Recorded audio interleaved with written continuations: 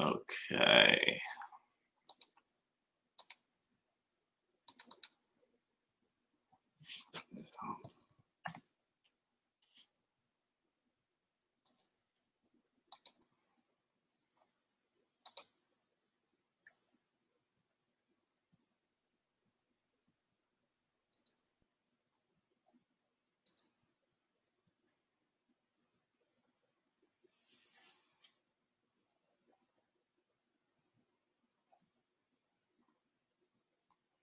Hello, testing. Is this sound coming in okay? Are we coming in okay? Hello, testing. Is All right. this sound coming in okay? Okay, we're good. Looks like we're good.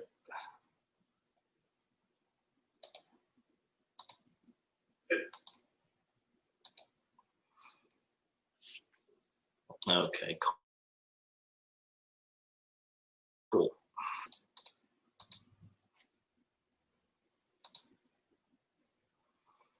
Okay.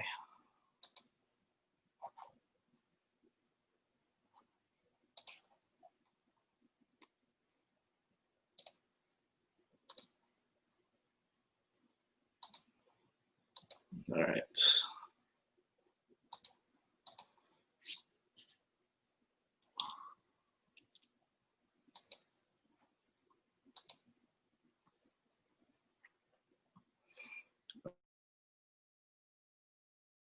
Okay.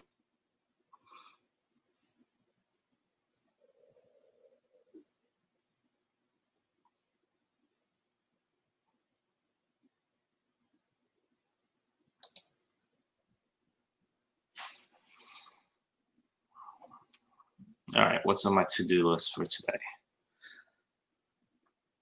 So I've got sold, and let's see what Leroy's up to.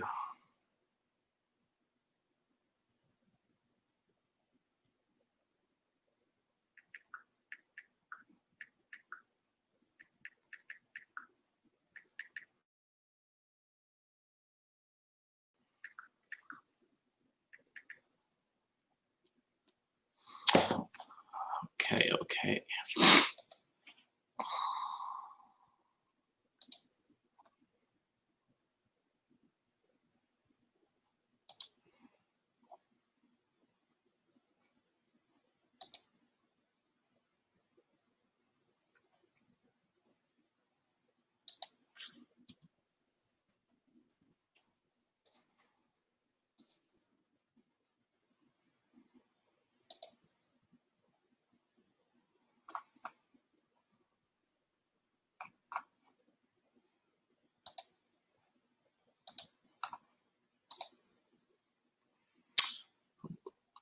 All right.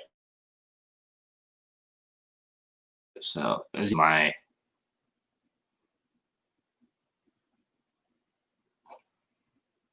offers for the day. And let's see here. What else do I want?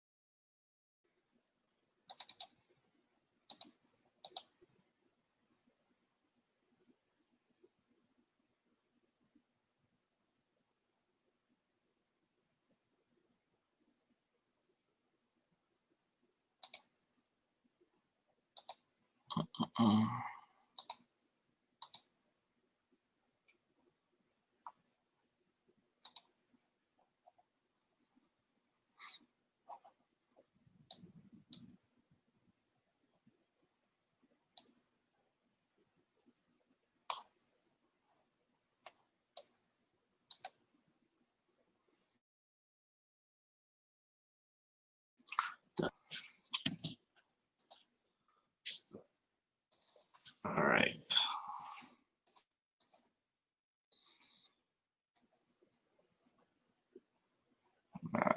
Okay, what is the weather like right now? It's kind of cold. I can never tell though. I'm half asleep, so it takes me like half an hour. No, it's 38 degrees. It takes me like half an hour to wake up.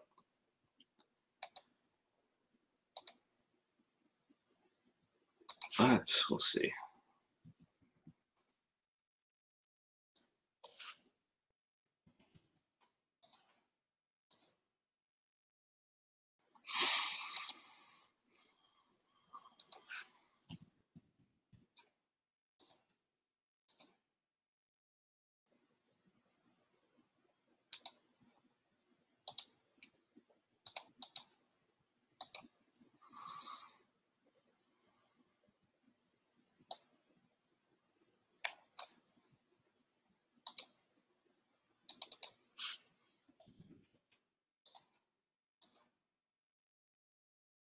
Okay.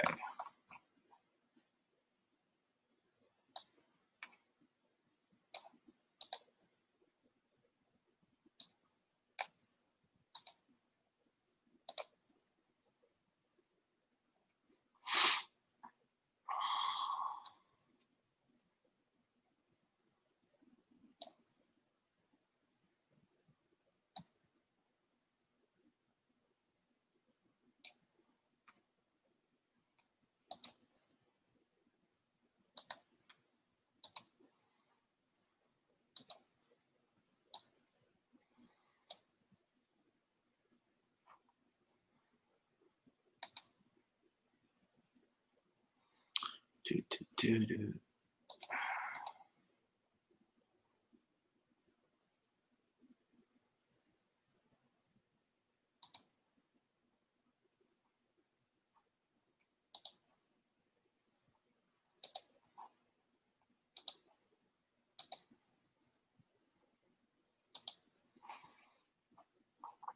All right. So I think got a couple people on right now. Welcome. I think Leroy is one of those. He'll be on any sec.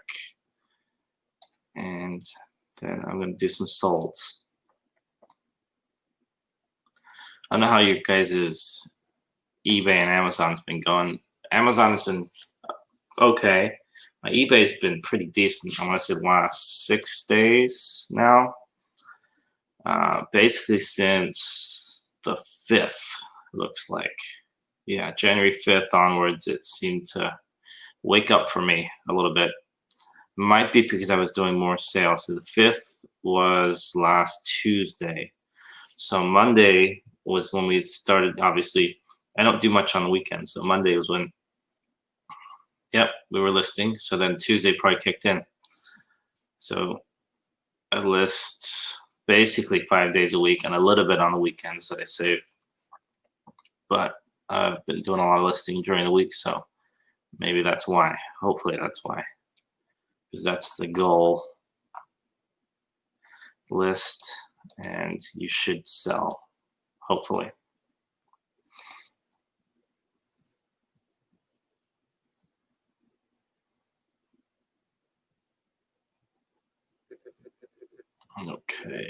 Okay. Let's see here. So eBay news.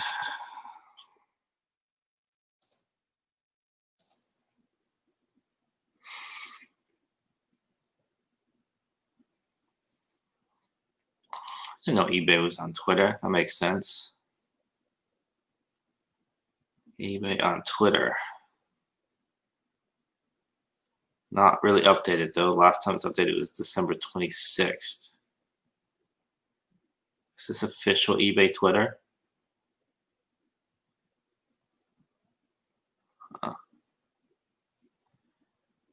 Yeah, it's when they did that Christmas sneaker drop thing. All right, so they don't really update very much though. Oh wait, no, maybe that's just pin post. Last time they updated was 2 days ago. And that's interesting. Unique 1955 Messerschmitt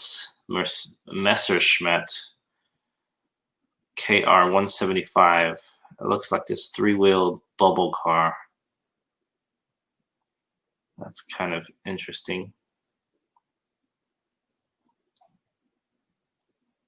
Cool.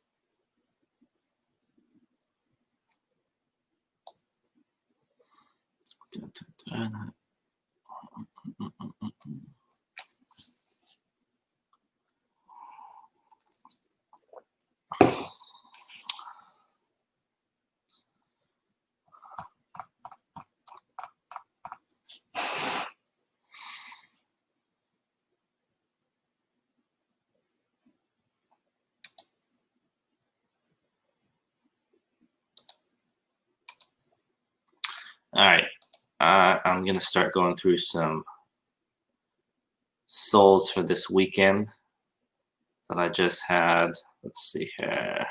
Let's do some solds. If anyone is on, let's see here. Where is Leroy? That's a good question. That is an excellent question.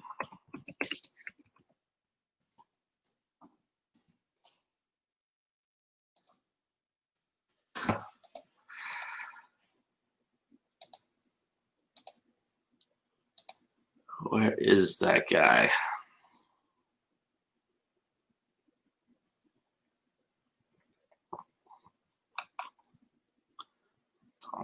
Tom.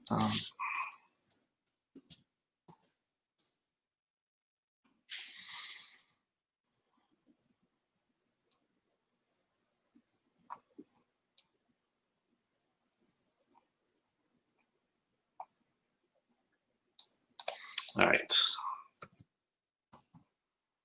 Check Amazon.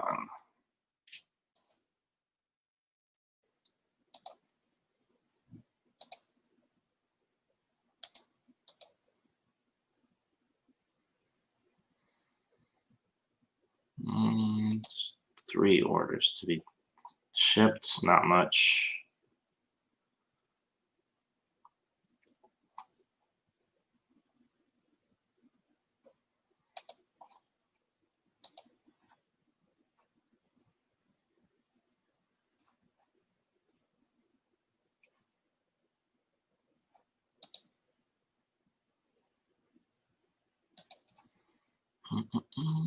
Okay.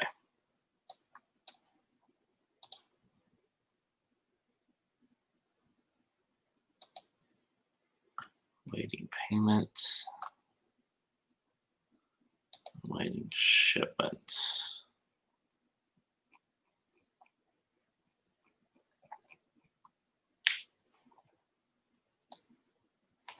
All right. I was hoping to wait for a few more people before I got started.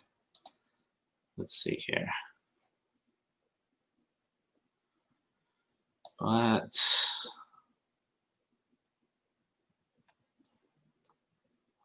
let's see here. That's okay. All right, let's get started. That one's already done. Okay.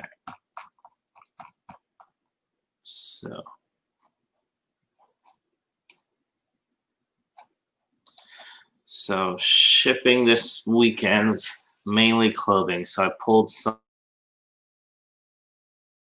of these shirts, quite a few. I left some, like I had a leather jacket and some other t-shirts. So let me see if I pulled something interesting. Start off with a nice boring shirt. And let's double check. My sound's still good. And let's double check. Okay. It is. All right. So nothing fancy here. This basic Patagonia shirt. And this went for 20. Where am I? $28.49 shipped. Just your basic t-shirt, nothing vintage, nothing fancy, nothing on the back. $28.49 shipped. I think it was $29.99 promoted listing sale. So the minimum I can do, most of my $29.99 stuff are promoted listings. Sorry, not promoted listings. When you send an offer in, you get they get 5% off. So it goes down to $28.49. That's why I get the $28.49. I sell quite a bit of stuff for $28.49. That's the minimum I can take off and still send an offer back. I always do the minimum if I can. That sounds bad, but yeah. Okay. Another one, nothing fancy, just an Adidas kind of base layer. I don't even know what size this is. XL, I think. Excuse me. Yeah, this is an XL. Just nothing fancy.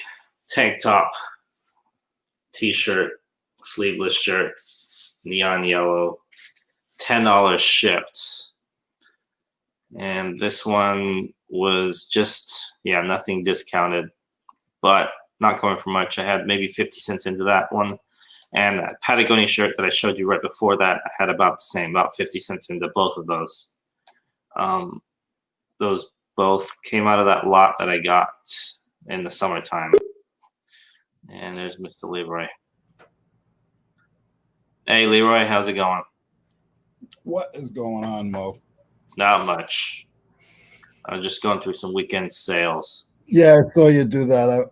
I've been in the back for a minute. I just didn't press go because I was waiting for the landlord so I can go say hello so I don't have to go interrupt the show.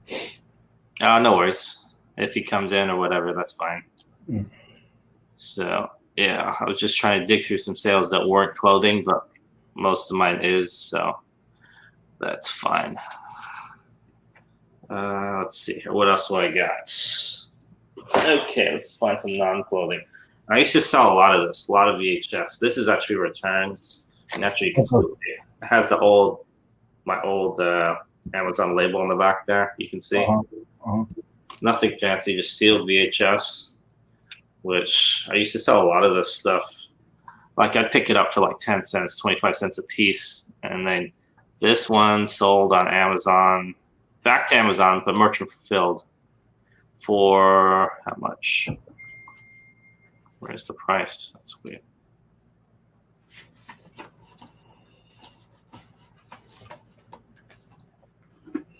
$29.99. Wow. For this one, yeah. Sorry, no, 26. Okay, so yeah, it's weird with that. Yeah, no, $26 total, but they add $3.99 on for shipping, so they give you that. So yeah, but not bad though. $26 for this. So initially, if it was on FBA before, I've sold these or similar ones for like $50 before. Just I don't know why. On eBay, this would sell for like $3, $4 probably.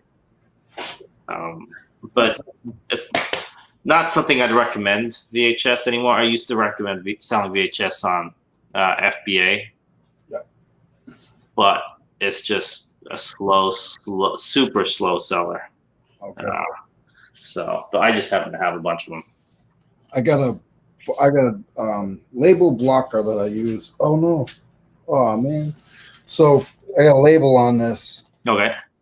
It's from the Amazon return store. Okay. And I got 3-inch paper tape, but it's adhesive. It's not your the one with the water. Okay. And I just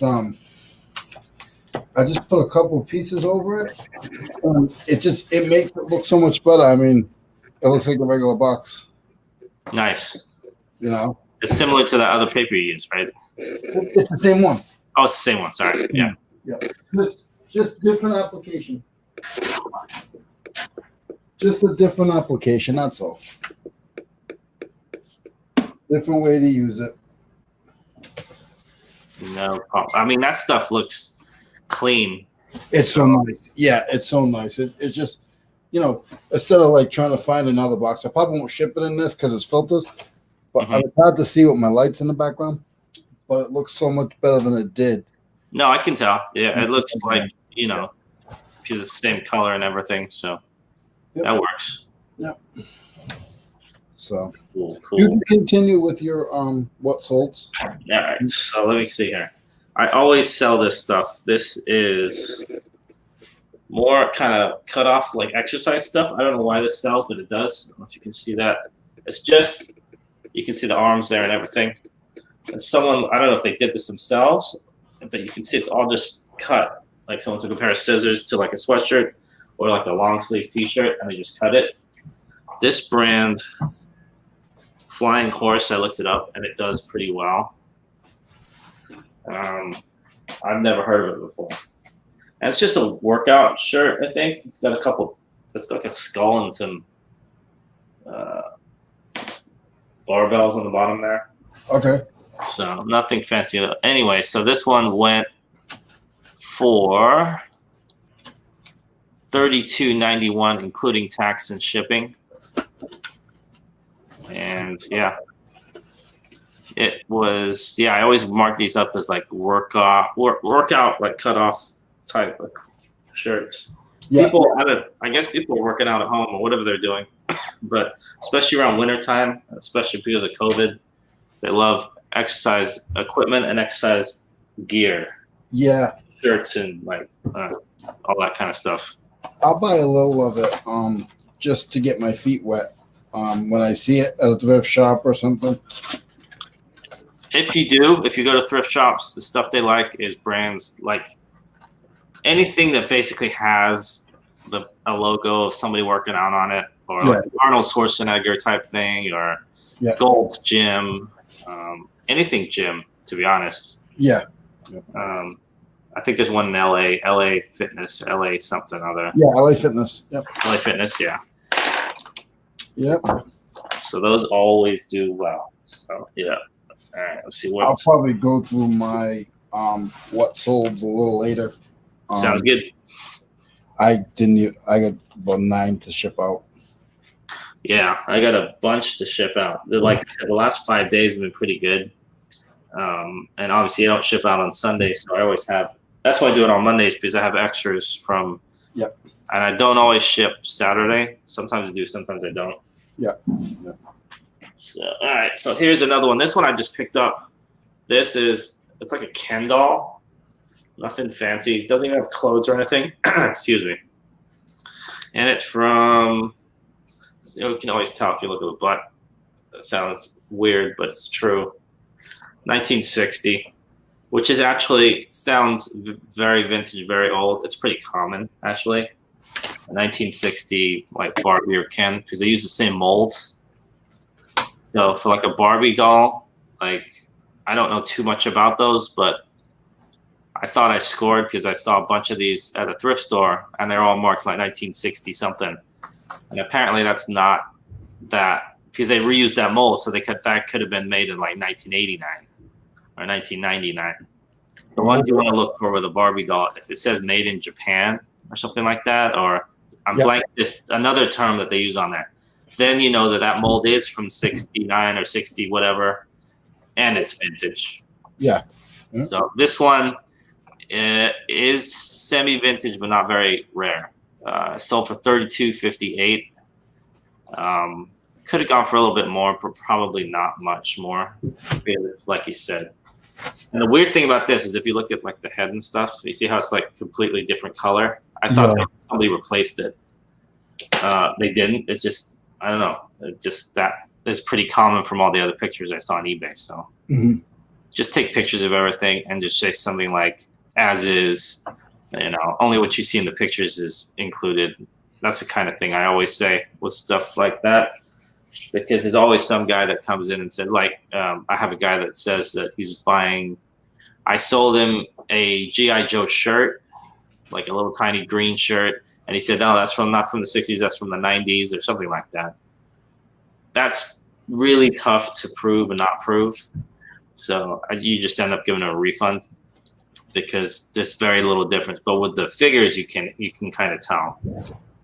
So, anyways, let's see. That was pretty good though, because I bought that in a bag, $1.99, and it came with something else too. I don't even know what it came with, but I only got that last week. So at least that moved fast. Yeah, that's good. So I'm moving back to Amazon here. Some merchant fulfilled stuff. I always pick up this kind of stuff. This is just it's like a CD box of CD cases. I don't think there's any CDs in there. Just the cases only. Okay. And it's sealed.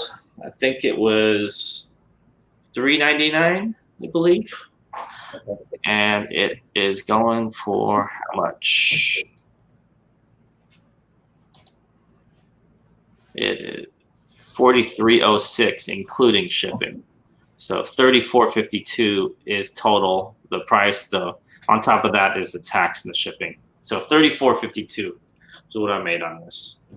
So not bad. I always pick up this stuff, and it might sit for a while, but it always goes full price. eBay or actually Amazon. Or Amazon. Yeah, this is merchant fulfilled. This one I picked up, I think, around the same time as I picked up that Ken doll. So last week sometime, I think. Or I didn't know you ever go saucing. Did I go last week? Maybe I didn't go last week. It was 2 weeks ago. I feel like you never go saucing. I go sparingly now. I have so much stuff. Last week I found like you can see in the background there.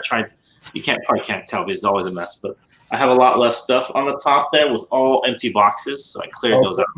Yes, I remember that. And then the stupid thing is on that, I don't know if you can see. You see all the way down and in between, see that gray tub right there? Behind it I had in that thing actually, I had a bunch of inventory that I had put there so I could list it, but I put all those boxes in front of it. I forgot about it. So I found 4 tubs of clothing and a bunch of like action figures. So like a, I don't know, 200, 300 pieces of inventory to list, something like that, which is funny and sad at the same time because that means that I'm losing my stuff here basically. Mo, any textbooks is media mail, right? I'm sorry? Any textbook is media mail? Any textbooks or media mail Yeah. that I'm shipping out? No, if I'm shipping them out, I mean, it doesn't matter if you're shipping them out. Oh, no, you can ship out textbooks media mail. Yeah, that's what I'm asking you. Yeah, you can. The media mail, it's all about ads, I believe. Like, they don't want you shipping anything with advertisements in it. So, like, okay. So I always question magazines, but you might not be able to ship. But books, you can ship media mail. Yeah, that's basically what it's for. That's one of the things it's for. Uh-oh. Are we cutting something? No, we're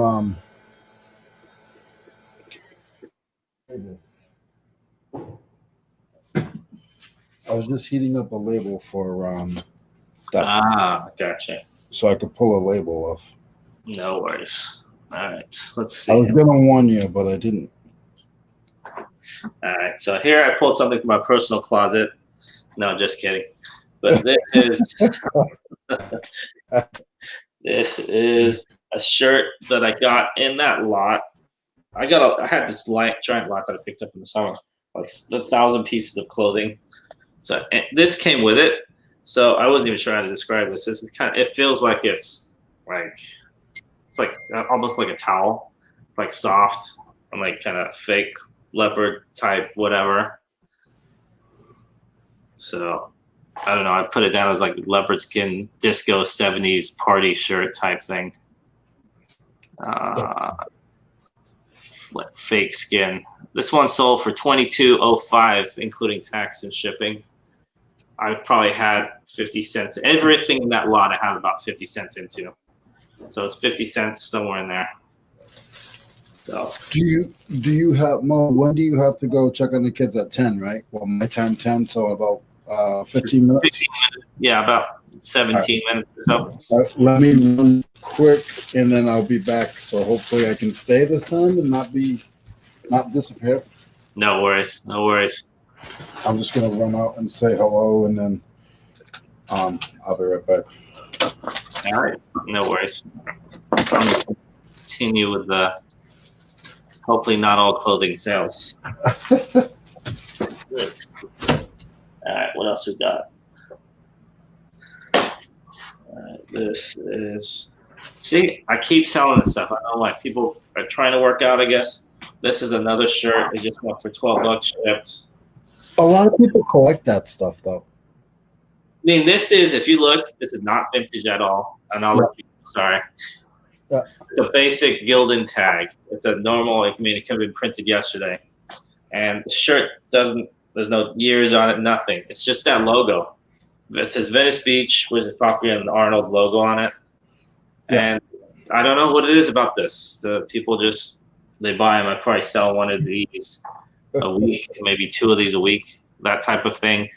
Not just him, other people too. Yeah. Like I said, Bob Marley, Hendrix, Bruce Lee, anything like iconic like that. Yeah. I'll be right back, Mo. Go for it, man. So that one sold, like I said, $12 shipped. Nothing fancy. I had pennies into it, maybe 50 cents.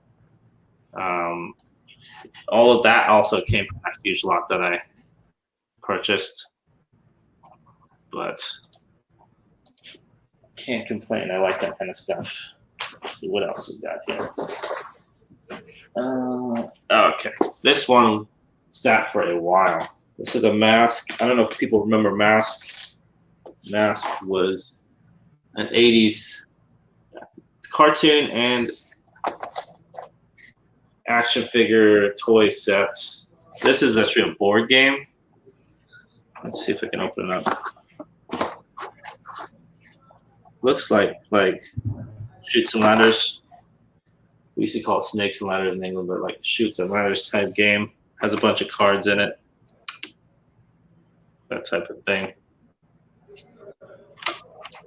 Nothing fancy, but I bought this for like $1. I want to say over a year ago. I've had this forever. And it is what I can't even tell what year it's from. I'm guessing this is like mid-80s. Anyway, this one sold for, and like I said, it probably had $1 into it. I'm guessing 99 cents or $1.99. That was from a thrift store. It's $37.07, including shipping, and shipping on that one's a lot. The actual price on that I'm selling for is $15. So on top of that is tax and shipping. I think the shipping was like another $16, $17, and a couple dollars for tax. But I was happy to get rid of that one. Hey, how's it going, man? Good to see you here.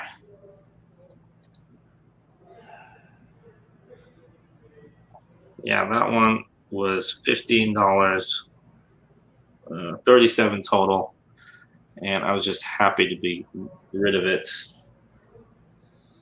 I thought that would sell for a lot. I originally had that listed for like $50 or $100, I think. I don't think I even got an offer on it before. People watching it, but nobody pulled the trigger.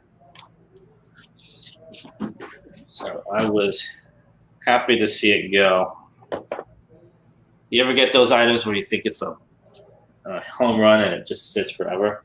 That was what that was. All right, so this, another basic t-shirt. This is, anyone who lives in the Bay Area, Candlestick went out of business. They moved to the new park. It's just an thanks for the memories. Candlestick Park 49ers t-shirt. It's not really vintage, 2013. This one sold, nothing fancy for this one either. This one was $12.93 shipped. I pick up this one I got from a thrift store, I think, for $1. Probably about, was it springtime last year? I'm saying, actually, no, it wasn't springtime last year. It was probably earlier last year. Because springtime, the thrift stores were closed. So I'm guessing about a year. I keep forgetting it's 2021. So this is probably January or February of last year before they closed up things. But I always buy anything sports related, especially if it has, how's it going, man? I checked out your video yesterday. He had a new video up yesterday. So check him out. And go ahead and put your links in the chat. I'll do it a little bit later too. If you're stopping by or whatever. And just if you do put your links in the chat, and if it's different from your YouTube name, put your YouTube name, put a space, and then the link. I was just saying that when people put their links in the chat, if it's different from their YouTube name, if they can just put like the, blah, blah, blah, channel space and then the link, because otherwise people just see a link and they kind of ignore it. They don't know who you are, especially if they're listening after or watching after. So all right, now I lost my train of thought. What was I saying before that? Anyways, probably wasn't that good anyway. All right, let's get to some non-clothing stuff. I actually do have some kind of cool pieces. This is not from 1776, but I listed it in there, and I actually lost the sale a couple times because I put 1776 something. What is it? Infantry Continental Army, and I put that in my original title. So then I got a bunch of people saying, is this really? I'm like, I'm glad they actually asked me to, because obviously it's not. This is probably made in the, I don't know, 80s, I'm guessing, 70s, but not the 1770s. Oh, 1779, sorry. Nice. Yeah, drop that in the chat there, so we can see that. So this one right here is just a figurine, not very heavy. It's sat for like over a year, I'd say.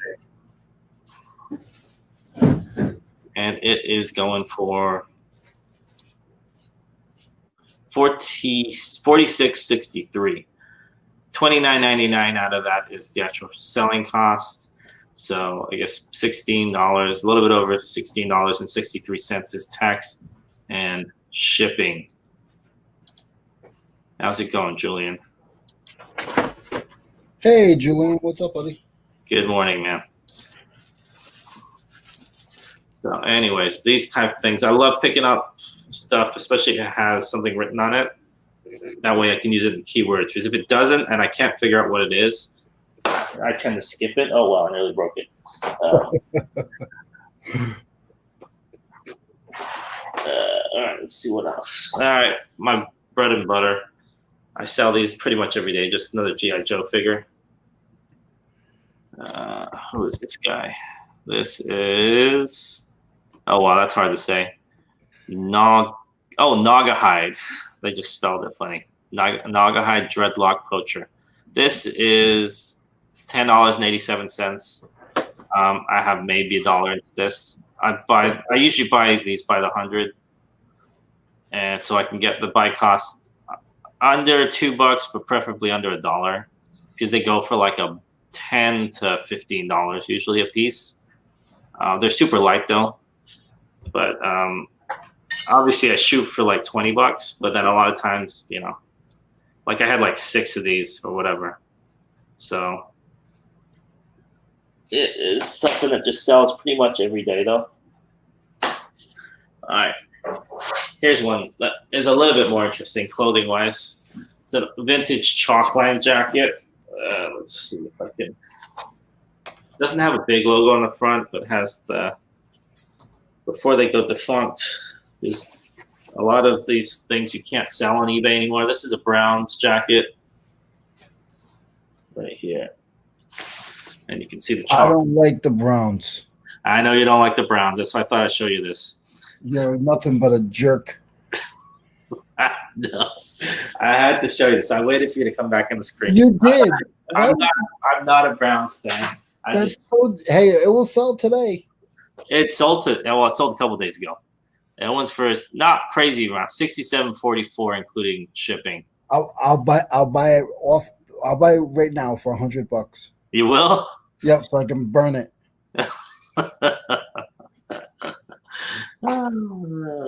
Leroy. What's got Leroy already had the. No, I don't. And I was going to ask you, what you guys think about that game? I don't really want to talk about it, but I can't be a poor sport. Sorry, Leroy. I had to josh you, as they like to say, a little bit. Did you watch any of that game? I don't know what I didn't. I don't have cable. I didn't watch. I saw the highlights, but yeah, you didn't miss anything. Okay. Well, I apologize if I riled you up there. No, that's part of life. I still went in chats after. I had to get over it. You know, I am who I am. Like, my flag's not coming down. I appreciate that you're standing firm, man. My hat's not going away. You know, that's me. Well, the Steelers. Compared to a lot of football teams, especially. You guys have the past, and you have a relatively recent present where you actually won Super Bowl. So, yeah, a lot of teams can't say that. Browns included. Oh, I'm happy for them. My team just looked like garbage, and the thing is, once the Browns get some people back next week, they're gonna be strong. Yeah, you know. I met Bernie Kosar in 1989. If that's any consolation, but it probably isn't. If you remember him from the Browns No. I'm lucky if I know 15 players from the Steelers. Okay. Well, he was a quarterback back in the 80s, 90s, I guess. Okay. So. Did somebody come and steal all my scales? Oh, there it is. Wait, did we get a local drug dealer break in and just steal my scales? A scale? Oh, he was looking for scales only. Yeah, but forget the iMac and all the millions of dollars worth of tools in the warehouse. Let's just grab the scale. It needs the way of stuff. That's it. Yeah. All right, let me see here. I got a couple more. This, more bread and butter. This is a 78. So I believe it's Empire Strikes Back. Luke, action figure, Star Wars. Nothing fancy, but it was pretty clean though. That's what I liked about it. Not much wear on this guy. And I think I might have sold too low, $27.55, including shipping and tax. I had a whole lot of these. Basically, it's some guy's collection. Not a huge lot. I want to say about 30 or so figures.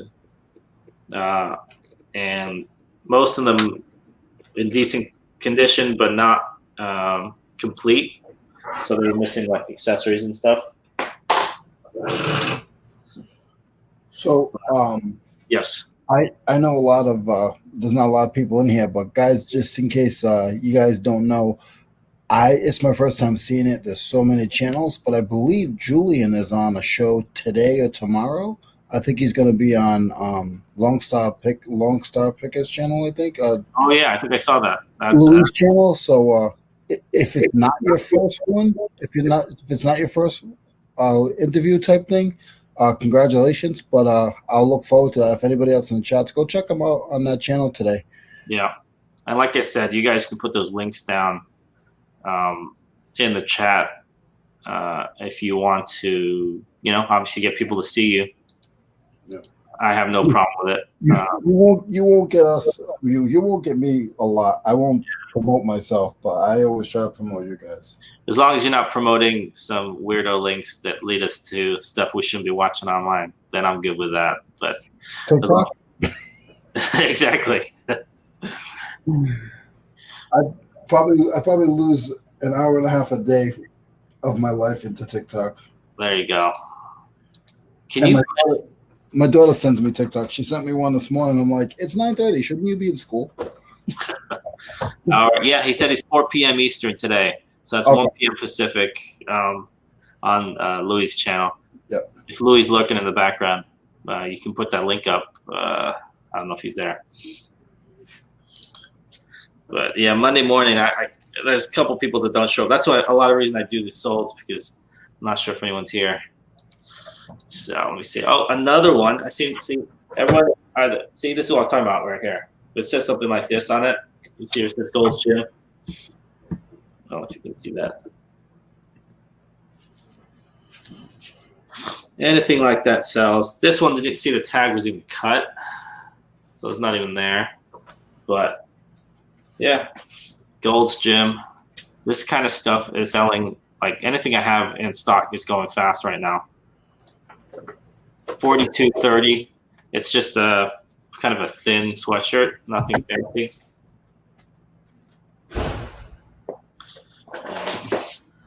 So that was a pretty decent sale too. See, I do have a couple others I didn't pull yet. Let me see here.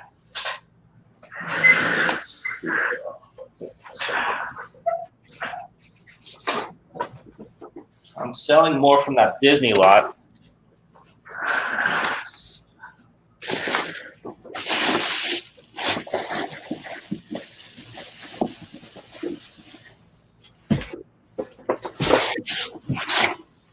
Let's see if I can find it. Actually, I haven't even pulled this one yet, but I got the box in front of me, so.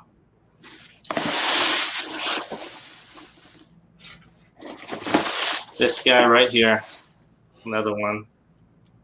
It's from Germany, I guess. I don't know if you can see that tag right there. It's called Bullywood. It's the German Disney. It's not super rare, but they go for like 20 to 30 bucks. I had this up for 30. It went for 18 shipped. And probably not even $1 into this. But it went a couple days ago, $18.88, including tax and shipping. Yeah, it went yeah. So that's my last one of the day.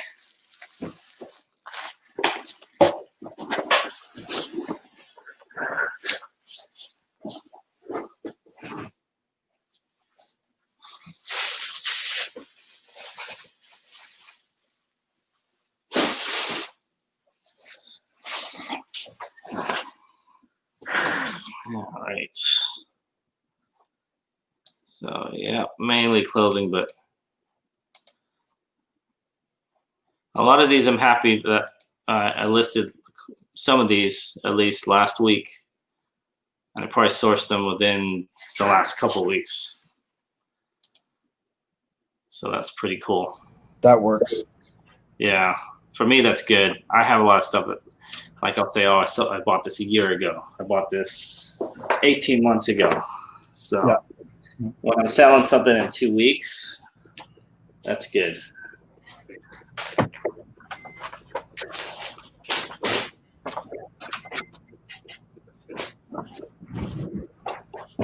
And it's funny with that brown jacket, the guy texted me or messaged me and he said, what can I do about the wrinkles? And before he bought it, I said, you know what, those wrinkles, I can't get those out. I don't want to try getting them out. It's a vintage jacket. If I try that satin, I'm going to mess it up. So it comes with the wrinkles. If you want it, then you can take it.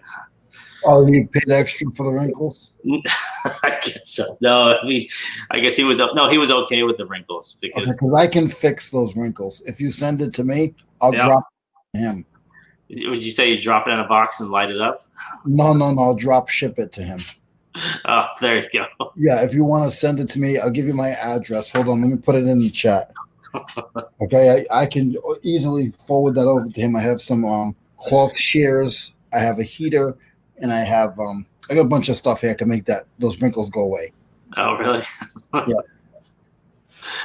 They'll never replace the wrinkles in my heart. There you go. What you do is you take something like that to the dry cleaners.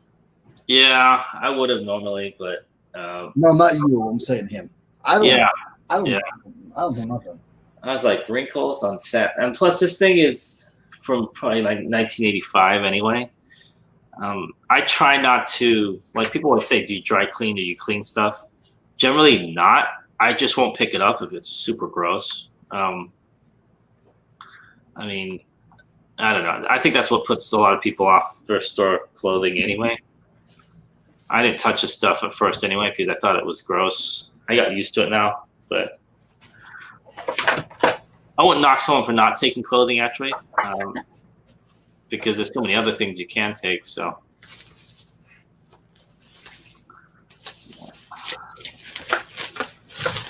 guys, I mean, there's nobody in here, but always when you're going to take pictures or whatever, always pre-fit some of your items to make sure they will fit in a package. I made that mistake before. Yeah.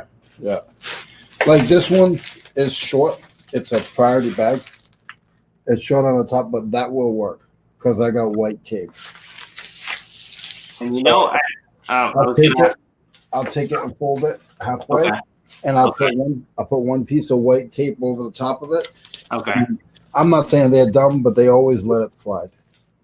They do. And here's the thing: what I've noticed with the post office, as long as you're not abusing them. It's like if you were to use two priority things and put them like end to end, that's another thing. Yeah. Or like if you take a first class thing and you use a priority thing for it, you can't do that obviously. Yeah. But if you like add a little bit of tape to support it, I've never had an issue with that. As long as the thing is not sticking out, like you can see whatever it is on the inside of it sticking out, then they might say, you know what, you got to use something bigger. You know what though? So up here, or down here, around here, wherever I am, it's not as bad as when I was up north. Up north, like if I put priority padded on my description, or not on my description, but it shows up on the label, and I shipped it out. And I don't know if you remember the small priority boxes. I don't use them, so they probably still have them, but I don't use them anymore. Yeah, they do. They're tiny. They were the same price back in the day. Mm-hmm. And sometimes I would put it in the box instead of the bag, which is smaller than the bag. But it's hard, and they wouldn't take it. You know what? You know why that is, though? I think I'm pretty sure they type it in when they sort it. It would be different. Like there's a different code for it, I'm guessing. So that might be part of it. Like, you know, the guy that's getting on the other end is looking at the label and is saying, wait a second, this says bubble, but This is a box. it's a box. Yeah. But you're right though. Most times, like if you were to drop it off, you probably get away with it. But these days with eBay, every now and then I'll get a say I misweighed something. Yeah. You get those things? Do you ever get those things An extra fee where it charges you after the fact? You owe $1. Yeah. Yeah, but they can do that. I've noticed that it's not $1.25 or the difference. I've noticed it's actually more. Like it's actually like if I was off a little bit where normally I would fix it in my system and it would cost me an extra 80 cents. I feel that they charge me an extra $3.80. I wouldn't be surprised. Yeah. I believe you with that because I think when you're getting fined, basically what you're getting is fine. Maybe you misweighed it, maybe you mismeasured it, whatever. Exactly. They're going to do it fast because they're probably doing like thousands of these. And then they send it to eBay. I don't know if eBay are really pricks about it. They might add their whatever on top of it. Because you don't get it from the post office, you get it from eBay, right? Yeah. So I don't know. But then again, I've also got money back. Have you got money back? Not much. If I have, I don't pay attention, so I'm gonna say no. Minimal. But I was just happy. I was like, wow, you're giving me $1.15 back. That's pretty cool. I mean, even if it's $1.15, right? I mean, the fact that I'm getting money back, that's kind of cool. So I'll show you that trick again. Okay. So, not you. I mean, you already know, but guys, you got some labels on a box. You want to keep the box pure. I mean, you could easily keep it on there. Me personally, I don't like to. So I got some 3-inch brown tape.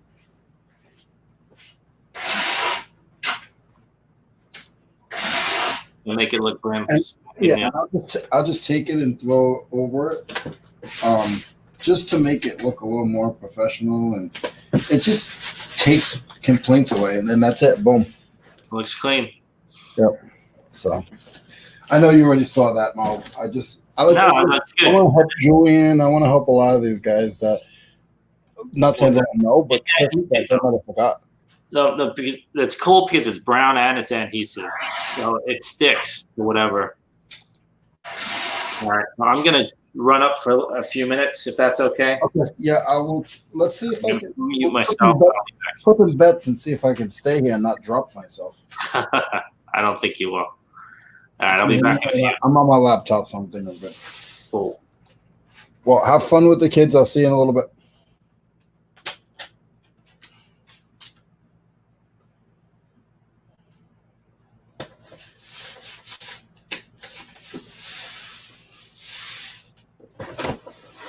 So I am taking pictures of some stuff I got from Dream Deals. It's a bin store, Amazon return store. A lot of other things. Again, pretty cheap. I got this for two of these for $6. I'm gonna take these and sell them together like they are. Take pictures of them, and I sort of do just sort of like they expect in Amazon, so like nothing else gets damaged. I'll take them and put them in a plastic bag and seal them up. For me, it just mind over matter thing. I wouldn't want my stuff to get wet because something got damaged. Somebody didn't package it right. Takes a little bit extra time, but when you send anything in Amazon, that's what they want you to do as well. So. Hey, Polar Picker, how are you? Thanks for coming in. Mo is doing his daddy duties, but he will be back. So I am holding down the fort. Any questions, guys? Feel free to ask me. I'm not a pro. And any tool questions, this is the time while Mo's gone.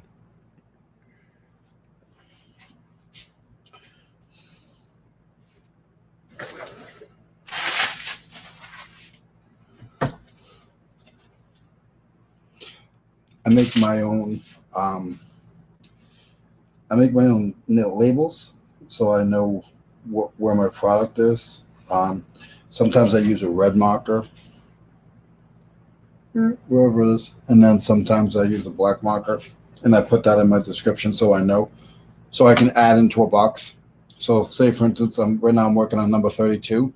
If I'm adding into a box that already has 32, this one is 32 red. So I'll have 32 black, 32 red, 32 green. Um, and that works for me, so I'm not mixing things up. And if anyone in the future has to pick for me, it doesn't make it as confusing.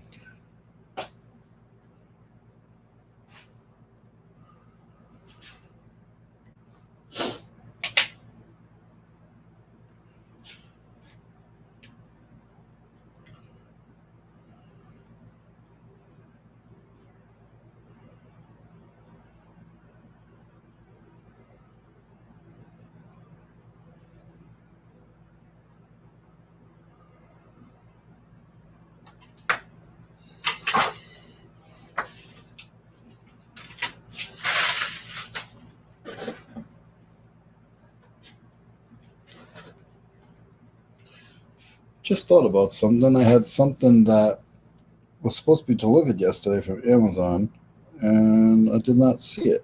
I have to jump into Amazon quick and see if I can see where she is. Let's see. eBay is not Amazon. Let's see.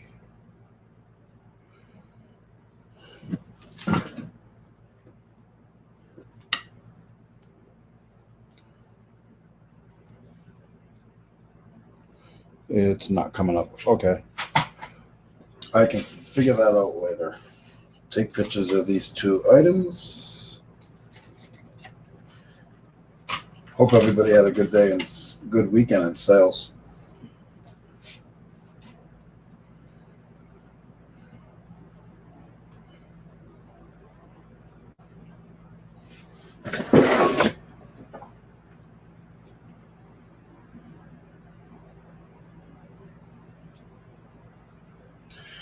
When you're doing anything that has fluid ounces on it, try to zoom in on the fluid ounces. That will just help previous unneeded questions once you have your item listed.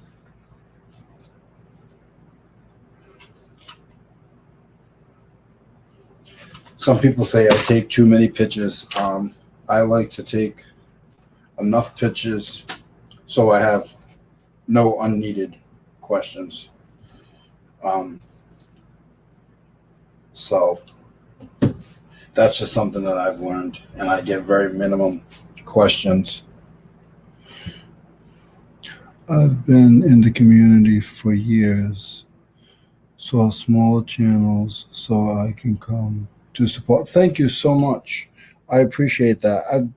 I've been reselling for a long time, but I haven't been in the community over about a year now. I used to watch a lot of the big guys now, but I was always lurking. But it's nice now to be in this community. Thank you. Thank you for explaining that to me. That's how I feel. There's a lot of things that I do that I feel that other people would say that's overdoing it. But my complaints are very very minimum on eBay, and I also have over 2,300 feedback, which pull a picker. I think that's probably double that, but a lot of people do not give feedback. So I've had this account since 2013.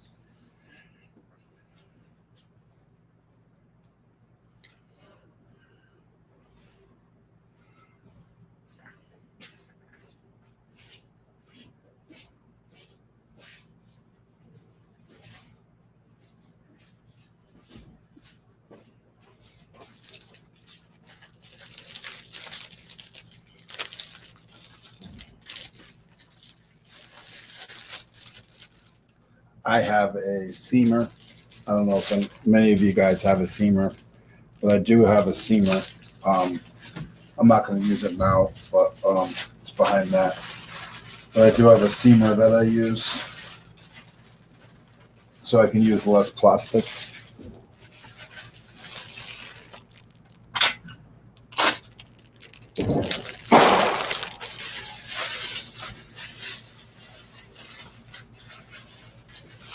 What do you sell, Polar Picker?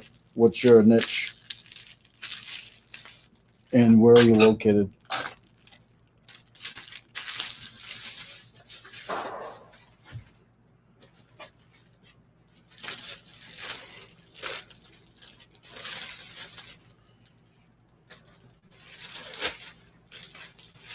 Hey, good morning. How are you? Everything that makes money. I like that. That's the best answer. That is the best answer. I try to do that, but I mainly sell tools. Even though right now you guys see me doing pet stain removal, but it's just something that I play around with once in a while.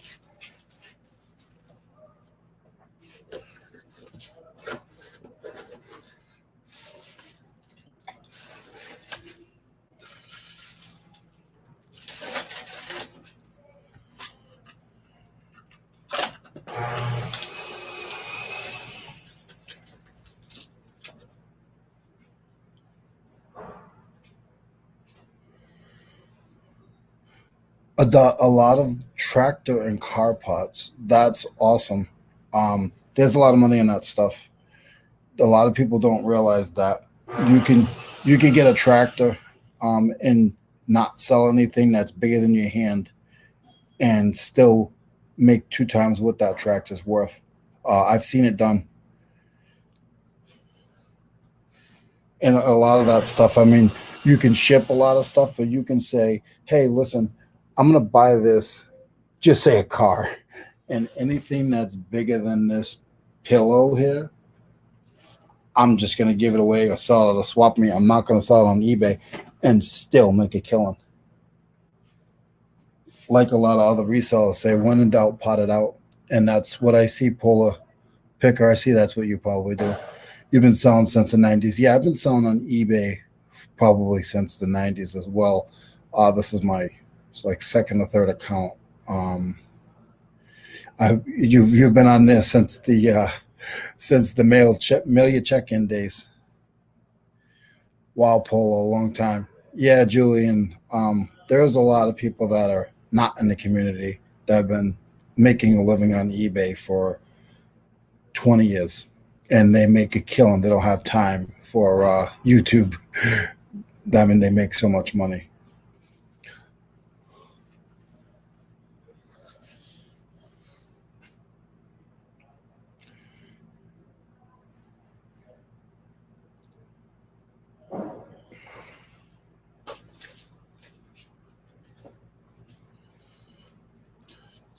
Polar Picker, not making this all on you, but do you sell mainly eBay?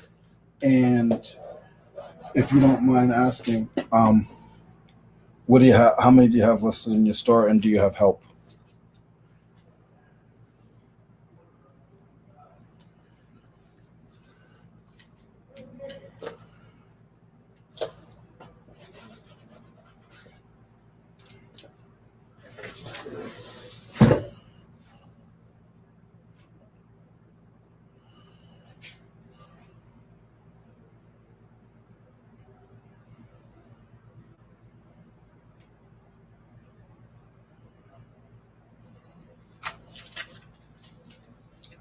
Yeah, eBay, Etsy, and a tiny bit of Amazon. Okay, awesome.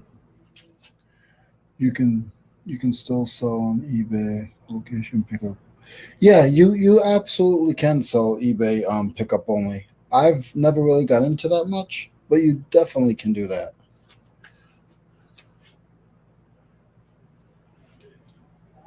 I've probably about 10 years ago, I had someone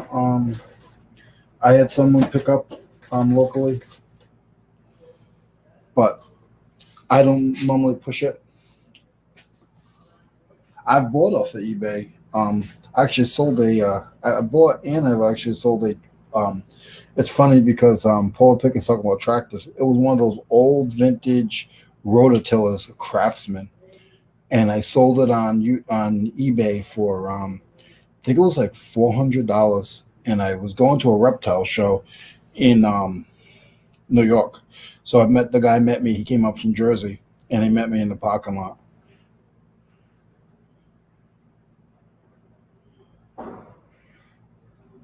I used to have thousands of items, but now I'm only at 500. Yeah, with the fees and everything, it gets crazy. So you probably um, upscaled your product to get more profit.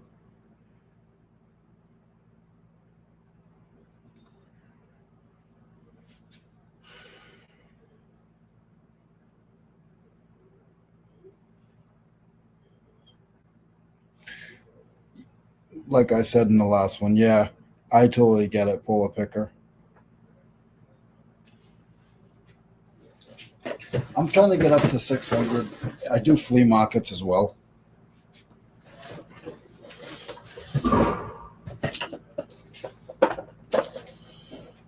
Right now, I'm at 330.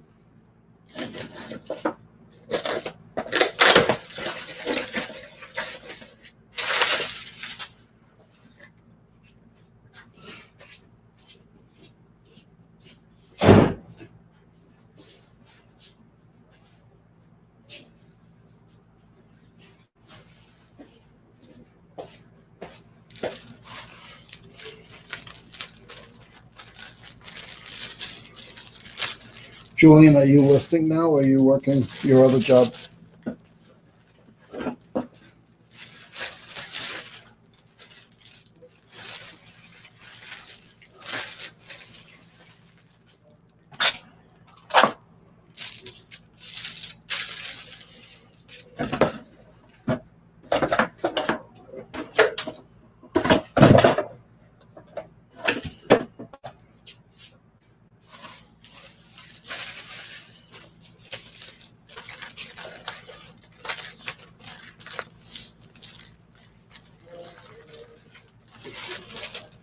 Really, Julian?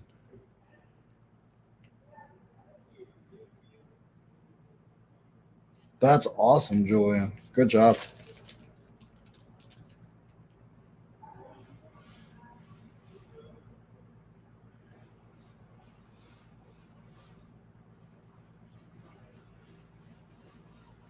Yeah, no, I understand that. Pull a pick.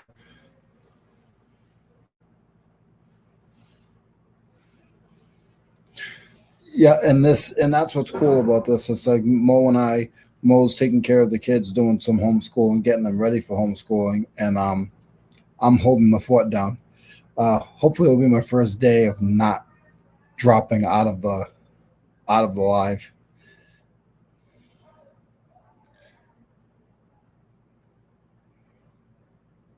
Okay, that's pretty far. It must be cold there now. I'm in South Carolina. If anybody else wants to say where they're from, that's awesome.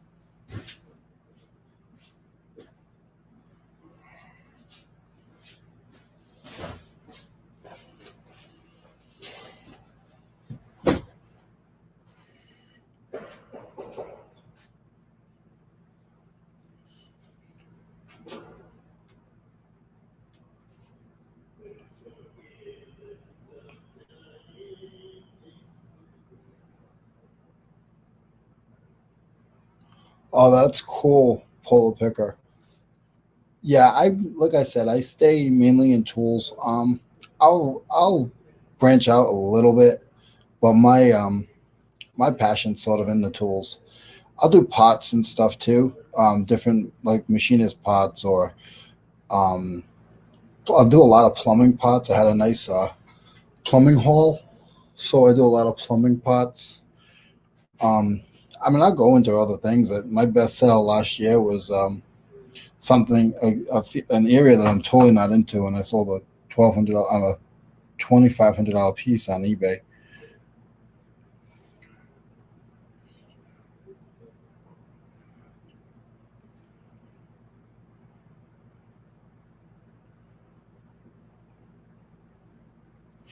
That's how I looked at it. Like some people look at me. Um, I wouldn't sell a $10 socket or a $6 socket, but I sell them pretty quick. So I feel that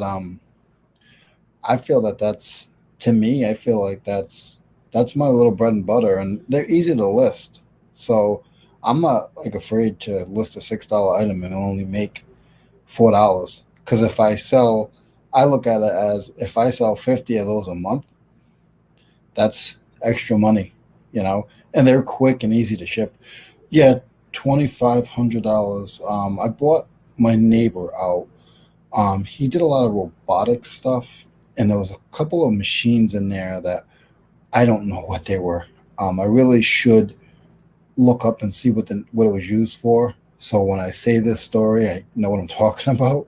But there was a lot of a lot of stuff that he had was like for like big machines and like sensors, um, a lot of lenses and cameras. And I bought them out. The first time I bought, I paid 35. The second time I bought, I paid 35. Um, but I've like tripled my money already. And I still have a few things left.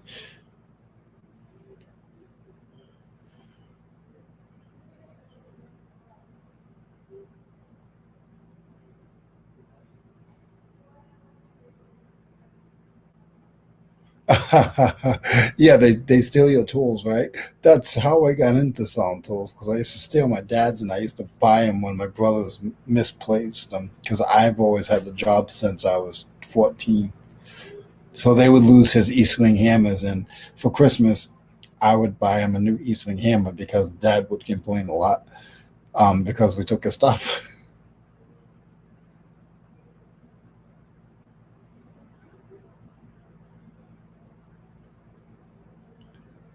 They like digging through your auction stuff. I like digging through my auction stuff, and I dig through yours too, probably.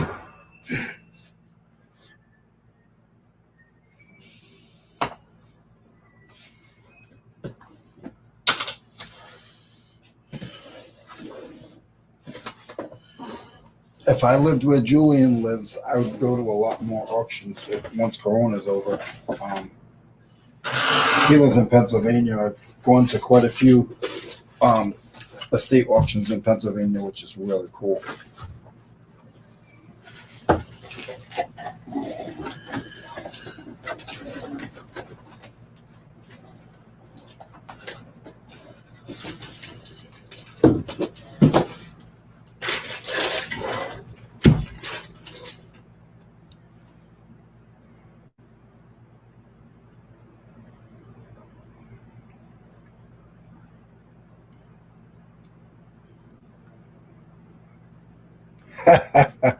Yes, I'll tell you, Polar Picker. I got a little story. I have a lot of stories, but I was at an auction in it was Kingston, Rhode Island. I was born and raised in Rhode Island, just moved to South Carolina, and I was in Kingston, Rhode Island, and there was an auction.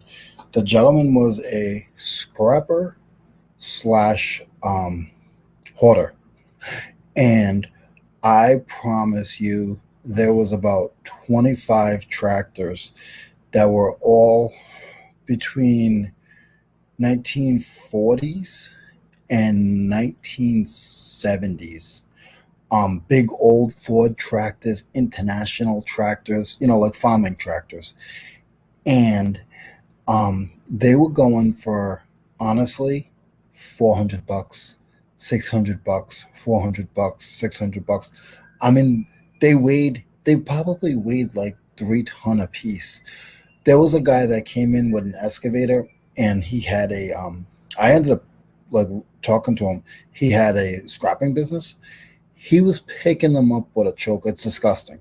He was picking them up with a choke chain and putting them inside of. He was able to fit three in a 40 foot roll off dumpster. Not a 40 foot. They don't do 40 foot roll off, but you know what I'm saying. He was the bigger roll off dumpsters. He was able to fit three of them in a roll off dumpster, and he was bringing them right and scrapping them, and it was disgusting. I won't go into the story. If you want to hear more, let me know. But he ended up spending. I was next to him. He spent $6,000 at that auction, and he said to me, he goes, "Yeah," he goes, "I'll turn this around tomorrow." And just in all the tractors that he was scrapping, he said, I'll I'll double my money just on the tractors."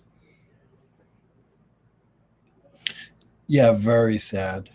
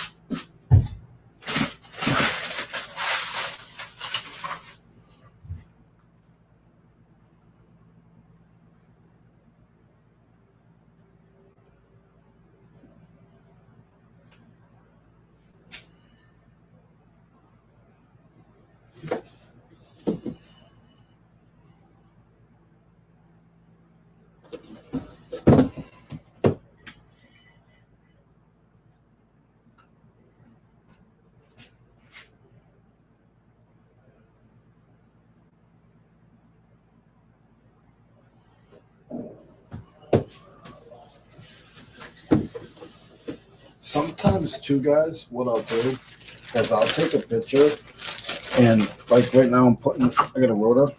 I'll take this rotor and I'll put it back in the bag. Put a little bubble wrap in it, and then take a picture of that. Um,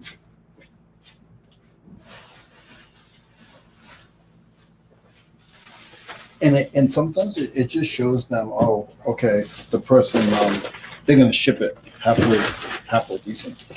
Um, Again, sometimes I feel like I overdo it, but in my eyes, I don't get a lot of complaints. So stop doing what I'm doing. Don't stop doing what I'm doing. That's the way I look at it.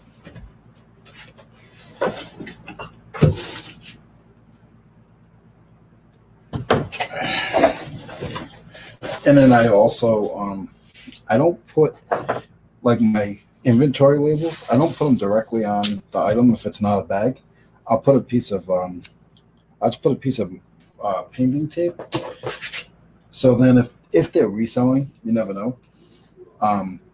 They it doesn't stay on the it doesn't stay in the box. That's just something that I like to do. Let's see. Hey, thank you for coming in. See someone else is new here. I see a couple new faces today. This is awesome. Thank you guys. Please stop back again. It is not the Leroy show. It is the Leroy and Mo show, or the Mo and Leroy show. Sorry, this is his channel. And he is doing his daddy duties, and I'm very proud of him. I wish there were more dads like him.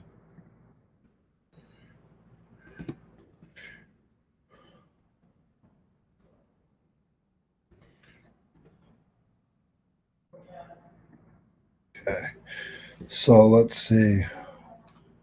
That's why I like selling tractor pods because the pods are going to go keep another tractor alive. Yeah, absolutely. From the scrapyard, absolutely. I always used to tell people like I'm recycling. Like, what do you mean you're recycling? Like, because a lot of the stuff I sell are one-offs. I mean, some of the stuff is new. I've been dabbling a little bit, but a lot of the older tools, it's all one-offs. I only have one of them, so I always just try to make sure, um, I, it's going back out. It's getting used again. Somebody needs it for something, and that's the cool thing. And guys, you do notice that Mo did not come out with 2 cups of coffee. He only came out with one. So apparently he's being selfish today.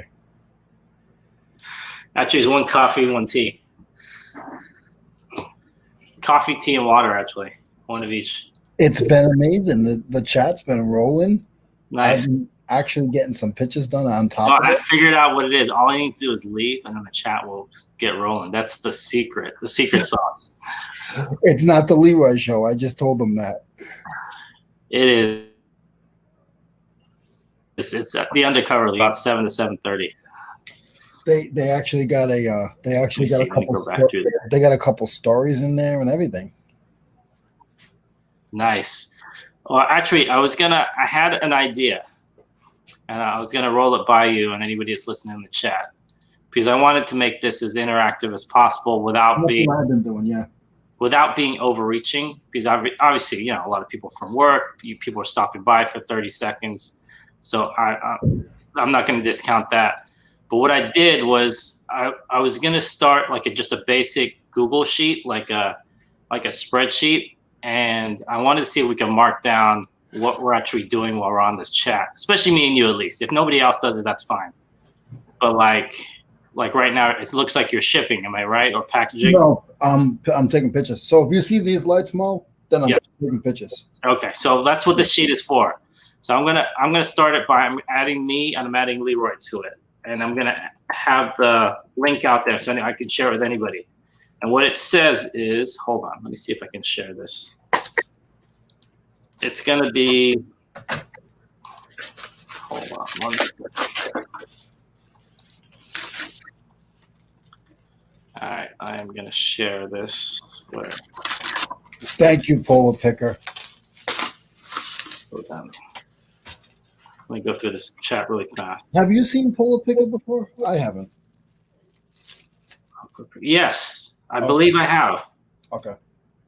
And I think it's a she, if I'm not mistaken. Yes, it is. Yes. It's a she and her husband, and her husband steals her tools when she goes to auctions.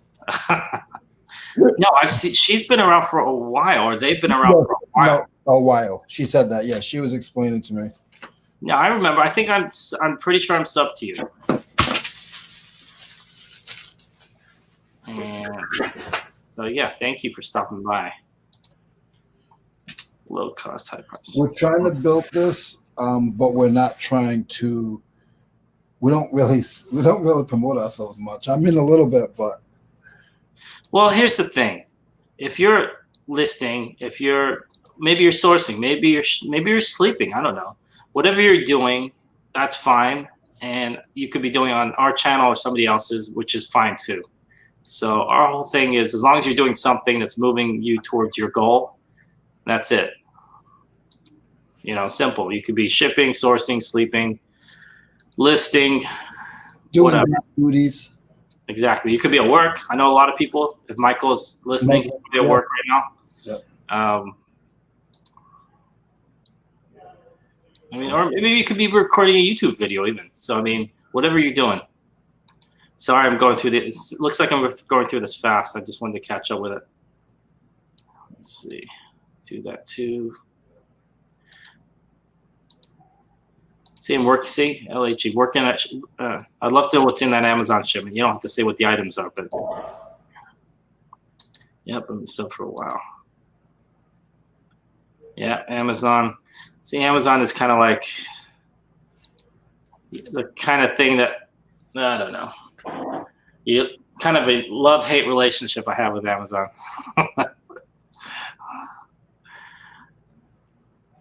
Yeah, that's fine. You don't have to chat. I wouldn't blame you for not. This whole point about this is like Leroy right there. He's just doing whatever he's doing. That's it. So what I was gonna say is, appreciate that. Thanks. Yes, the popular. Put your link in the chat. They definitely have a YouTube channel. I'm pretty sure. Let me see. Hold on, I'll do it.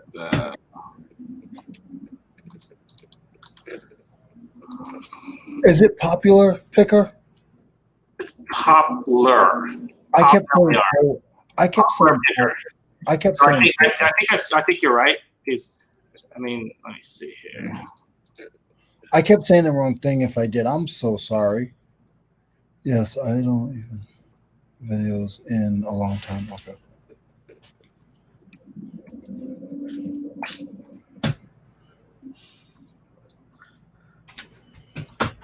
There you go.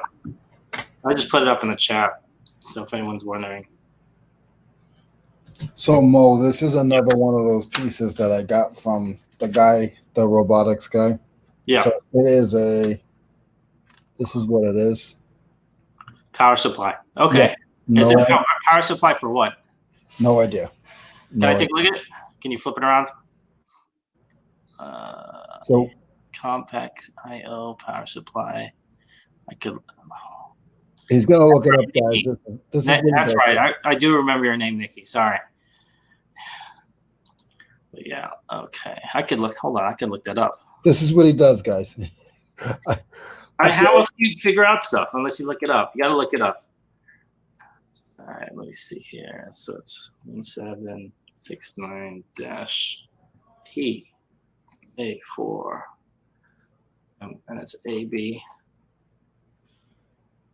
I think I found it. Yeah. I had a feeling I've seen this before. Yeah, it's a power supply. They go for decent money. Do you have a box? No, I don't have the box. All right. Even without the box, one's $109.95 listed. Yeah. How much you say you got that for? When I bought all that stuff next door from the robotics guy. Even one beaten up here is $50 plus 15 shipping. Yeah, 65 plus 10 shipping. And I'll take that. Alan Bradley is most likely. Oh, that's what the AB is. Alan Bradley. Yeah, Alan Bradley. Yep. What is it? Power supply for? Is that for a old PC? I'm interested to know. You lazy people. You didn't say what it's for. Vac inputs. Is this for a vacuum? There's no way that would be for a vacuum.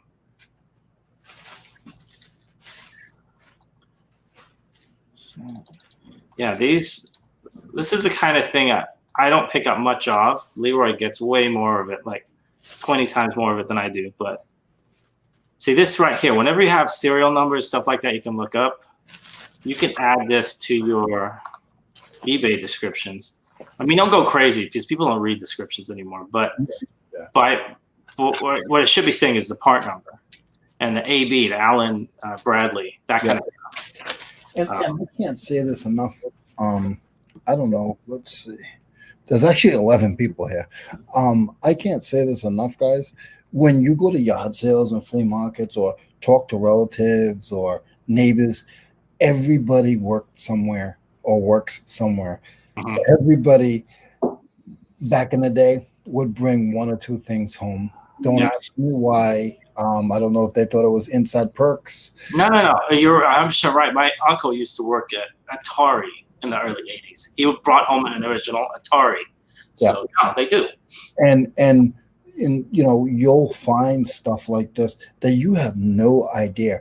It's been sitting in their garage for years, and they're at their yard sale, and you'll just look it up quick. Like, even if it's not something you're into, if I see a bulk of something in somebody's garage, sometimes even if you see random, I mean, don't sleep on it if it's random. If you see all house knickknacks and you see, pillows and toys, and then all of a sudden you see this thing, look at it. And the model numbers, part numbers, serial numbers, those are easy to look up. 90% of the stuff that I sell has a part number. Even though all my tools, it's Craftsman 27834 or Channel Lock 928. Yeah. You go ahead, sorry. No. that you're absolutely right. And then one thing I would say is somebody that is really bad with this stuff. I'm not on Leroy's level when it comes to tools or any of this, parts or that kind of stuff. But what I do is someone who doesn't know what stuff is, you look up the part number, and a lot of times it will be discontinued or there won't be any in the eBay, inventory currently selling. Look it up on Google, and if you can't find it, look up something similar and then match up the pictures. Because a lot of times that one's not selling. Maybe that one hasn't sold in 10 years or 5 years, but it's still worth something, especially if it's not listed. That could be an even bigger score. You never know. So, like, I like that from the guy I used to, like I said, I used to know this guy. He did water sports equipment. So a lot of Yamaha, a lot of old Honda, a lot of like all these all have part numbers. And then I remember he showed me one time, he said, look at this. And it had like 3 different part numbers on it. Yep. 2 of them didn't mean anything. Like they were like internal something. So he's all, yeah, you got to look for the right one. Because sometimes that number is only used internally, but the other number is used to, for the actual item. It's like Amazon now. Amazon has like 9 SKUs. Yep, exactly. TerraPeak, huge helper, especially now that we get access to it for basically free. What is TerraPeak? It basically, you can go into it through eBay. Where's the link to it? I don't use it enough. It lists stuff. Like you can find out information on how, not just the stuff, but how fast it sells. It's slightly different from WorthPoint. WorthPoint is, I don't know, different people say different things. Some people say WorthPoint's better. I haven't used WorthPoint in a while, but I will say this. Whenever I Google stuff and it's like pretty old, I will find I'll find a Google listing and it'll be under WorthPoint. So both TerraPeak and WorthPoint are awesome. You guys aren't talkers much like some channels. I appreciate it. Well, no, I mean, I'll be honest with you, I'm not the biggest seller and I'm not the person who knows the most. And I don't think anybody here is. So it is what it is, right? So. Oh, thank you so much. I really appreciate that. That's cool. Yeah, we're super real. I'm a God guy. I'm not going to get into that, but I believe in faith, and I don't know how I found this guy. He was on, and I decided, hey, you know what? Let me go on live and just check him out and see how it is. I went on live. He was really cool. I went on live like 3-4 times in a week, or 3 or 4 times in a couple of weeks, and we just hooked up. And then he's like, "Oh, you're gonna be on tomorrow?" I was like, "Yeah." And then I started telling all my life stories, which I have a million of them, and my reselling stories, and we just sort of connected. We actually talk probably once during the weekend privately. Just encourage each other, and he's helping me a lot. This guy is amazing. He's helping me a lot because I'm not computer techie, and he'll okay, why don't you do this, look through this. So yeah, I try to keep it real. That's just me. So when you see me like this, Leroy's a super humble guy. He helps out everybody.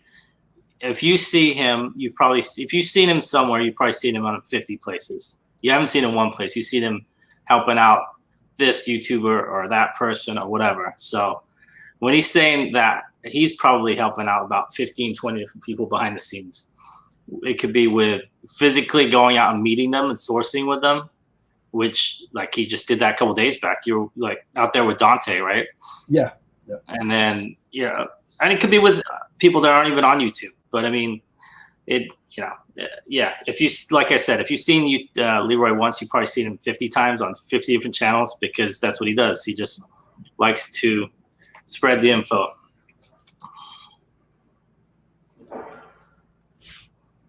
So, yeah. Let me see here. And actually, Julian's going to be on, what's his name's channel? Lone Star Picker channel, Louie's channel, in a couple hours. So check that out. I'm going to put the link up for that. Let's see. Hold on. Let me find it. Let's see. Does it say number of listings, items sold for a particular item, average sales, prices, conditions, shipping costs, and number of listings offer free shipping. Seller and buyer locations, trends, unsold inventory listings. Using Yep. Terapeak has a ton of information. It does. I don't use it enough. I usually use it when I'm trying to research new items to get, to be honest.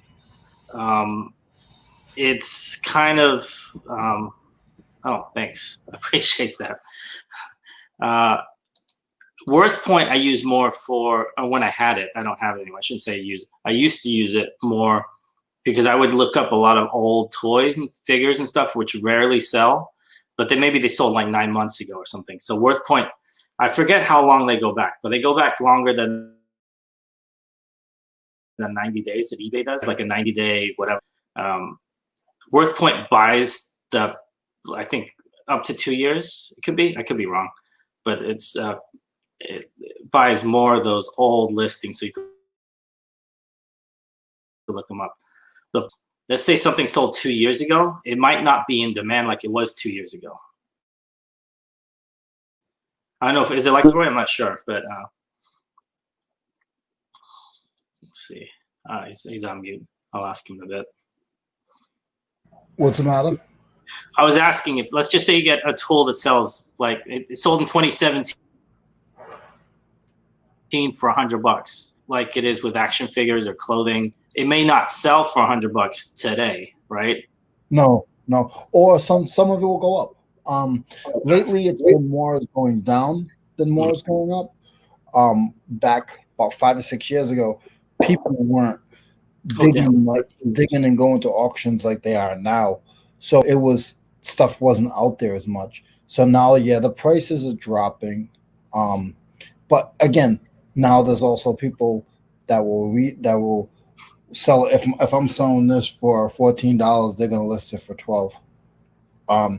So I've done that. We all do that. We all do that. Yeah, that's a touchy situation with me because I feel that I'm here to make money. If it's $1 at a time or $100 at a time, I'm here to make money. I'm not trying to put somebody else out of business, but I have 2,000 items in this warehouse and they need to get listed. So if somebody offers me a cheap price, it's sold. I'm with you. And it took me a long time to get there, though. I'll be honest with you.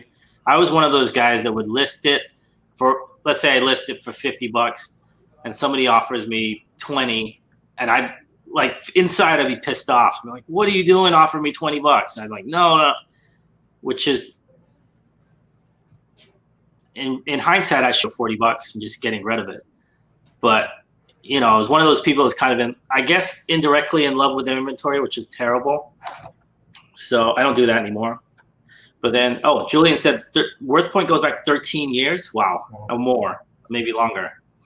Like that's a little too long for me, to be honest. I mean, Julian, I thought you said you were new to reselling. You're saying some stuff that I don't even know. You have to make $1 million or make $1. Yeah, exactly. One of my slogans at the flea market, when I'm at the flea market, is I'm not here to make $1 million. I'm here to sell 1 million things at 50 cents each. There you go. I'll be happy to sell 100 things. So, yeah, no, I mean, there we go. Hey, Hickory Springs, how's it going? Hey, how are you? Why am I not recognizing these names?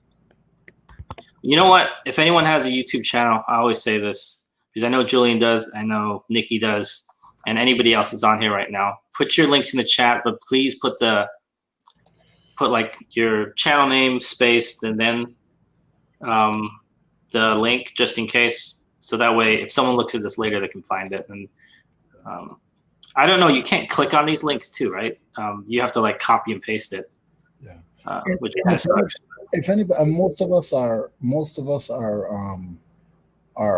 been selling for a while. But if anybody in the chat, if you guys ever want us to change conversation, like while we're chatting, you want to discuss something that's driving you crazy, like we're here for each other. So if, like, say for instance, you're having shipping issues today, or you're having, you can throw it in the chat and we can chat it out. Yeah, absolutely.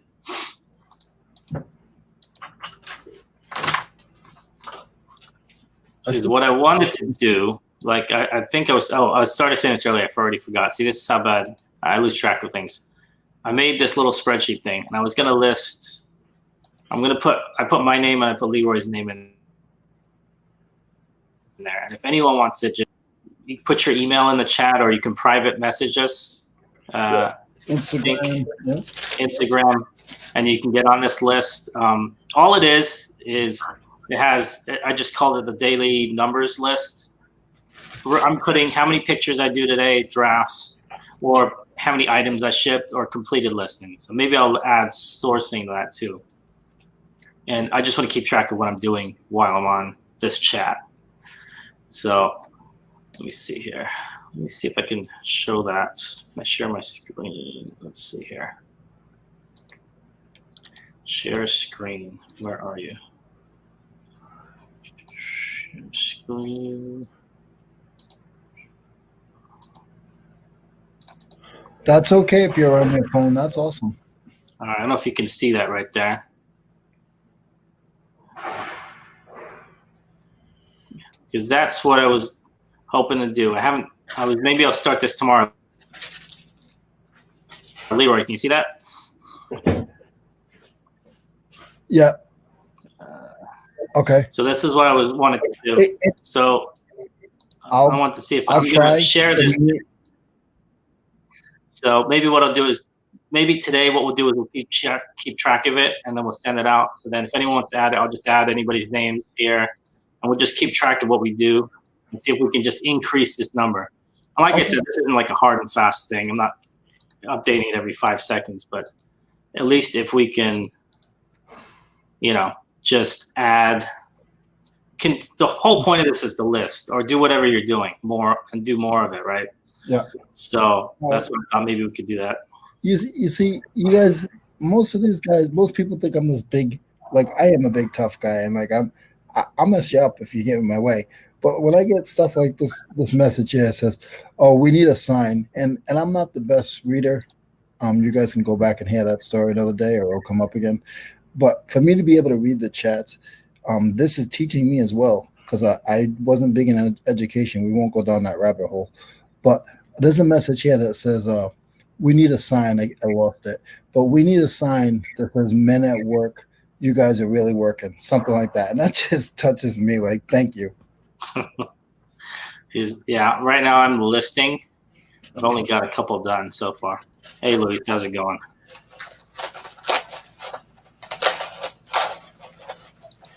Good morning. I mainly use that business model because the time is limited and I can't list too much. Yeah, do whatever you got to do. Everyone's got a different, system, model, whatever. People work full time. I know people that work full time to do 50 times the listings I do. Yep. My hat's off to them. Yep. Hey, Callie, how are you guys?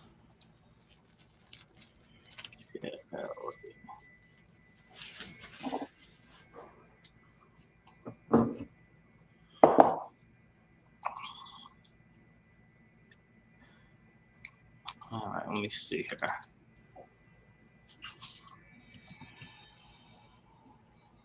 Let's see here.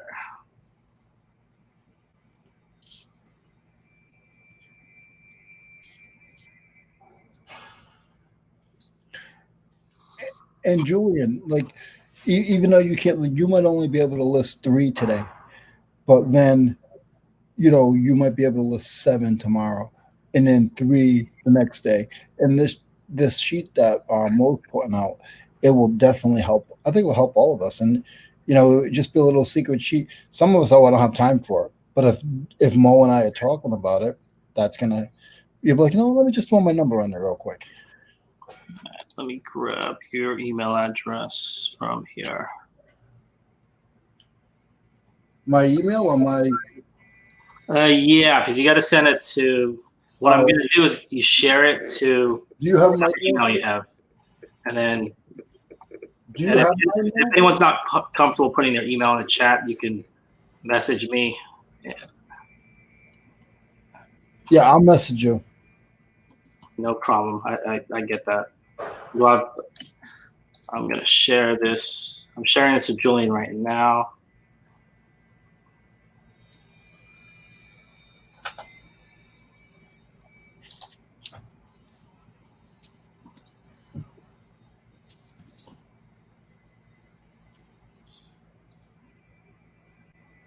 All right, Julian, I just shared it with you. And you can edit whatever. I'm pretty sure you have full editing. Let's see here. Share one person.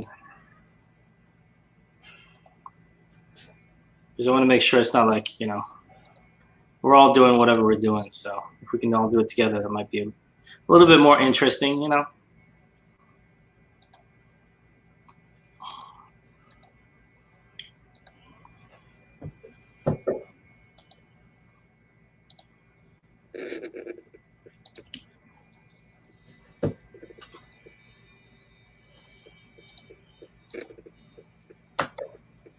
Yeah, exactly. What challenge, Julian? Going to be this is.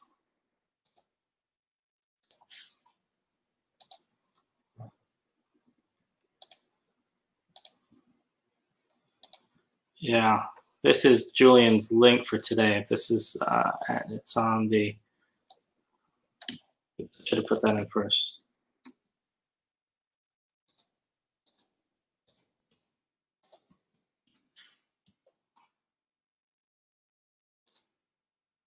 That's where Julian's going to be.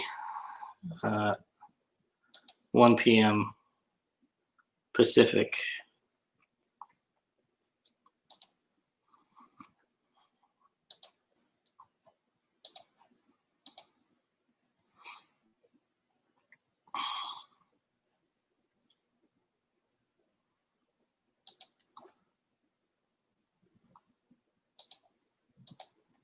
Let's see. Yeah.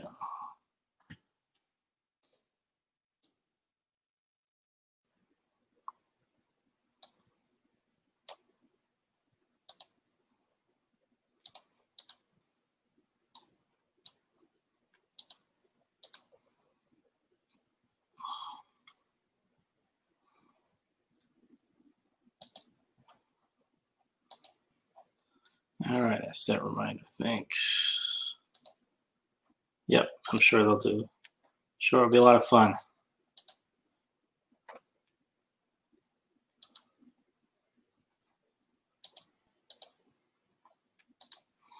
Okay, let's get some listing done.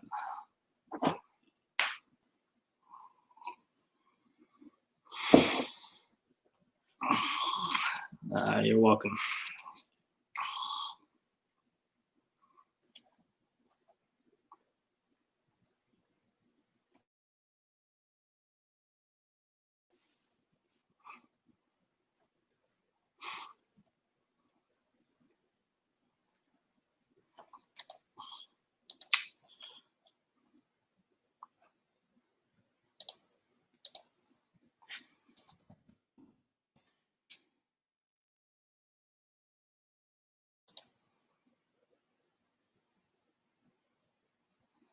All right.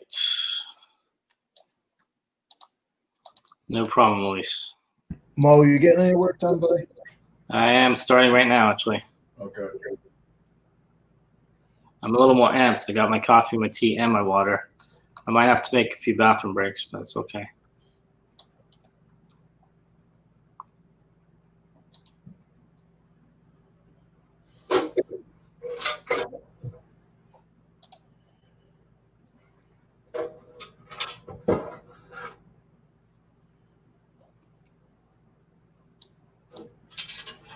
Hey, Mo. Yes. You ever see I've been watching them like on YouTube. A lot of people restore just like little tractors or little boxes. Like I get this box and I'm listening. She's roached out, like she's dirty. I ain't cleaning it, nothing. Some people they can't like afford to redo a car, but they'll redo a box like this little box, and they'll spend a week on it, straighten it out, do body work on it, and just put it in their collection. It's crazy. I've been watching these guys, and these guys on YouTube, like their channels are huge, and all they're doing, they don't talk. They're just sitting there. People like that kind of thing. It's kind of like, just restoring stuff. There's a big market for that. wood, metalwork, even like old, whatever's old broken things.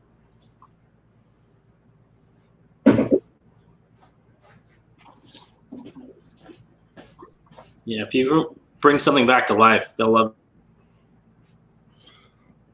that. I'm going to put you over here because my battery is going to die in 2 seconds. I'm going to come over anyway. I can keep the video on. You guys don't want to see that losing team though in the background. I'm going to plug this up. I'm going to be at my picture station, so I can hear you, but I'm going to be away for a minute. No worries.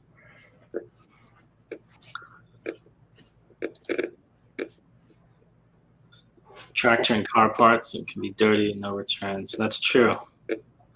And the thing about stuff like that is as long as you describe it, you have the right part, people aren't going to buy something and then return it generally if they need it, because they're going to try and use it. So as long as it's accurately described and it fits and everything, you're good to go.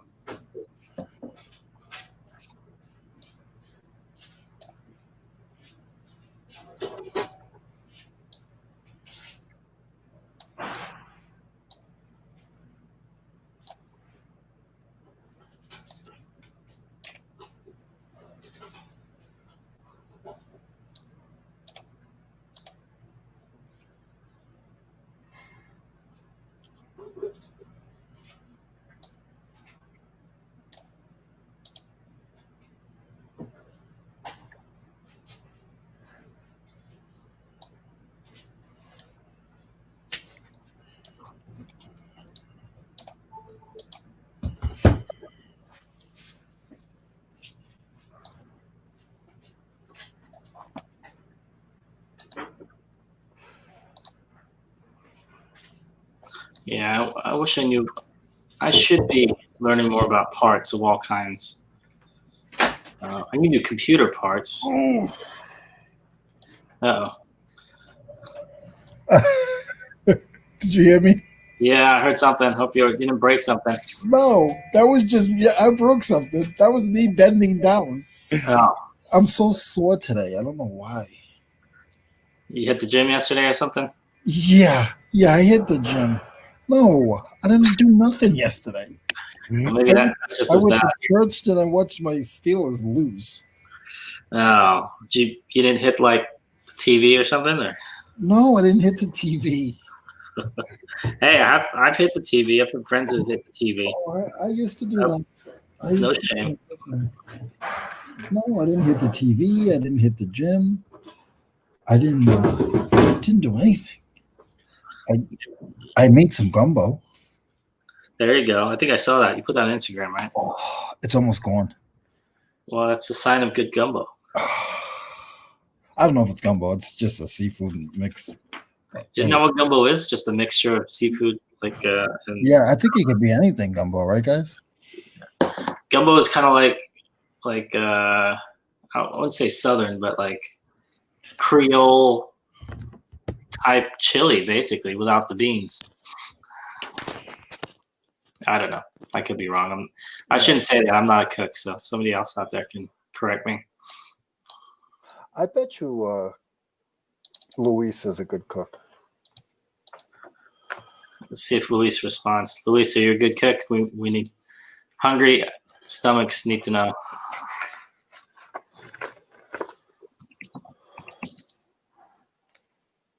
The hell is Hitman? Oh, it's an XFL jersey. You ever watch the XFL? Yeah, didn't like it, but that's Canadian, right? No, the XFL was the Vince McMahon. Oh, that's the one that went defunct. Okay, they're not around anymore, right? No, he came back just before COVID with another league. Great timing. Yep. Never had gumbo. I had, where I had really good gumbo? It's funny enough. Disneyland. It was actually pretty good. It was like $15, but it wasn't bad. Hey, Toker, how's it going? How's it going, man?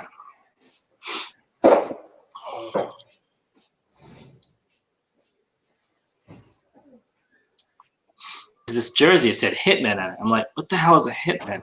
Is it like Bret the Hitman Hart or something? But unless he played football too. Do you know who I'm talking about? Bret the Hitman Hart? No? Okay, maybe I'm the only one.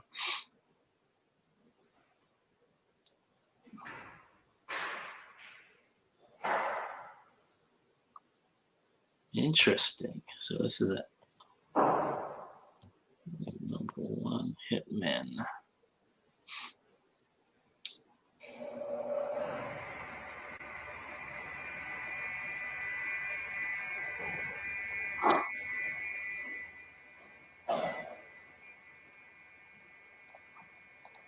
There you go.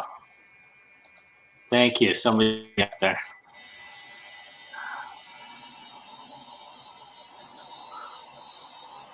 Bret Hart. There we go.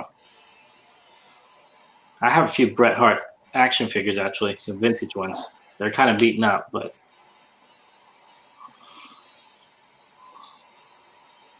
wrestling figures are, you can either make a lot or you can make nothing with them, from what I've seen. One of these days I'll pull out my collection of them. They're not really that I keep. They're for sale, but still old, early 90s ones.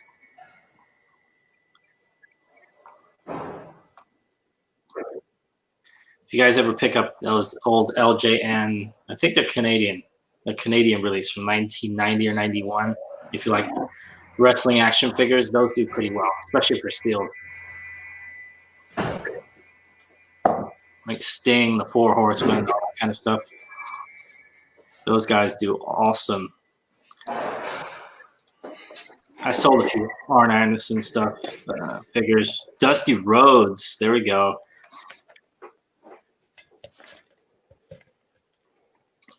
It cracked me up because he looked like he was about to have a heart attack every time. But actually, a bunch of those wrestlers did. I don't know. Did you watch wrestling as a kid, Leroy? Oh, you can hear me. Did you say something more? I said, did you watch wrestling as a kid? Not really. I worked, man. I've been working since 14. Not even before 14 and watch wrestling? No. I need to.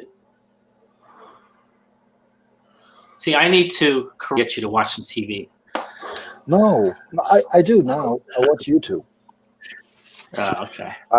I used to know how on my old phone how to set up and see how many hours of YouTube I watch a day. You can do that on your phone too. Yeah, I'm afraid. Yeah, mine was pretty. Anyone let's see. Maybe we can do a thing in the chat. If anyone has their cell phone, I think you can go to the settings and you can see what your time, like your online time usage is. If you have an iPhone, I'm pretty sure you can. Maybe you can. And everyone look up how much time you're spending. Let's see here. Where the hell is it? It always pops up for me. I don't ask to look at it. It like forces it. It's on. It's like you've been online for 16 hours out of the last 24 hours. Something crazy like that. No, where do we look? I don't know where to look for it because it always pops up. I'd have to find it. Control center maybe somewhere. No. Anybody? Let's see. Oh my God, I watch. How much time do you spend online? That was the goal. I'm in settings. It's got to be somewhere around there. Yeah. Home screen, wallpaper, Siri, App Store, brightness, control center. No. History. Is it? It should be in history somewhere. Oh. I would think, right? Manage all my activity. Let's see. I could be wrong. I'm just clicking on stuff. Right. Wait, you look there. I'm going to look in notifications. No, notifications is nothing. I can never find anything on my iPhone. I'm not looking. I plead the fifth. I don't blame you. You're so smart. Wait. There's a thing that says screen time. Oh my God. It just changed. Mine said I swear it said 4 hours and like 20 minutes. And it just popped up. All right, hold on. Screen time you saw? Was it just on the regular? Yeah, I mean, no, go back and like go to settings and then I think it just says screen time. It's in like the second group of things, right under do not disturb.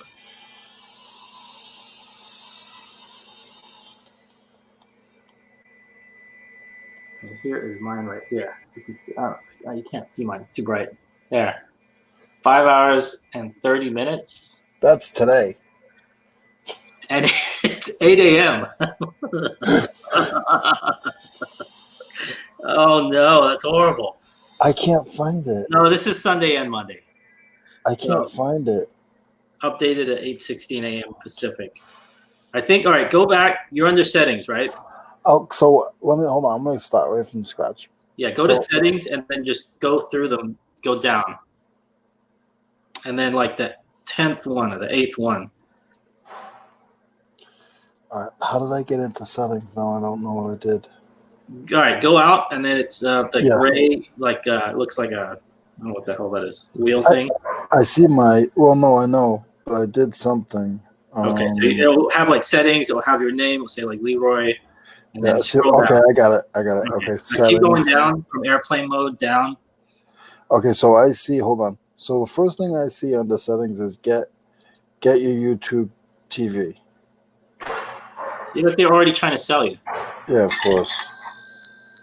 Uh-oh. No, that's offer up. I hate OfferUp doing that. That doesn't mean anything. It just means OfferUp is trying to sell you something. Yep. OfferUp needs to change. Watch TV, default apps, auto next video, notifications, history, clear watch history. Oh, see right there, mine would have been right there. It says screen time. It's in that group. It's under notifications. Like 2, 3 down below it. Okay, hold on. I'm in notifications now. No, go back. Subscriptions. Shared.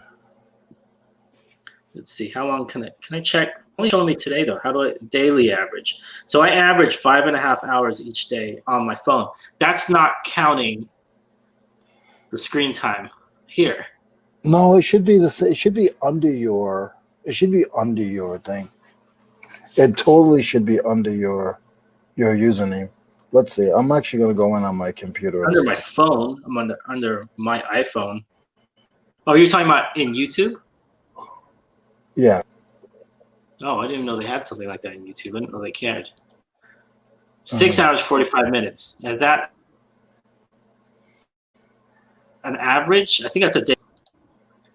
I changed my OfferUp notification noise to fart noise. There you go. That always helps. Shit. Yeah. I hate OfferUp.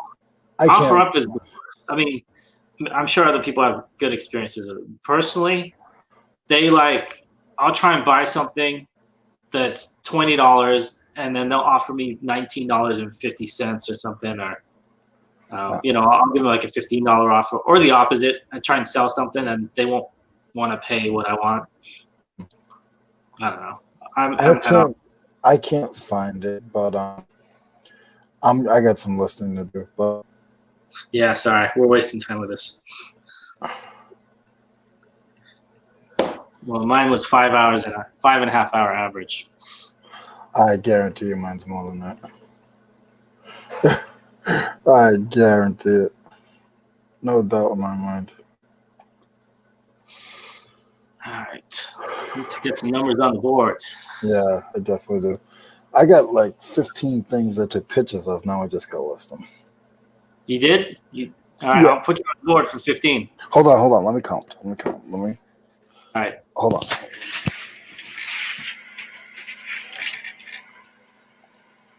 This is going to be like those movies where they have sales and put them on the board. You know what I need? I need 14. a bell. 14. 14? All right, 14. 14 pitches. 14 pitches. That's okay. I have a thing for pictures. I have one for pictures, for drafts, for packages and shipping, and then completed listings. Maybe I should do one for sourced items too. I don't know. I'll do one for sourced items. Let's see here. Sourced items. because I don't know if people are out there, you know.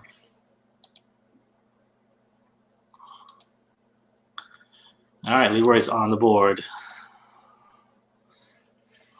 All right. 7 days, 37 days. Nice. Jeez. Hey, Jennifer, how's it going? Thanks for stopping by. Discovery's community has been great, but I'm hooked and obviously cannot multitask. I can't really. That's part of the reason I'm getting better. The first day I did this, I did like one listing. I usually get through 20 or so listings now. So in Leroy, I'm stealing his goal of 15 listings. So if I can get through that, then I'm good. What I do actually I force myself to take all my pictures before I get on here. So they're all on my phone. That's why I keep looking down at my phone. I'm not on TikTok, I swear. Even though Leroy thinks I am, but I'd like to see Jennifer's watch hours on YouTube. 2,073,000. My daily average watching YouTube is 6 hours. Look at that. Jennifer, we've been looking up our daily hours watched on YouTube. Jennifer.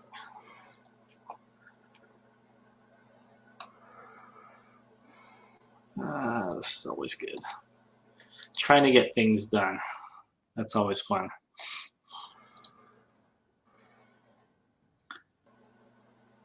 So these guys are New York, New Jersey hitmen.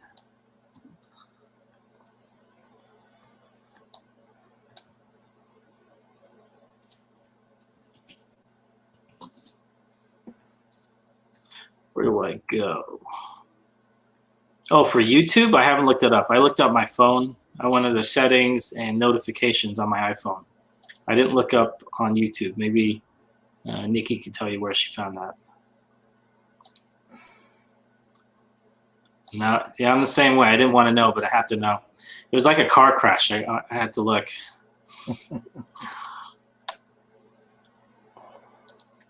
Mine is not fair. I do YouTube Premium and listen to things. See, YouTube Premium sounds cool because you can listen to a podcast and actually turn off the screen. Because if you watch YouTube, you have to have on your phone, you have to have the screen on, which kills your battery. So that's why I don't watch YouTube that much on my phone. I watch it on. I'm old school. I'll watch it on a computer. My kids, they watch it on whatever small screens they have. If anybody wants, I mean, we try to keep it where it's sort of controlled. So if anybody ever wants to show their face or come in and chat with us, just hit one of us up on Instagram. There are some days we just do an open chat, but we're trying to control it a little bit. So if anybody wants to set up a time or a day that you want to come on and chit chat with us, please feel free to Instagram us, or you'll see it in the chat. Yeah. I'd like to see if we can get some more ladies in here to say hello.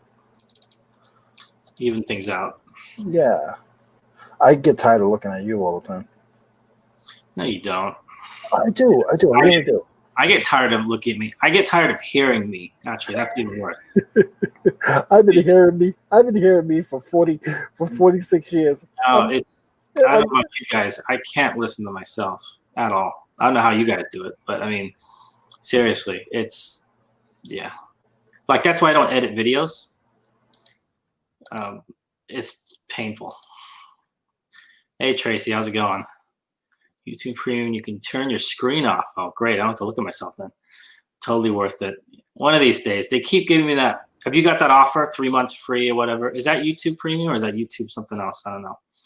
4 hours, 34 minutes. You're better than me, man. I'm an hour worse than you. I'm afraid to find mine. I haven't found it. I got out of it because I got work. Click on your picture and go to the time watched. Okay. So you click on your image? Yeah. And then go to time watched. You guys are going to make me do this. Let's say I did that. I clicked on my logo and it just says 32 hours in the last 7 days. I don't see it. No, was that Nikki? Were you talking about YouTube there or on your phone, like the iPhone times? Let's see here. Tracy getting all the love in the building. YouTube account appearance. Your data in YouTube. I didn't know they had a thing about your data. Interesting. No, Jennifer, I understand. I know you're. I know you're so a personal person, so I gave up on that a long time ago. Jennifer likes to just do what she does, and I don't pressure her. Nope, this is a pressure-free zone. Yep, no pressure, Jennifer. Called the Hitman, New York, New Jersey Hitman.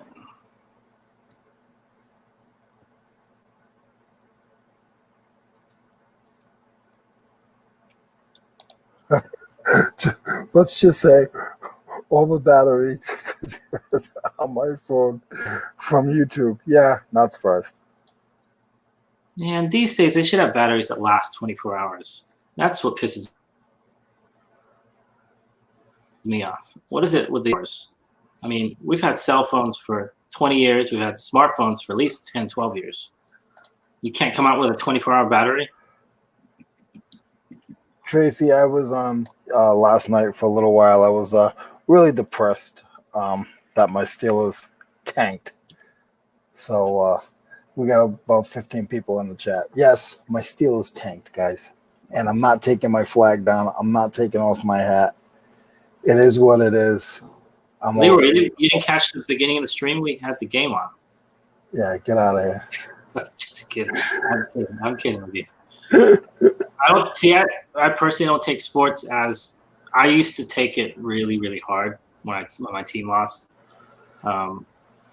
Yeah, it was bad, and I've had a couple of friends that literally broken things. Hey, Miss Taffy, thanks for coming in for a few minutes. Nice to see you. I appreciate all you guys. Yeah, this is amazing. And, oh, I always forget. If you guys have any links you want to put in the chat, please do. I try and put them in as long as, me and Leroy, we put them in whenever we can. Yeah. Put your screen name in, put your YouTube channel in, or if you're going to be somewhere. Yeah, if you guys haven't checked out Miss Taffy, you got to check her out. She is a go-getter. She is definitely a go-getter. I'd be mad if I were the Browns.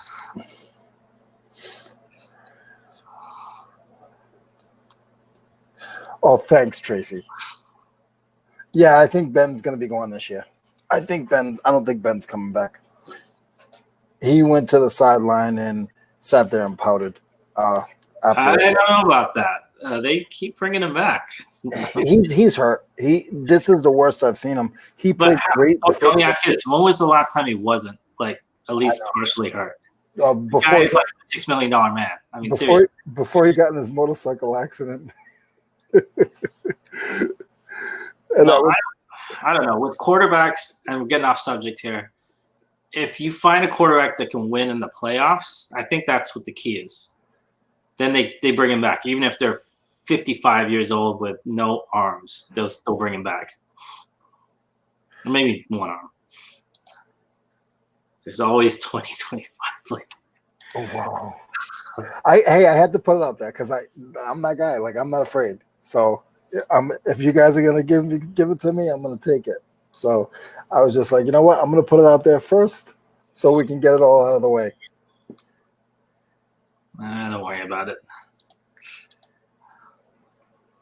Is that flowers? I've never seen the flowers. Did Miss Taffy give Jennifer and Tracy flowers? That's cool.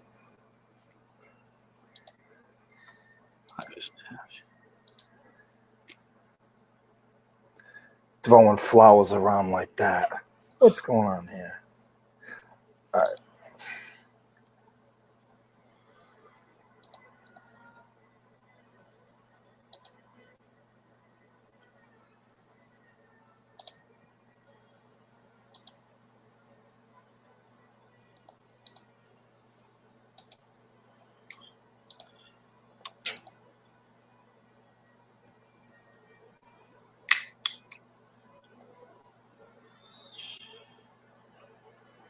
And I'm hoping everybody's sales are going well today. Yeah.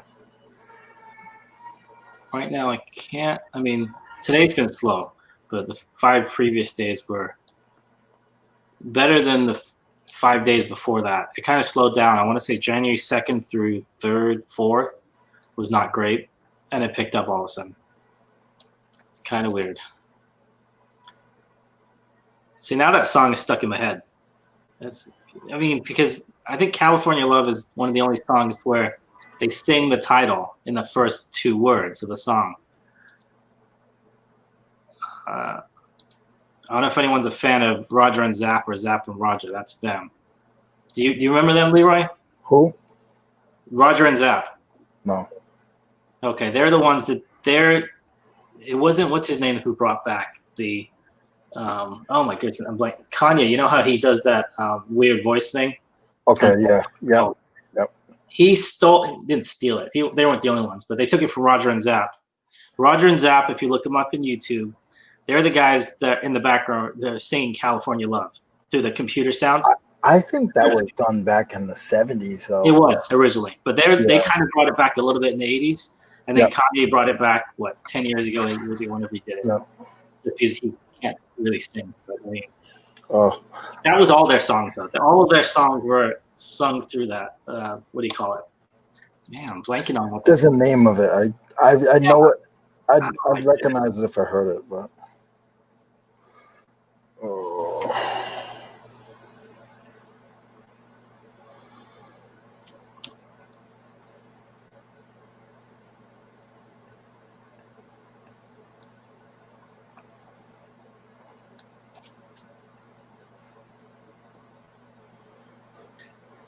Like you must have heard Computer Love. Yeah. That's Roger and Zapp. Okay.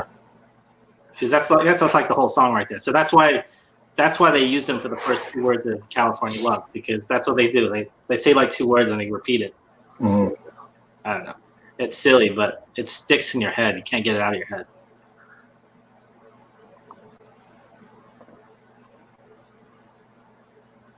Yeah.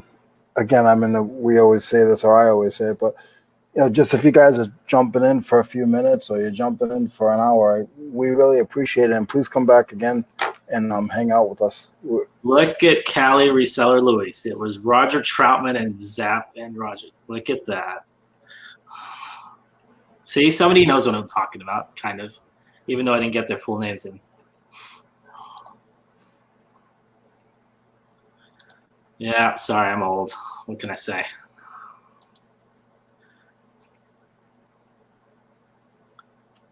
Yeah, that's true. You're right. They are spending that $600. Yep. Let's see how long it lasts.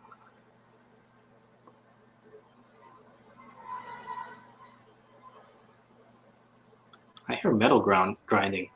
Yeah, I'll put it on mute. I'm sorry. No, that's cool. That's the landlord. It makes it sound like we're, like really men at work there. You're getting something done. No, that's the landlord. Does he cut pipes? He's a pretty well-known artist. He's sort of quiet about it. But okay. You don't have to say that. Yeah. Today he's doing. So I'm in an art studio. So my warehouse is an art studio. He normally only takes people that do art. He has 4 units that he rents out. And again, guys, you just got to be nice and respect people. I messaged him. I told him exactly what I needed his space for. Mm-hmm. And he's like, I can't allow you to do sales. Like, you can't bring people in to sell. But if you want to use it as an office and storage, then that's absolutely okay. And he let me in, and normally he only lets in artists. So, you're always going to be nice to people. That means he considers you as an artist. Because you're one of his people then. No, this guy has some really nice stuff. I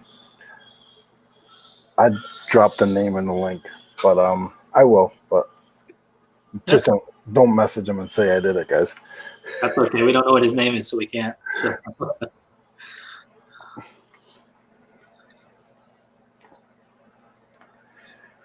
Man, come on, cha-ching. Let's hear the cha-chings. I didn't hear the cha-ching yet this morning. Cha-ching. Some of the stuff is weird, but all artists are weird.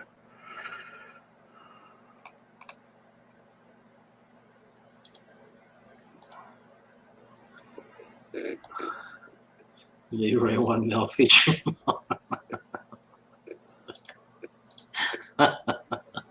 What happened? Read the screen. It's see, I told you I was trying to get a Leroy nickname because Leroy said he doesn't want a nickname, so I'll leave it to other people to come up with one. Featuring more money. What is the mil? 1 mil. 1 mil, like was it 2 comma kid?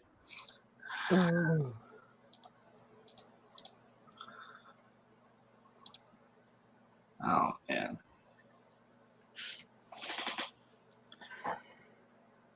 I had a friend that was heavy into, I want to say, late 80s, early 90s hip hop. That's where I learned a little bit about that stuff.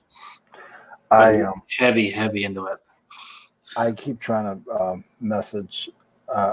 There's something I got going on, but there's somebody in the chats. They know who they are, and I think they have opportunity to find old vintage rap tees. My buddy Nate has been showing me videos of these things selling on eBay. I mean, not on eBay, on some private Instagram site for like $800. A Tiger Woods Tiger Woods T-shirt went yesterday for $800. Warren G T-shirt went for like $600.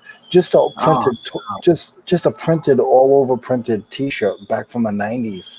Yeah. And there's a person in here. She knows who she is. Like, you need to jump on this because I know that you can find it because you're a hustler.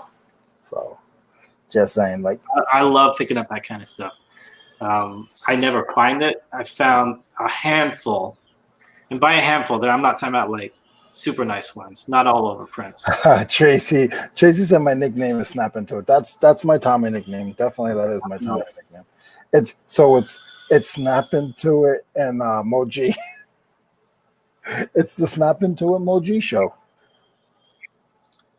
You know what I need to do? See, how does the Slim Jim? It's like I need to figure out a way of molding that and adding your name in there and making a little Snap Into It little jingle thing for you. That's what I'm gonna do. I can't edit though. That's the only thing, but I can edit pictures. I can't really edit video. Blood and Mo. No.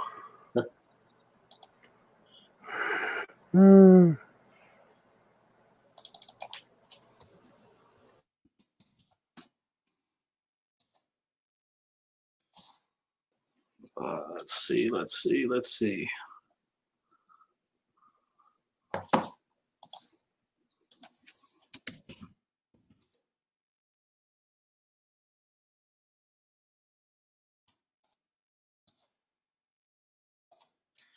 Snap into a Slim Jim. I was never the biggest fan of Slim Jims. They're okay. I mean, I'm not going to say I didn't eat them, but great way to get heartburn.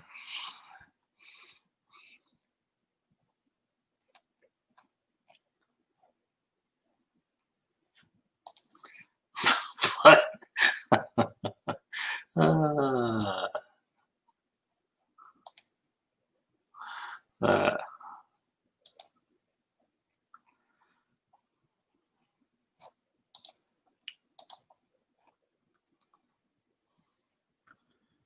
That's good stuff. So I'm gonna throw a name up in the chat of who my landlord is, if anybody wants to be nosy. Is it Banksy? Did you hear me, Mo? Yeah. Second delay between the chat when you stick it in the YouTube chat and that. So I'm always behind you whenever the comments are. Question: what company you guys use to ship TVs? I don't really ship too many TVs. How much does it normally cost for vintage VHS? I know that must be Miss Taffy because she's just got a TV. Is it a TV attached to like one of those 80s, like, I don't know, like the 10-inch ones with a VHS thing on the bottom, or is it a VHS DVD player? I've done those more than I have the other TVs. Let's see. Yep, Macho Man. I remember that. I don't know. When was the last time I shipped a TV? You have to double box it. You have to really secure the front of it because obviously they tilt forward, especially the older ones.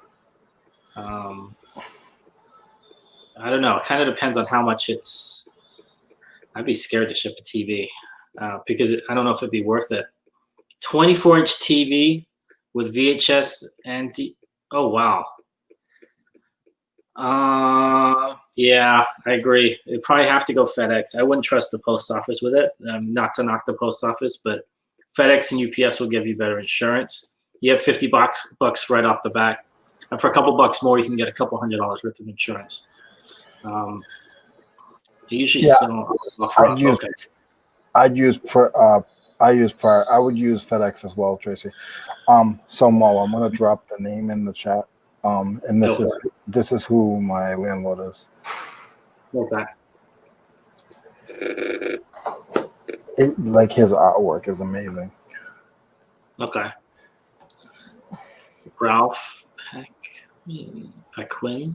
Yeah. All right. So I'm gonna look him up as soon as you give me that name, right? Yeah. I'm aware. Yeah. A lot of nice artwork. I don't really like some of it's freaky and stuff, but. Yeah, and to answer your question, Ms. Cappy, sorry, I'm not ignoring you. Definitely FedEx, but you want to make sure you insure it. But here's the thing with FedEx: make sure you package it correctly. Worst case scenario, if it's not packaged correct, they will sell you the insurance, and if it's not packaged correctly, they will deny your claim. So it used to be that it has to be double boxed. It has to have 4 inches, I believe, between the inner and outer boxes. So like you box it and then you if you use like a 16-inch box and you use like a 20-inch box after that. Technically that's what you're supposed to do. So what I would do is that inner box should be packed like it can go by itself, and then you pack it again, you double box it. Styrofoam, something hard. I don't know if is this an old box TV where it's like heavy in the front and the back is just empty? Because if it's one of those, you have to watch the front, and then you have to mark on the box where the weight is. Because otherwise, they'll throw it. I don't know if you've seen the FedEx or the UPS or even post office, the conveyor belts. Those things flop around big time. So TVs are the thing I used to hate the most to ship, even if it wasn't me when I had the shipping store, because they would break a lot of times. Because people would pack them themselves, and then they would just get trashed. Okay, so it's heavy in the front then, most likely. Yeah, you got to really pack that first box well. I mean, if you could get them pick it up, that would be ideal, so you don't have to ship it. Like Louie is selling, OfferUp and Facebook Marketplace. Yeah, she said, Miss Taffy said this was on OfferUp. Yeah, yeah, just double box, pack that front especially well. Use styrofoam so it doesn't move inside the box. If you move that first box around, and then Leroy's lost. We've lost Leroy. You're probably going to end up with like a 32-inch box, I'm guessing, because if it's 24-inch TV, it's probably going to be at least 26 inches when the inside box, and then like 31, 32 inches in the outside box. If you go over 33 inches, I believe, that's the max for ground. I haven't done this in a few years though. What is the FedEx ground maximum dimensions? That's another thing you got to watch out for. They have maximum dimensions where they'll bump it up to freight without you knowing it. Yeah, see, the FedEx Max is 150 pounds and 108 inches in length, or 165 inches in plus girth. So that means the whole way around, 33, 33, 30. I think if you have a 32-inch box, that's the maximum you can use. because they count that as 33, 33, 33. After that, they could bump you up to freight, even if it doesn't even hit those dimensions. That's another thing you got to watch out for. So number one, I would say, have they paid for enough shipping? If you don't have a FedEx account, open one up. It doesn't cost anything. I have FedEx, UPS, DHL. I had a couple other ones too. I don't use them much, but hope I'm not boring anybody. But it scares me shipping TVs. That's why I'm going on and on about this. Only piece I've seen them get damaged. Make sure your customer is paying for the right amount of shipping. I would get on the phone or walk into a FedEx and ask them. Hey, Tracy. Yeah, I caught a little bit of their show last night. It was pretty good. As always, they are entertaining. But yeah, TV's not fun. Yeah, what I would do, to be honest, Miss Taffy, the best way to save yourself money, even if you only use it once, open up a FedEx account. It shouldn't cost you anything. You'll get a discount. And sometimes they give you a discount right off the bat. Like your first X amount of shipping is, 20% off or something like that. You don't care about 50. You only care about that one shipment anyway. So if you can ship that one item and then take it in, don't ask to have it picked up because they'll charge you to pick it up like $10 for a pickup fee. Take it in when it's done. Make sure they're not going to bump it up to freight because this is going to be a big box when it's done. And the one thing about FedEx Kinko's is if you go there and they shake the box and it's moving, they may force you to repack it and charge you for that. So you want to make sure it's not moving in the box. That's another thing. Smart tab viewer, workspace. Yep, he's back. Sorry about that. I don't know what happened. I got a message from somebody called Ralph, and he said, "What? Like, get rid of you?" I mean, drop him. Weird. I never got that. Drop him. Just drop him. No, I was just saying because 24-inch TV, you're going to be at the borderline. FedEx ground will be your cheapest. UPS ground might it depends on where you are, but they have about the same price and same everything. But yeah, just charge your customer. Find out what the price is. Charge your customer that, and then you're covered, and include insurance. Oh man, that thing's ticking again. There we go. Is that me or you? That was me. Okay. Sorry, I'm ticking.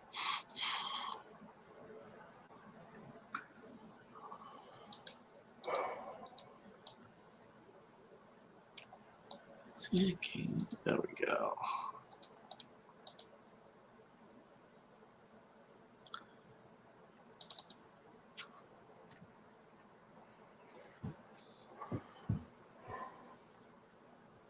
There's another live on, and we still have 16 in the chat. That's awesome.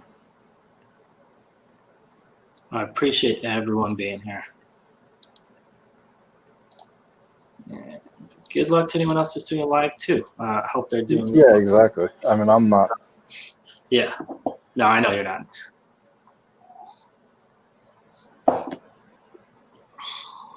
Like we said, I mean, if you stop in for 2 minutes and say hello, if you don't stop in and you just watch in the background, like, that's cool. We're all here somewhat for the same reason. We're all here to talk about reselling, and we're all here to help each other get better and work with somebody who understands what we do.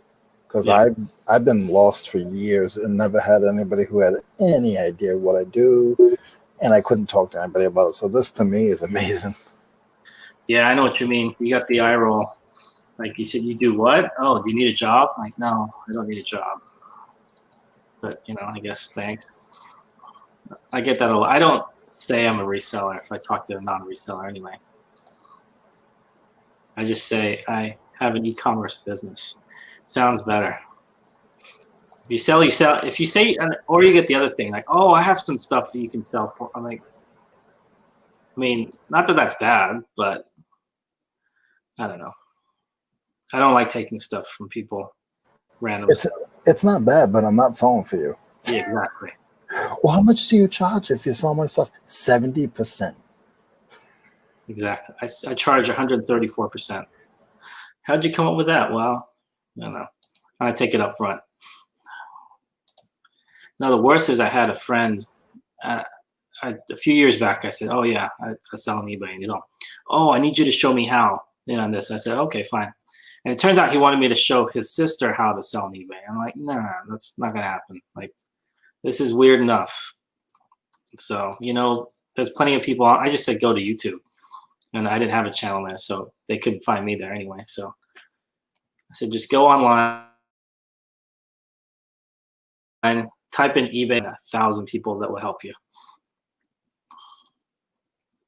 I don't know. I don't like, it just got uncomfortable.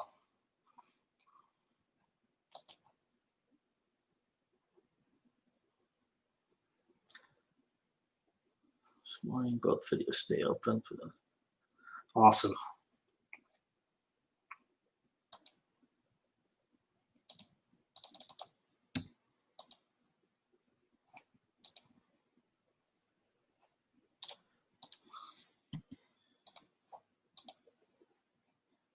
All right, Leroy, you have to update the sheet one of these days. I'm up to 2 now, which is terrible, but I need to bump my numbers up.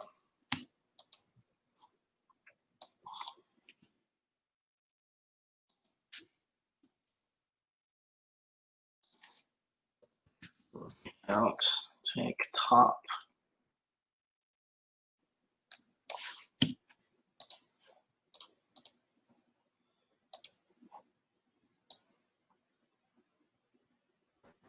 I got one, but once I got 15 pitches already up. So Right. once I get in a roll, I'll be fine.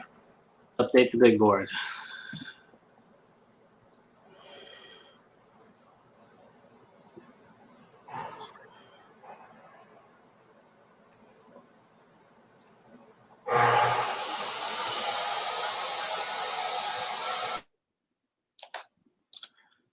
You don't have to mute it. Don't worry about that.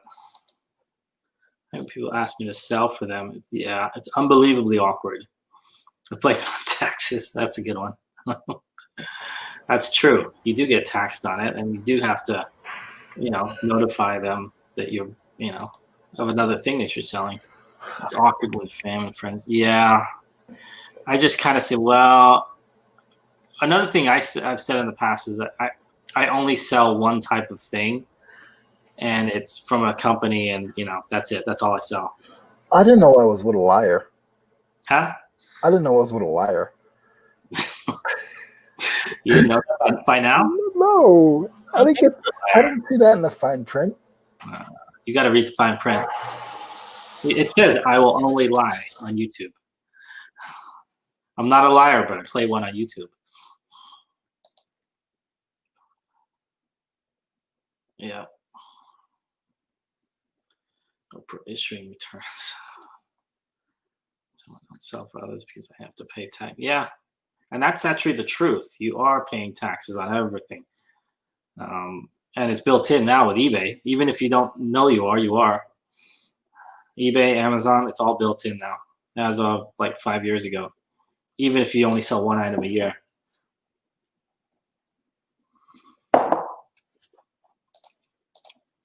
I don't like douche, especially.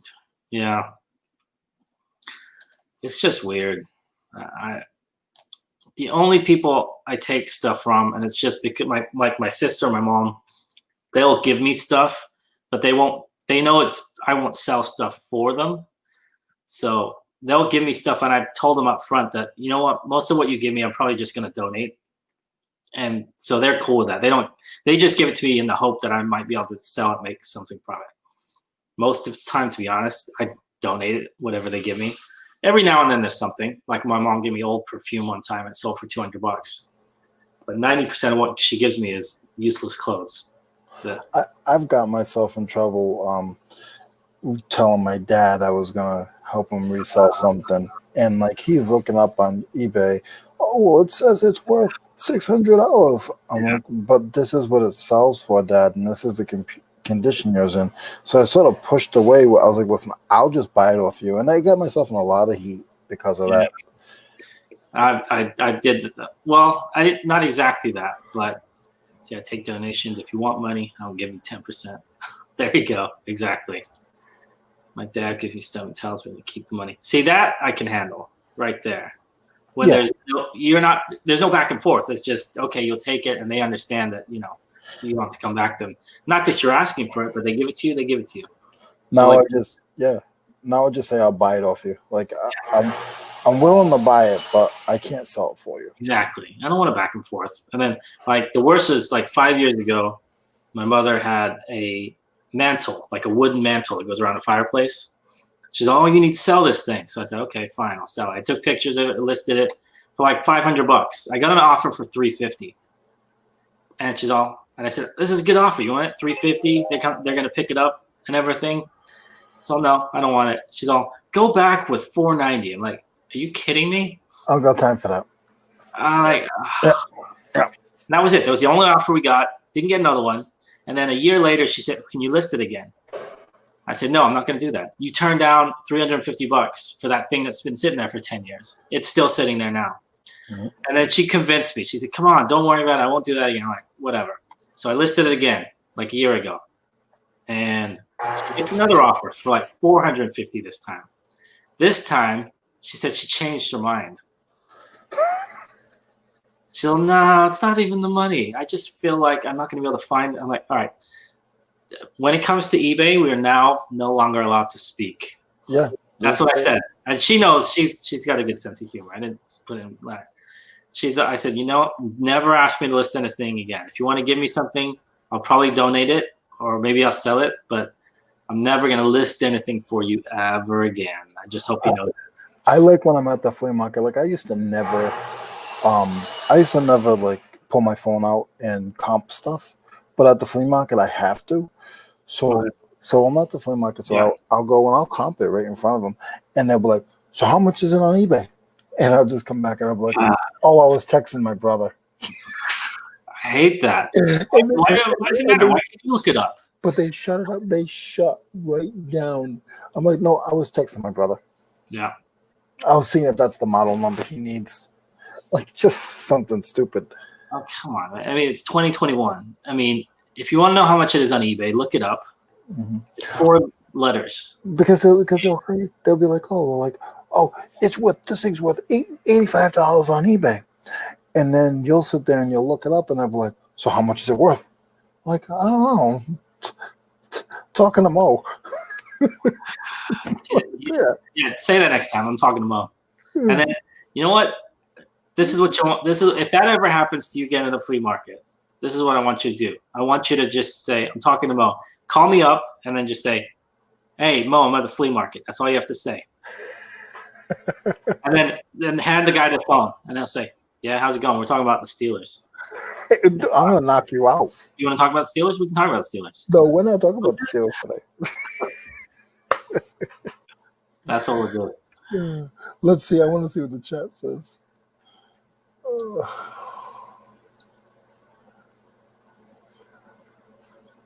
Now I need to get. You know what I'm going to do? I'm going to get a sound clip. You've seen Coming to America, right? I love that. It's my favorite movie. Okay, you remember the part in the pawn shop? Dan Aykroyd, not Eddie Murphy, like his counterpart, goes into a pawn shop. He has like a fancy watch. Arsenio Hall. And then he walks in. He's in Chicago. He's all, this is a $5,000, whatever it is, Swiss watch. And then the guy looks at it. He's all, $50. Yeah. And he's all, this is worth, I paid $4,000. It's from, Switzerland. And he's all, in Chicago, this is worth $50. And he just repeats it.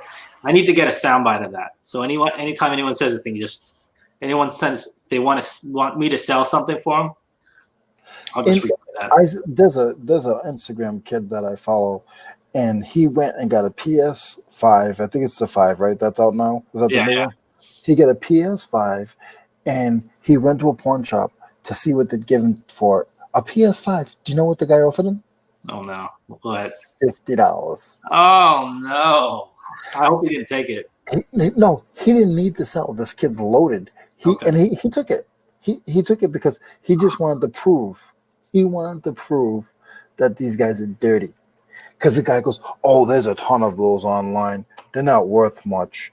You know, the market's flooded. Oh God. $50. I'm like, I mean, I'm not going to blame the pawn shop 100% because, to be honest, I mean, but that's low for probably the hottest thing in the market right now.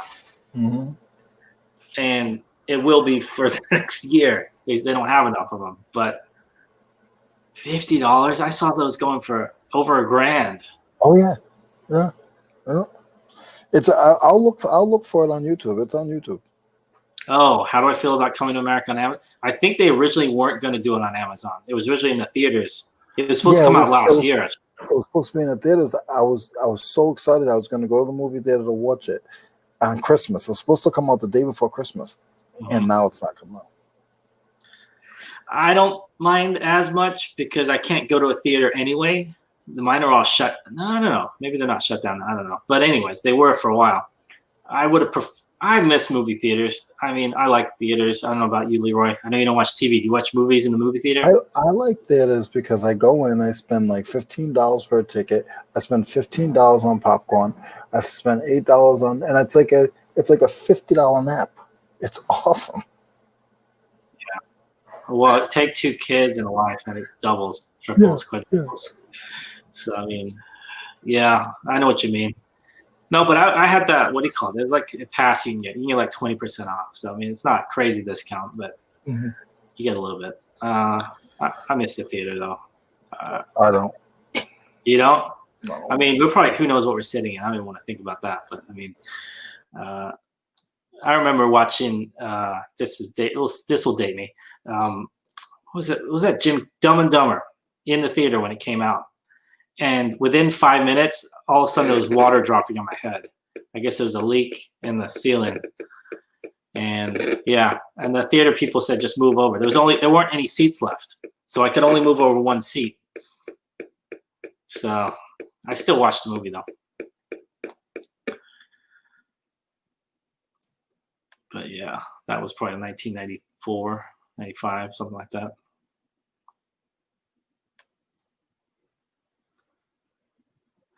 Good times. Good times.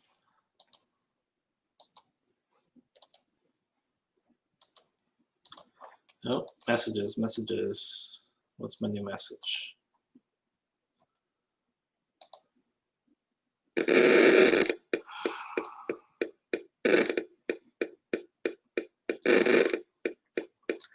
So sorry for the delay. I was waiting for an address confirmation. Now that I have, I will do the payment. Thanks, JN. What? Thank you, JN. What the hell is address confirmation for what? You don't know your own address? I'm shipping an item to you. All right. Thank you, JN. Thank you, buddy. Thanks, JN. Is that the other one? At Callie's, let's run sales recently. I hope you guys are being more productive and working hard at listings. P.S. I would have asked for my money back. And honor. Yeah. Well, this is 94 or whenever that movie came out. And I was happy to be in the movie theater. So I just moved over. I just took the seat next to me and moved over one. What can I say? Has anyone in the chat ever put the price in the title? You mean like the brand new price? Like no, the price you're asking. The price you're asking. Oh. I don't know about people in the chat. I've never done that. I have put the brand new price, like if it was a used item, like usually it goes for this price. That I've done. I do that from time to time. I just did it. That's why I asked. Is it a very competitive item? Like there's a lot of them? There is about 15 of them. Do they sell Sharon, my love.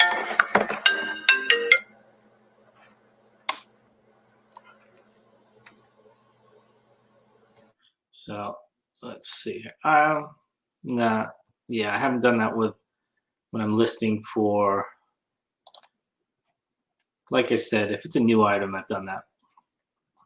Like, I forget what it was. I think it was a jersey, and usually it goes for like, I don't know, regular price, $149.99, and I was selling it for less than that. It was like new old stock, I think.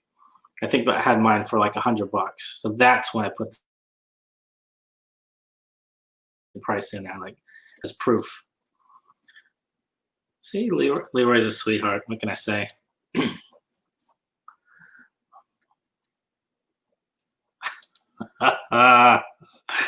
Leroy's blushing. I'm gonna put this on blast. So when you just called me, you know how we've got the phone fixed yesterday? So you know how it says your name now, it like says Sharon, my love. So all of YouTube heard that, and they're writing in the chat, "Oh, how sweet, so Sharon, my love." Leroy's the man. She I think she's blushing, guys, and she's on the phone. She says hello to everyone. See, Leroy, you're a good guy, Leroy.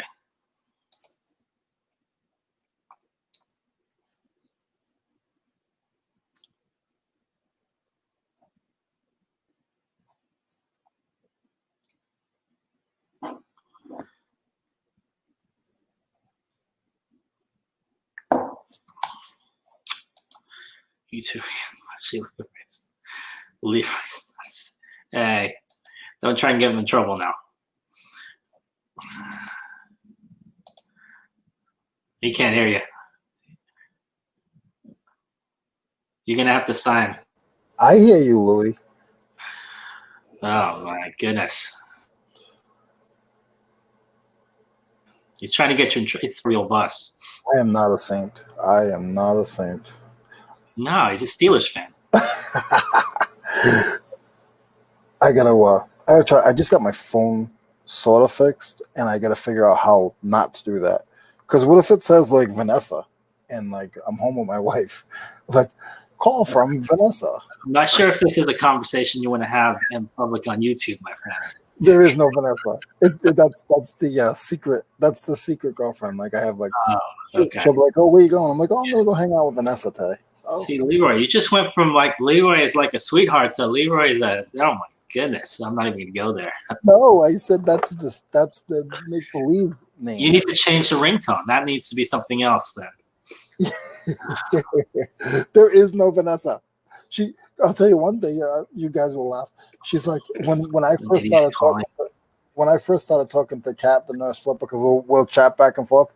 She was like, "You're always talking to Kat." I was like, "Yeah, she's a reseller. She's my friend."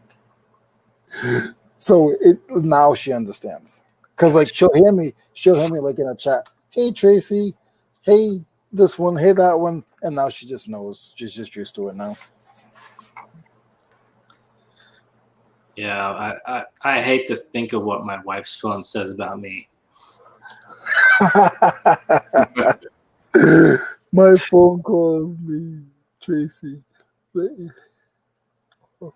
Yeah, I think my wife's phone probably sounds a lot like what Nikki's phone sounds like. It probably says something like that. Hold on, I gotta go back. Let's talk about them Browns. All right, should I put on my jacket? Yeah, I got my. Let's see here. I got this here just for Leroy. I'm gonna put on my vintage Browns jacket. All right, what can I say? Does this even fit? I don't think this fits me, but I'll put this on. All right, Leroy, do we feel better now? He's not smiling. All right, I'll take it off.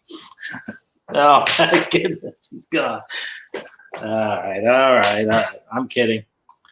All right, I really pissed him off this time. Let's talk about them Steelers.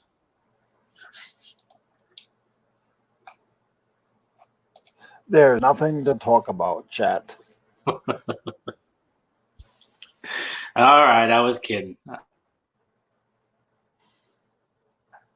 I'm in the Bears. I'm just teasing. Not that much.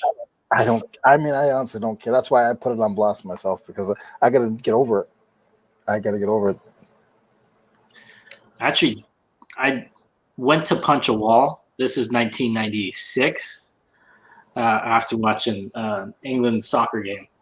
And I missed the wall. I hit it with just my thumb. I dislocated the thumb. So that's how bad I am. Ooh. I just caught the side of it like this. So it's like I went to punch it, and I only caught this side. And it went like this. So, yeah, I know what you mean. I used to be a little bit stupid when it came to sports. It's simply a ringtone for my life. Change it when I wasn't looking. Mo, I wonder what my phone says when you call me. I don't want to know. Was it Digital Underground? No, I know what it says. It's gonna say whatever you have it listed as. Oh, okay. You know what I mean? Mine doesn't make any noise. It just has the same Apple ringtone. No, I just had them fix something, and I gotta figure out how to drop that because that's dangerous. See you, Nikki. Thanks for stopping by. Thank you, Nikki. See you soon. Yeah, I guess that's stereotypical, right? Anger issues with watching soccer. Yeah.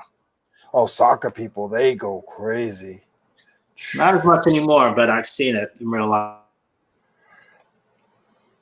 And especially if you go on the train, because everyone takes the trains or the buses to get to a match. So the before and the after was where people would go crazy.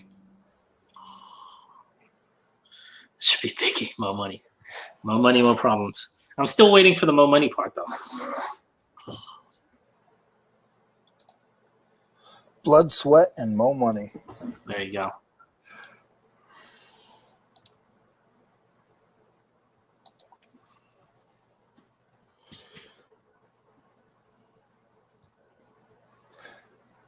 Do you guys ever you go to comp an item and you see that somebody put it on auction and they just lost their shorts? Oh, something I'm listing right now is like $30 free shipping.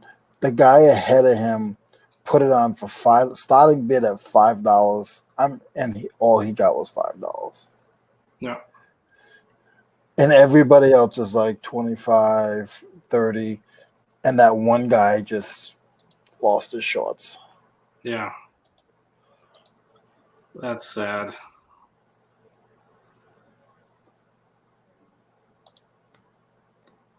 Too much loafing. Loafing. That must be you, Louie, because I'm working. You speak for yourself. Another one up on the big board. Just kidding, Louie. He'll be sending me a private chat. Stop being a jerk to me. I'll have to send him a hug emoji. There's a hug emoji? No. There probably is. It probably is. I'm bad with all that kind of stuff. Emojis.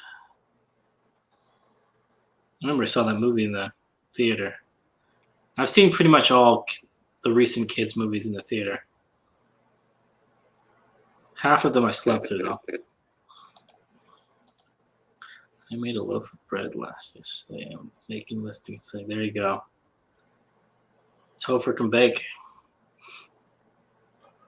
I'm waiting for Tracy to come out with a baking video that she probably has them, and I just haven't gone and looked.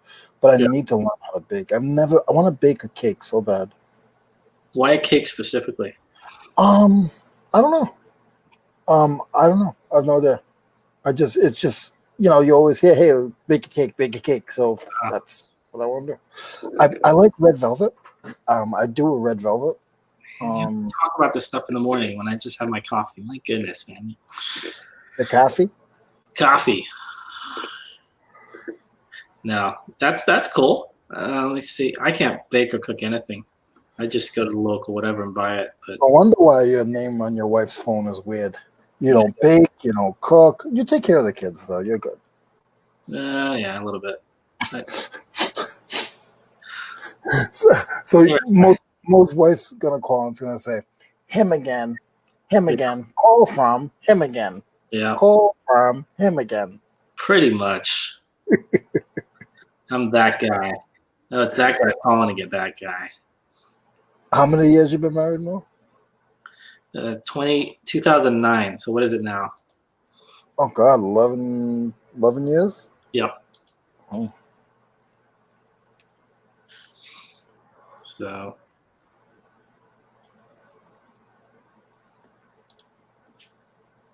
oh, that's right. Gluten free, that's right. So prime looks big, but not as much going gluten free. Yeah, I think we should all go gluten free. To be honest, eventually we're all going to be eating gluten free.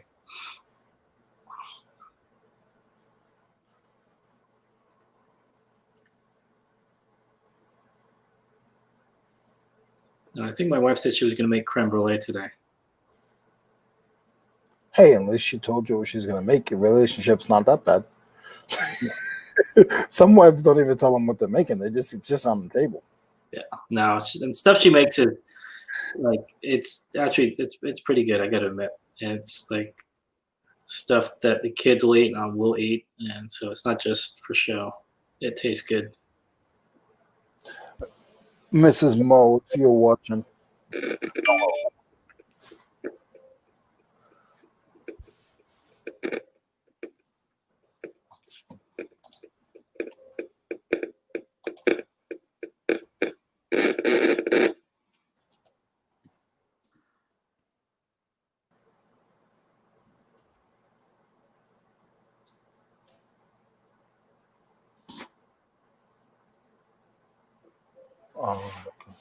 Let's see here.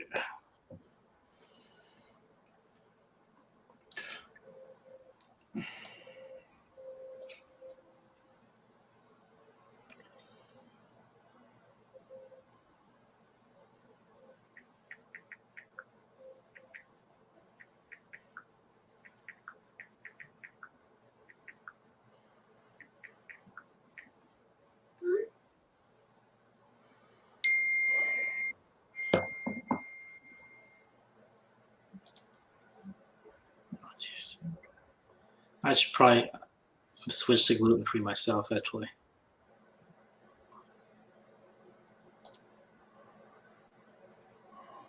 Do cheat here and there too if I pay for those.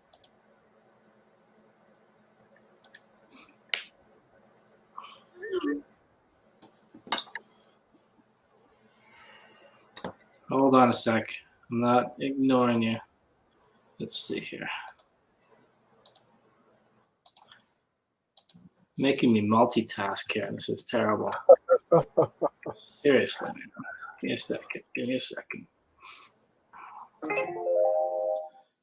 Oh, not this guy again.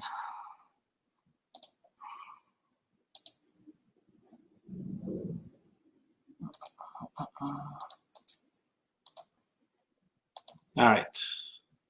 Set.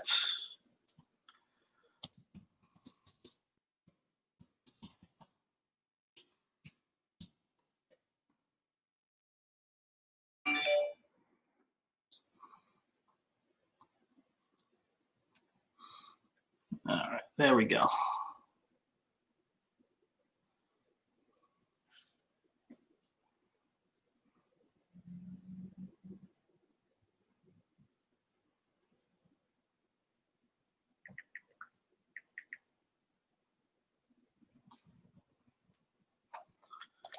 Bacon has no gluten. That's good to know. Really? I guess it depends. Sometimes they baste it with something though, right? I'm guessing. Bacon isn't always bacon, I think, these days. Eating gluten-free bagel right now. How's that taste? Unfortunately, I have no choice. I guess that answered the question. Damn. So bagel options have definitely gotten better. Bacon is king. Anyone eating bacon donuts? Those are hit and miss. Leroy's face just changed right there.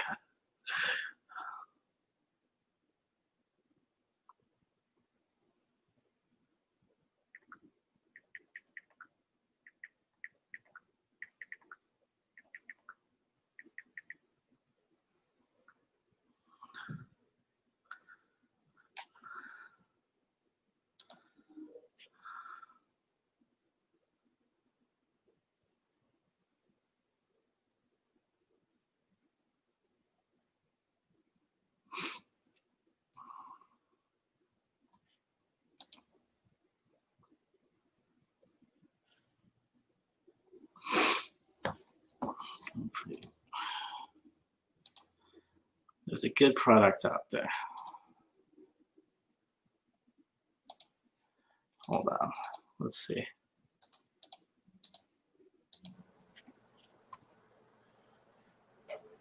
Oh.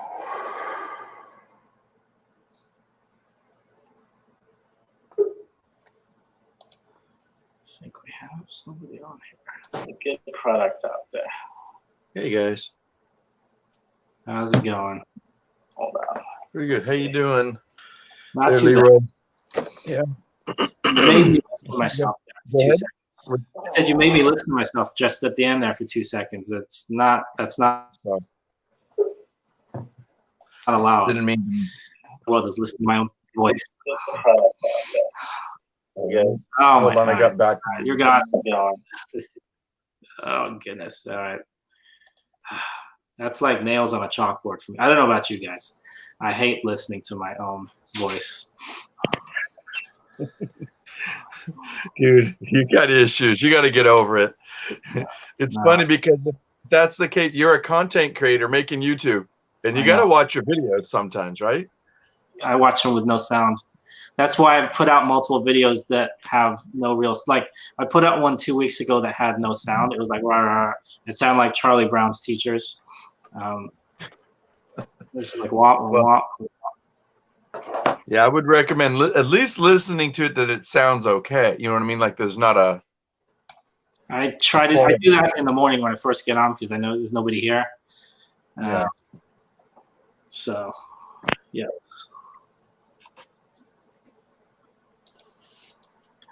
Leroy. What's up? I think you guys should rename your show, Mo Money and or Blood, Sweat, and Mo Money. Yeah. I keep changing. Actually, I changed the thumbnail. Yeah, I saw that. It looks good, you guys. As I haven't, nobody's got the reference yet though, because I don't think I know Leroy won't get it because he doesn't watch TV that much. But I kind of tweaked it a little bit. But the bottom segment, I don't know if anyone watches sitcoms anymore. As of late, no. So I found this at a garage sale this last Saturday. Underneath, I noticed it was signed. So, and the thing is I recognize this. They have a large size. It's probably about 20 feet, no, maybe like 16 feet tall, and it's based on Olmec Mexican sculptures. And so I said, how much do you want for that? And they're like, $1. As soon as I look it up, I mean, it took me about an hour of research. Found out that artist is selling mini ones like that for about $200 to $300 each.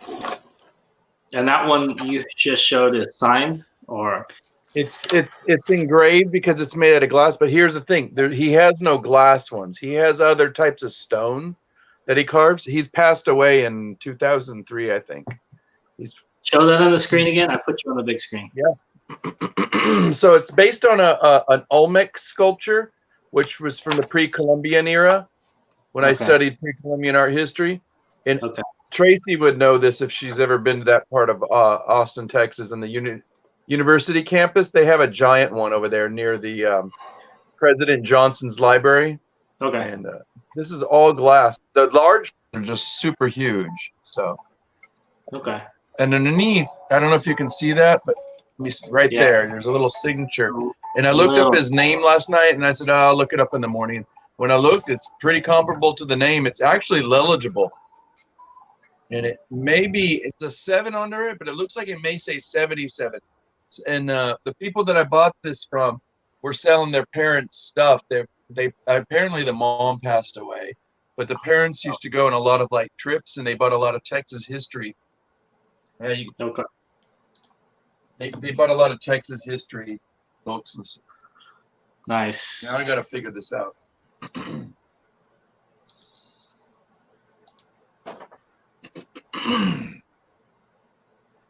How's you guys' weekend?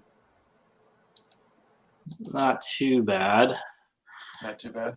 Yeah, sales-wise, it wasn't too bad. Pretty slow weekend. Other than that, though. But, yeah. You too, Leroy? He's listing. See, Leroy goes mute because he lists. He talks and lists. Yeah. That's how he makes his listings. He's mad at me because of the Browns comment. Well, I'm selling a Browns jacket at this point, so he's really mad at me. Yeah, you better get on that and sell it, dude. To make some money.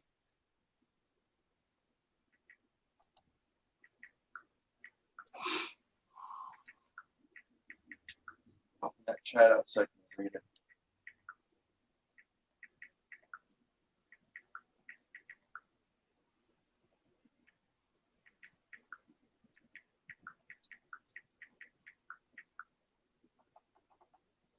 Somebody wants me to ship them a return label.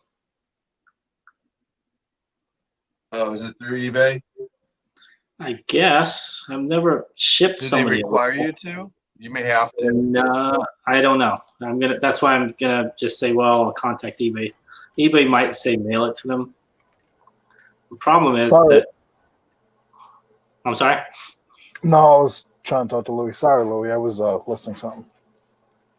Oh, fine. I'm kind of doing the same thing too.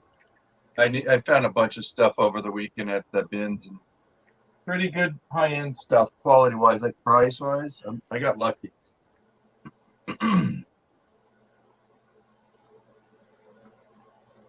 been really picky about what I take home. Like, luckily this weekend I found like 5 items that are like $30 or more.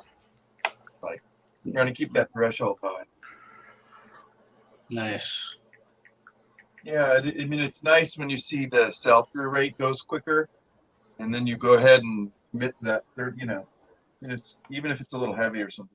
Found some good stuff. All right, let's track this package.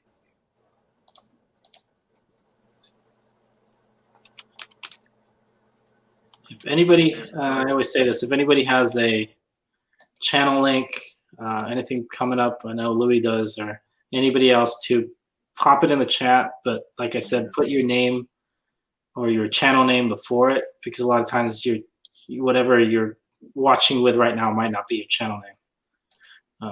You mind if I put the Mindful Merchants for today? Go for it. Go for it. You might want to put Mindful Merchants right before it, though, so that way people know. Okay. Yeah, I don't no, think you cannot. $20. Okay, Mo. I mean, okay, Leroy. $20. Wait, so you've gone from a percentage to a fixed dollar amount now? He's cheating. $20 a link. That's steep. I like it though. Today we're gonna have 3Gen Hustle and Rebel Junk, Aaron and Julian. Rebel Junk. That sounds so familiar. But Julian was here earlier. Who was here? 3Gen?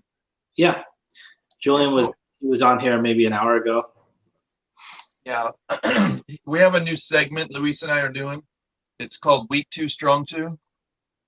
Week 2 Strong 2. Okay.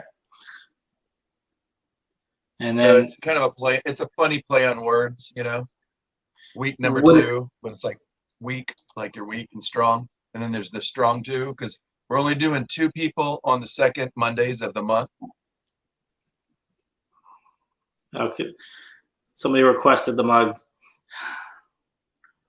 Who's that? That's Mr. Incredible, The Incredibles. I told you I watch all these kids' movies. Oh no, I just couldn't see what it was. Yeah.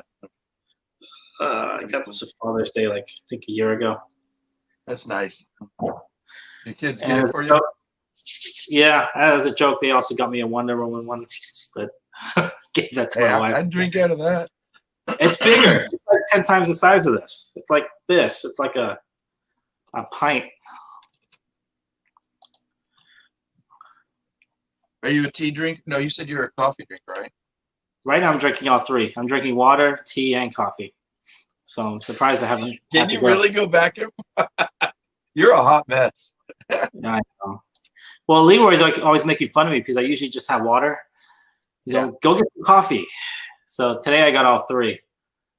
I get like set in the way. So if I just get it done, if I set the tea, set the coffee, set the water, I will turn into a routine eventually. I get it, because one night I was drinking coffee, but I was like, I want a hot cup of tea, because I was getting sick of all the creamer I had in it. Yeah. And I had bought this new creamer. I'm like, I don't like the creamer. So I went to tea. Yeah, it's tea at night. I try and I do this now. I didn't do this before. If I drink it, I try not to drink black tea. I try and have like green tea or something else. I just don't like the taste of some of the stuff, like fruity tea. Like I don't know. They make all kind of weird tasting teas. I don't like them. I like regular, plain, either black or green tea. I love green tea. Green tea, I'm starting to get used to. I'm trying to drink it more and more. I'm kind of picky about it now. I mean, I'll drink the regular like green tea that they have in bags, but I like to make it where it's, the powdered green tea. Yes. Yeah, and certainly my my mother-in-law who passed away not too long ago. She sorry about she that. was from Japan, and she showed me the whole way she'd make it. It's really good. So it's from ground up tea leaves then. Yeah. Yeah. It's like a mocha tea kind of thing. That's what they use in the stores. If you go to any of the stores, you go get tea. Right. They try not to use like the bag. You go to any Asian market, which Asian is very broad, which I love. Yeah. Going to those markets because you can get all kinds of good food. But yeah. You know what I mean. Yeah. You're in Cali. Constantly buying. I mean, what else? I mean, especially with everything being shut down, that's all we do. We either go to the grocery store or we do it like DoorDash or something. That gets expensive though, so we go and try and buy stuff.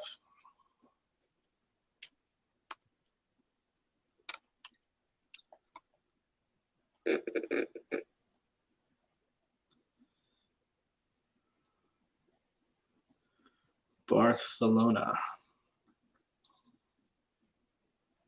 Oh, I forgot to mention that anybody listening, if anybody's interested.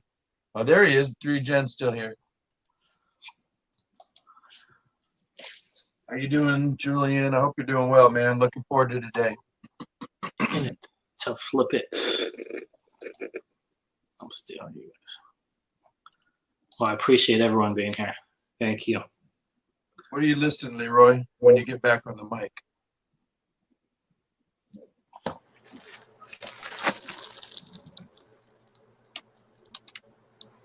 Oh, he's getting his real estate license in Texas, but you better watch out, Louie. Wow. Get it going, Bubba. Good luck. All my real estate friends are like. Are they happy or sad right now? I can't tell which one it is. What's that? I said, I'm sure real estate is going through the roof, especially around Austin. Oh, dude, it's past the second bubble, and it's crazy. It's we constantly have the news talking about affordability here. We can't even find places. Is there land still to be built on though? That's the question, I guess. Or is it all built up? No, there's land out yonder, but like, in the outskirts there's like country, but nobody wants to live out that far. And it's far. It's kind of like, Sacramento when it used to be all farmland and stuff. I'm sure it's all built up now, huh? Yeah. Oh, it's getting there. It's getting there. I heard Stockton and Sacramento will blend together pretty soon. The what is going?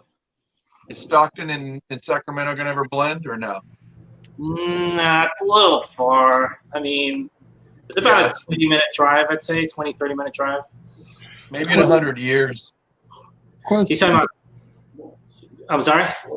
No, you guys maybe in 100 years. Oh, go for it.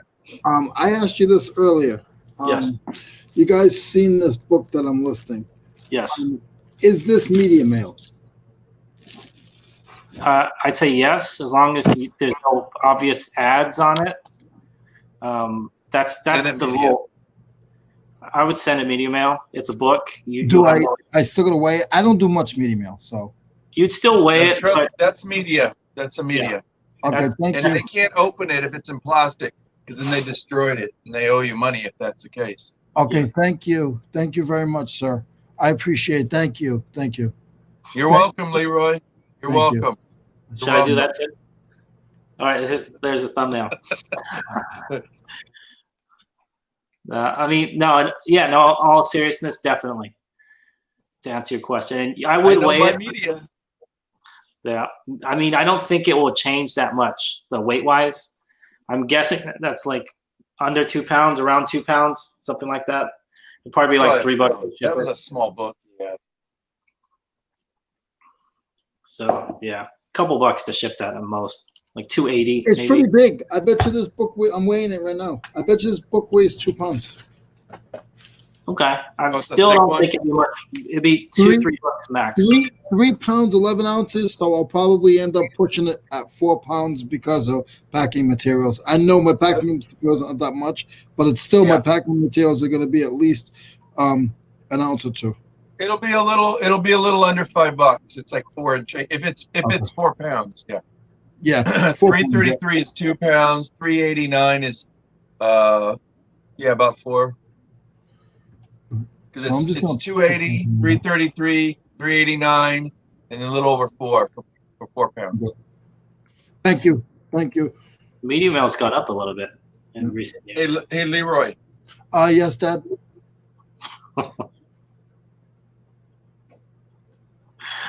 Don't make me put you in the corner. Jack goes silent. Go ahead. We're learning a lot. Weird, Leroy. I'm very weird. If I wasn't weird, I wouldn't be on YouTube. There you go. That's all of us. I think you should say that. That's all of us. I'm the weirdest one here. People don't get me. Barcelona. I've actually listed a few things this morning. I'm excited. The one that I'm going to take, I'll take an hour if it's going to take. But if this sells for close to $300, that's it. I gotta look this up. Does anybody in the chat ever have a good sales day and then be like, you know what, I'm taking tomorrow off?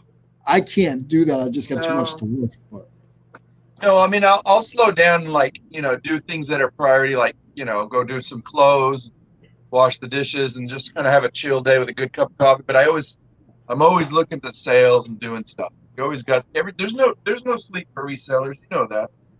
Yeah, I mean, that's a good way to slow down your store. Oh my goodness. That's my old major right there.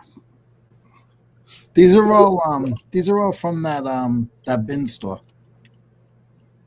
Well, it's good to the shrink wrap, but be careful with shrink wrap books. I mean, eBay would be okay, I guess, but make sure that's real shrink wrap. And what I mean by that is, I used to work at a bookstore in college. They would re-shrink wrap everything.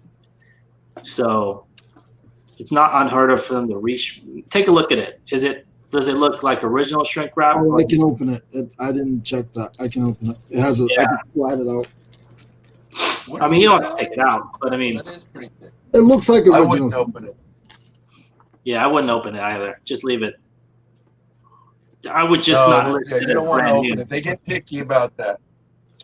Especially in that subject matter, they're going to be so mad if you open it. Yeah, I mean, I know you're not cards. Oh yeah, big time.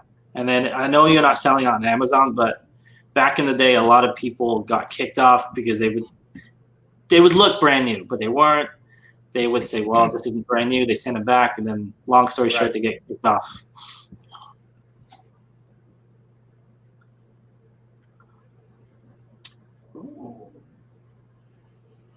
Where's Luis? Luis was here earlier. I just in case he was there, I decided to,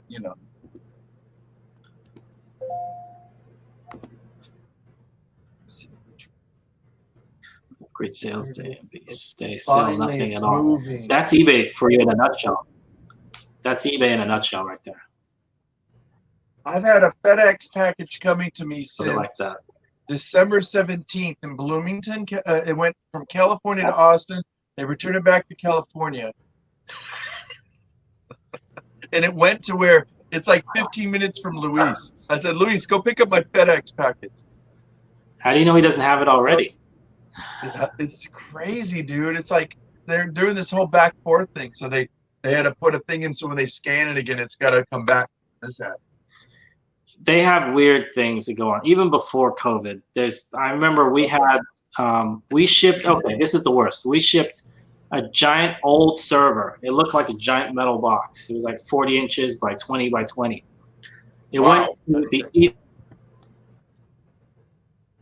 Coast, and it stopped tracking. It didn't say delivered, but it said en route to delivery. Never got delivered. A week later, it came back. Trashed the box, came back to us. And what it looked like was that they opened it up, took it out, couldn't figure out what to do with it, taped it back up, and shipped it back to us. And not only did they not say anything about it, when the guy dropped it off, he like dropped it off in front of our store and left. This is the FedEx ground guy. So we brought it in the store, and then we called them up, and we said, what the hell happened to this? And they said, well, it's en route to delivery. I said, no, it's not. It's back in our store. What are you talking about? This went to New Jersey, and it came back. And I'm holding it right now. It's right here. He's all, that's not possible. We have it tracking right now. It's on. We're like, it's possible. So we had to fight with them for like weeks for them to show up and take a look at it. And then, so weird things happen is my point to that. Yeah, and a lot of it is, so the lady that I spoke to is really nice. She's actually at a station here in Austin. She helped me reroute it again so that she said it was sitting there in this pile, ready to be returned. But it's been sitting there for a week because, but she says when they scan it, it'll come up with like certain codes. Yeah. And really it's just about them to go into that code and push to see where it's supposed to be, what pile, but they don't do it. They just look at it and say, oh, it's supposed to be returned now. Then they'll throw that in another pile and let somebody else. Somebody doesn't want to take responsibility for it. That's what it sounds like to me. That's what it comes out to. Like, it's like the guy that just threw it in front of your door and boom, you didn't come in and say, hey, I don't know what the story with this is. Because what it comes down to is they got to deal with it. And they got to fill the paperwork out, whatever. You know what I mean? Yep, absolutely. And that's what's one of the things before this year that I really respected about the post office is that they weren't able to leave things in their facility. Say you ship something, you go from Austin to Florida, whatever. They en route, say you get that package, they get it in their facility. They have to do something with it. It has to be earmarked. So it has to be on a truck in a something. Exactly. So that was, even though they're not as, I don't know, the tracking wasn't as good as FedEx and UPS. That's what I kind of, I don't know. Until this year, I liked about them. Well, if anybody knows, you know it because you've been through all this stuff, I've seen pretty much all of it. I've seen inside the facility. I can only imagine some of what you've seen. Some of the people that I've talked, I mean, yeah. All the UPS facilities, all the FedEx facilities, yeah. It comes down to responsibility for a package, like you said. Somebody's not taking responsibility for it. And yeah, it's unfortunate. Dude, I confirmed it. This is the artist. His name is Ramirez Velasquez, but his first name is Pedro. I Googled his name. I'll send you it if you want. But New York Times he's been in like all these, major museums. Like one of the biggest museums in the world is in Mexico City. And it's crazy. He's more of a craft artist, but he's still an artist. Nice. Yeah, man, when I see art, I always look at it and it's like, and they go, "How much do you want for that?" Because I just bought a bunch of stuff on it. They're like, "Yeah, but you bet." Or as Leroy would say with his Wisconsin accent, "You betcha." The what accent? Leroy has a Wisconsin accent. You betcha. You betcha. Oh, wow. He said you have a Wisconsin accent. Yeah, you betcha. I mean, my back's hurting from last night. My feelings are hurt from last night, and now I'm from Wisconsin. I don't know what's going on. I have a cheese head somewhere. I'll wear it one of these days. My brother got it for me when he was in college up in Wisconsin. That's why I put my Raiders hat on. I was thinking, if you know what, if I can beat somebody else up a little, they can beat me back up. Saying, "Where did your team go?" Da-da-da-da. Well, my team's not going. The Niners aren't as good as they were last year. No, I think nobody was. Dallas, nobody this year. Even the Houston Texans, they stunk. I'm loving it though. There's all these new kids in I think it might be the Mahomes show again.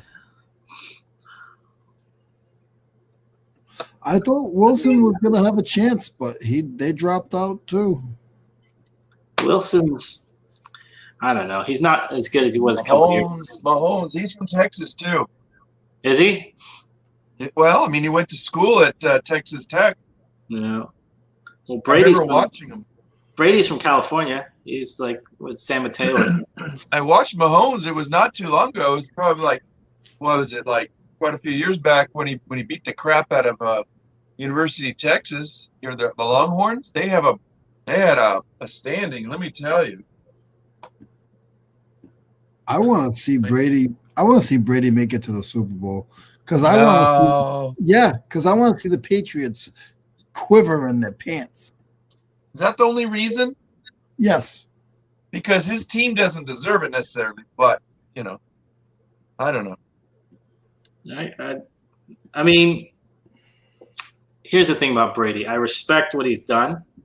I don't really like him as a player or a person, but I mean, you can't argue with 6 rings now, I think. Yeah. Mm-hmm.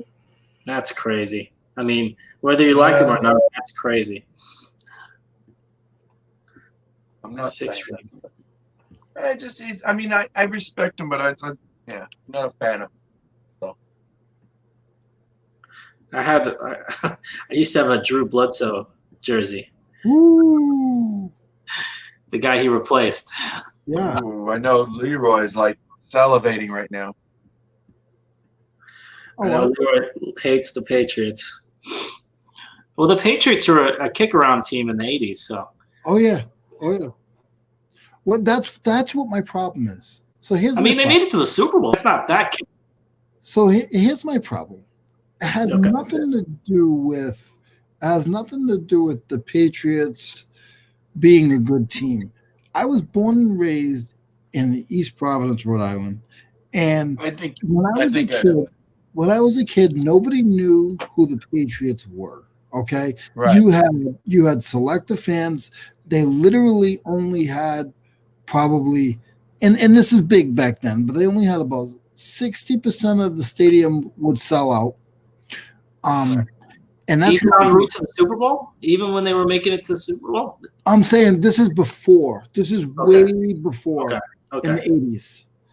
And the thing is, then when they started winning, and I'm living in that hometown, and your mother and your grandmother didn't even know what football was. Now all of a sudden I come over your house and you're like, shh, the game's on. Shut up, you old snake. Oh boy, we're talking, man, you're getting spiteful. And then being in the industry, in the work industry, and people just come up to me just because I have a Steelers hat on. Your team stinks. Yeah, man, I'll knock you to Jesus help me, Lord. Let me ask you. You also do you like other Pittsburgh teams too, or is it just the Steelers? No, just the Steelers. So do you like the Celtics and stuff, or do you like?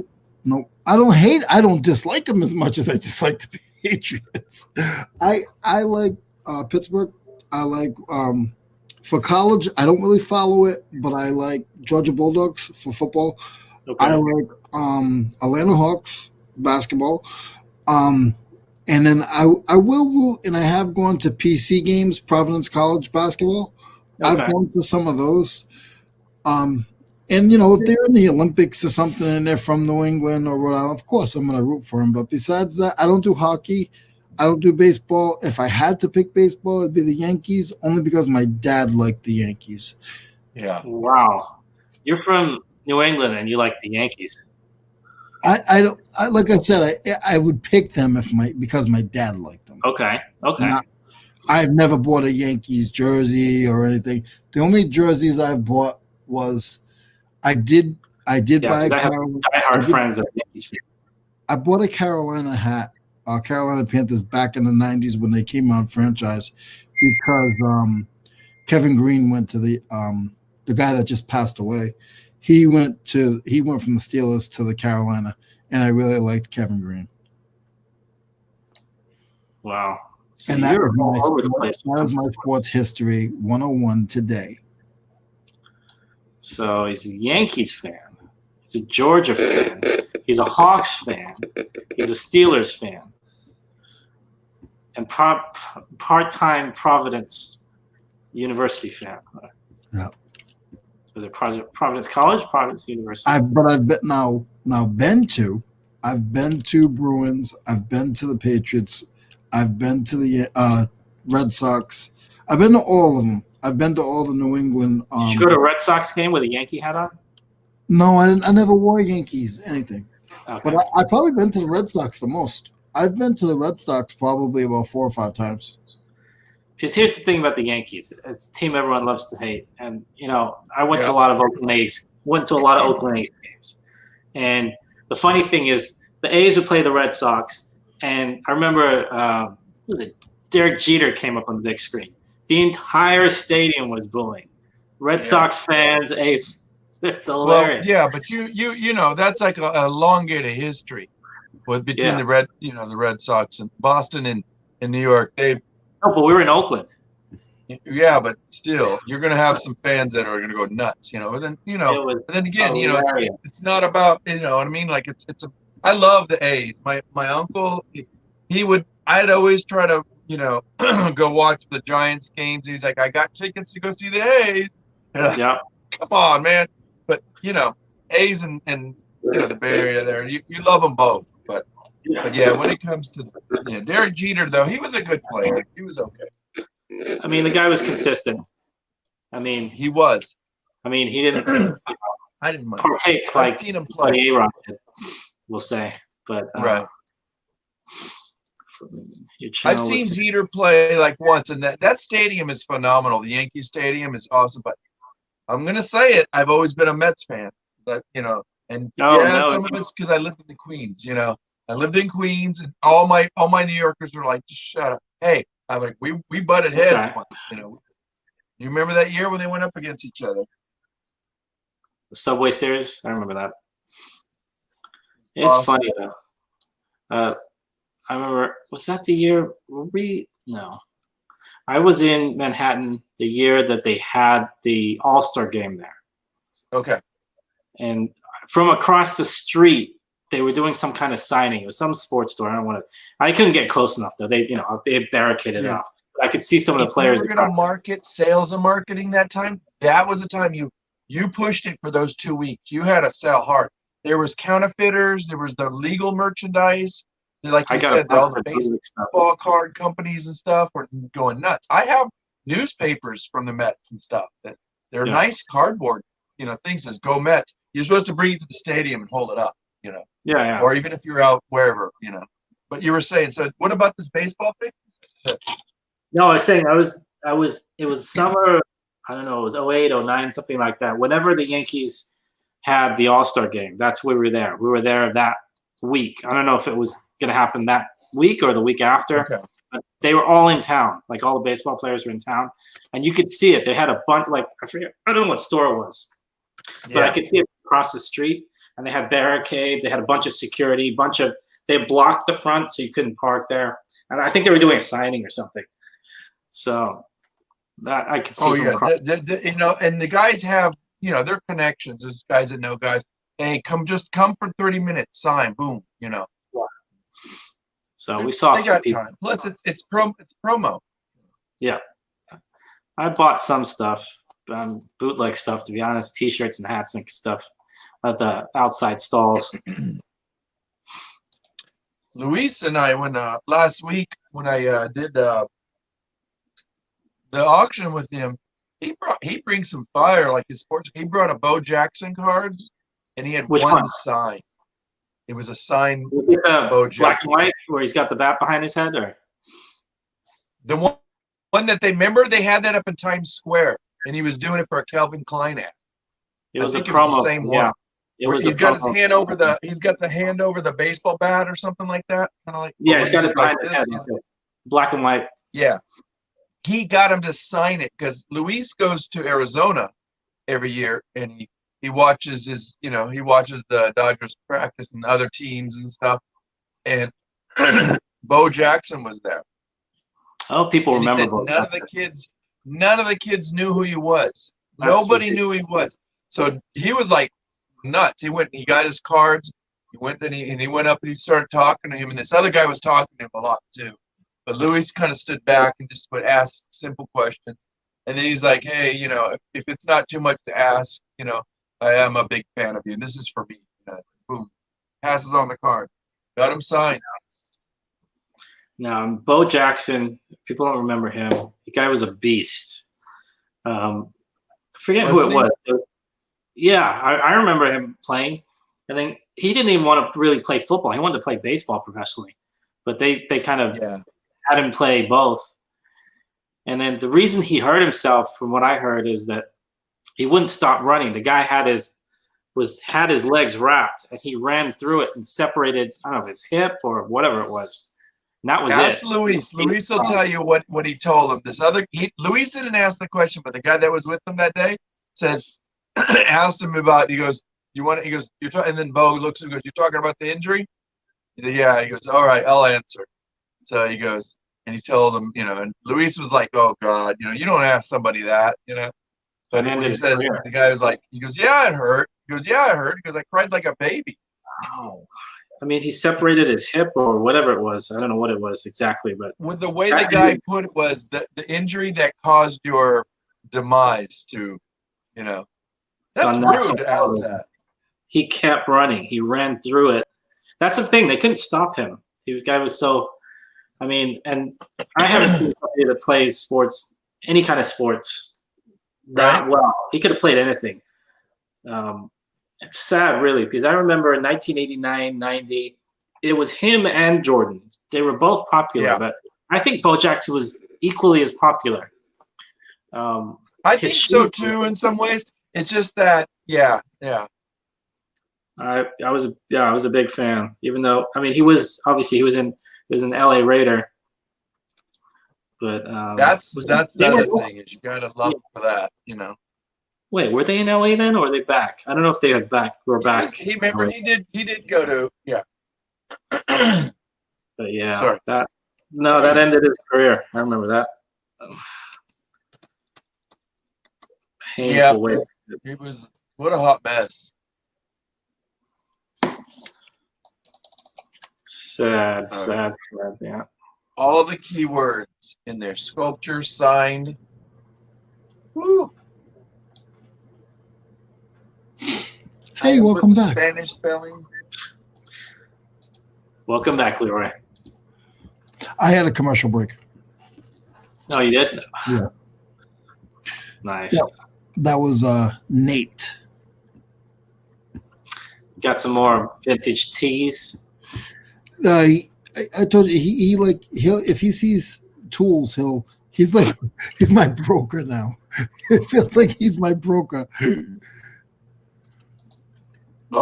Julian, you from Queens? All right, we got to talk today. Julian used to work in Queens. Love my Queens. Queens. Run DMC from Queens? What's that? Said aren't Run DMC from Queens? At least two of the guys are, I think. Yeah, they're out there. I think one was from Brooklyn, but I may be wrong. Yeah, and then who else? Hey, Craig, how you doing? Lance Sharp Picker, how's it going, man? Thanks for stopping by. Hey, how are you, sir?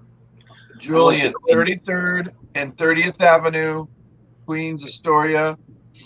Real close. It was a little after it became from Italian to, I think it was Greek. Now it's more as Middle Eastern. Really good. The Greek stuff's awesome. I think it's the biggest Chinatown outside of China is in Queens. That's what the tour guide was saying, at least. Oh, yeah, Flushing. It's basically stretching across the borough. So, you're talking about the biggest Asian community, you said? I think they said specifically Chinese. Yeah, it's in Flushing, Queens. Mostly Flushing. Because I went there because we went there by bus. But it's not just Chinese. It's one of the multi-diverse Asian groups you'll ever see. But yeah, there's probably more Chinese there than there are in Chinatown. I don't know. Who knows? The San Francisco one, to be honest, is not very well. You've been to San Francisco. It's not exactly the biggest place in the world. I was raised in practically San Francisco. I used to spend summers there. Yeah. So yeah, San Francisco. Woodside Project. Yeah, I love Woodside. Yeah. I did Sunnyside, Astoria. I lived out in Jackson Heights for a little bit. That's a nice. I love Jackson Heights because it was like one of the most biggest Indian communities, and any kind of food you wanted there, we would go there to get. Oh my God, that was great. See, that's what I like about cities. Like San Francisco, kind of, but like the rest of the Bay Area is more of a drive around type place. Like Manhattan, places like that, you can literally walk out your door and go to some place and eat or whatever. I kind of, you can't really do that around here. Right. I do miss that about New York. I mean, I don't know how my body would take it now, but like, the running around. I mean, I didn't realize I was in shape. Like I was always running around. I had a bike from my local area. I would go to the park in the water edge there, where the Costco is. Now it was funny because we were laughing about when they built the Costco. It was right next to 2 museums. It's crazy. Yeah, I'd love to go back and visit. We were mainly in Manhattan. We were there only like a week, so like 6-7 days, something like that. If I go in 2025, that'll be 20 years. Oh wow, it's probably changed a lot since then. Oh, I know it has, yeah. But yeah. No, I love that. 20 years, there'll be people that I knew are gone. It's too expensive, man. I don't know. Talk about the businesses. Yeah, the businesses. Like I used to know this Thai restaurant that was like a really small mom and pops, and down my avenue, in my street, 33rd Street, there was 3 Thai restaurants, and it was like people were like, "Why are all the Thai restaurants here?" Like it didn't make sense because it was all Greek. The neighborhood, everything was Greek.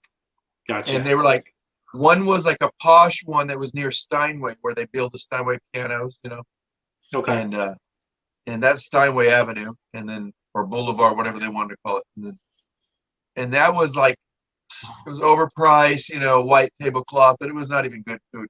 And then you had this one that was like trying to be like, in Soho, the posh kind of, hipster area. They had one there, and I remember we went in there and we left like a $20 tip, and the lady said we didn't leave it. It's like we barely got 2 meals, Gotcha. And like she like confronted us, and I said, "Well, you know what? You won't have to worry about it. We're never gonna come here, and I know your owner."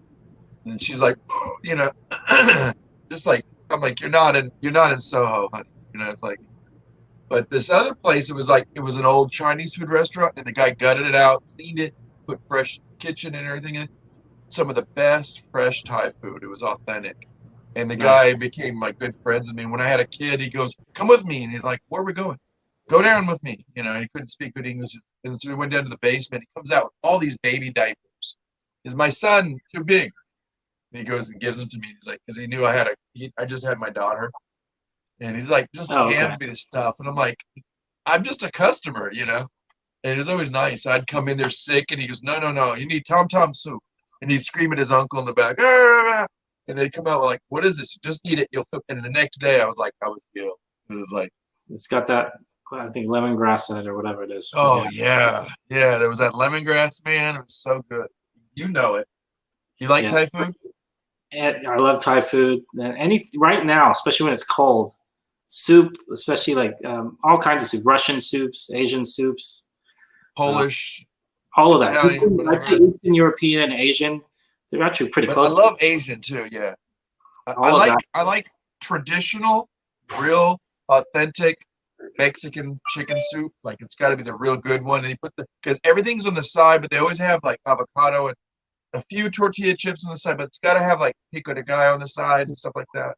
So, you get probably decent. I mean, more than decent. Really good, authentic in Mexican food, I'm guessing, in Austin. So yeah, but you got to know where to go, Yeah. And you got to, I get to know the people, and then like I figure out what the specials are, because I go to a place that nobody speaks English except the lady at the counter. As long as the food is good, that's all. I love it. No, it's like that's where I go. You'll see it in my videos. I'm gonna have to put it in my next video. I mean, I don't have a lot of videos, but it's like one or two videos. Yeah. Now you should do it. Authentic food is the best when it's made. Man. You know what? I should go right now and go eat. I'm probably gonna go there before I start my show. Yes, you getting hungry now? Yeah, dude. It's like I don't.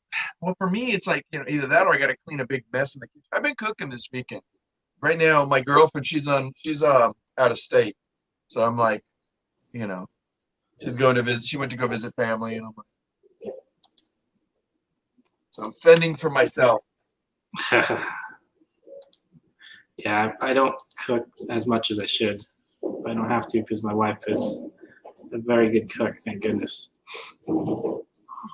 Awesome.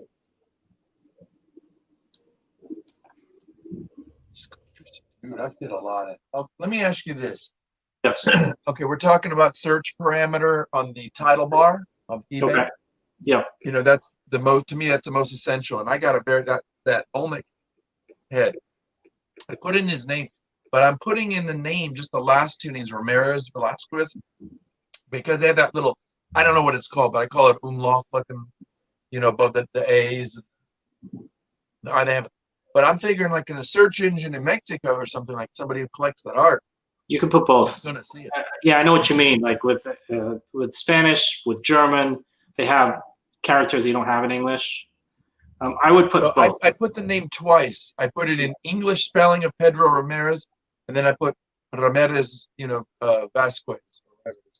Yeah, I would do that because that's the most important thing for when you're talking about an artist, their name, and obviously if there's a name for the piece as well, and maybe like somebody may want him because he just died. Like he died 13 years ago.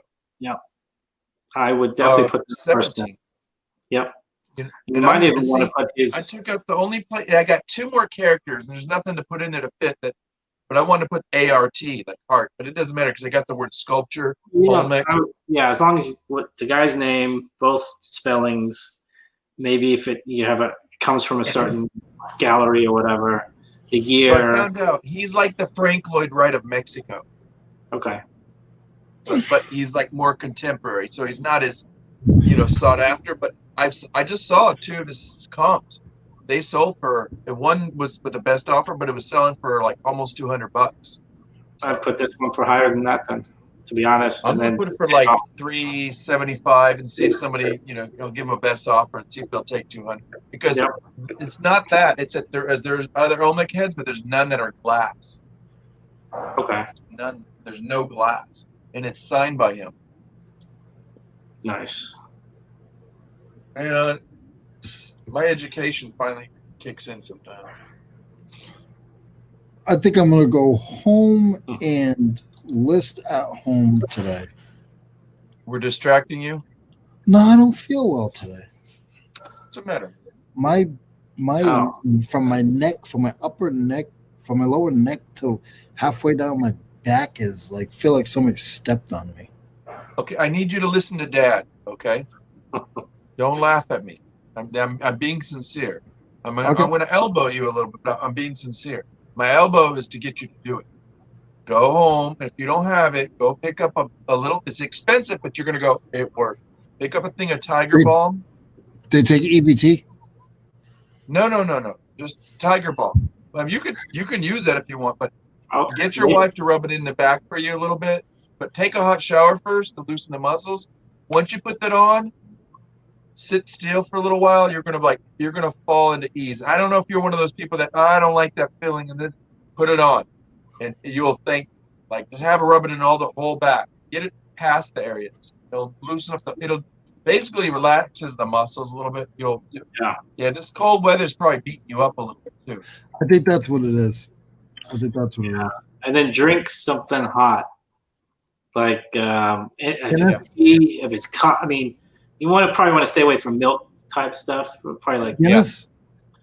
No, don't do that because you're gonna. You want to go to sleep, I guess. But to be honest, if you're gonna drink alcohol, I'd drink whiskey. But I'd stick with tea. Tea is probably good. Some kind of tea.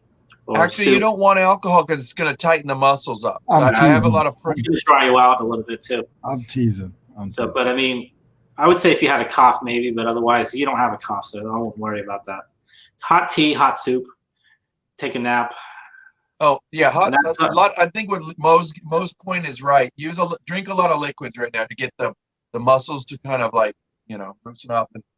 But if you So got that's to take, that's take my about multiplied 3 differential. ibuprofen. Yep. Yeah. No worries. Yeah. All right. I probably sounds like you two are off, so I'm probably gonna end this right here. Then I guess. We can stay. I got a couple more things I gotta try to list. I just Okay. We'll stay on for a few minutes then. Yeah. Let's do 1:30. Okay. So that is okay. That sounds right. It's about 15 minutes, 18 minutes. Yeah. Sounds good. Yeah. Yeah. No, I. Just some things. I'm sorry. Go ahead, buddy.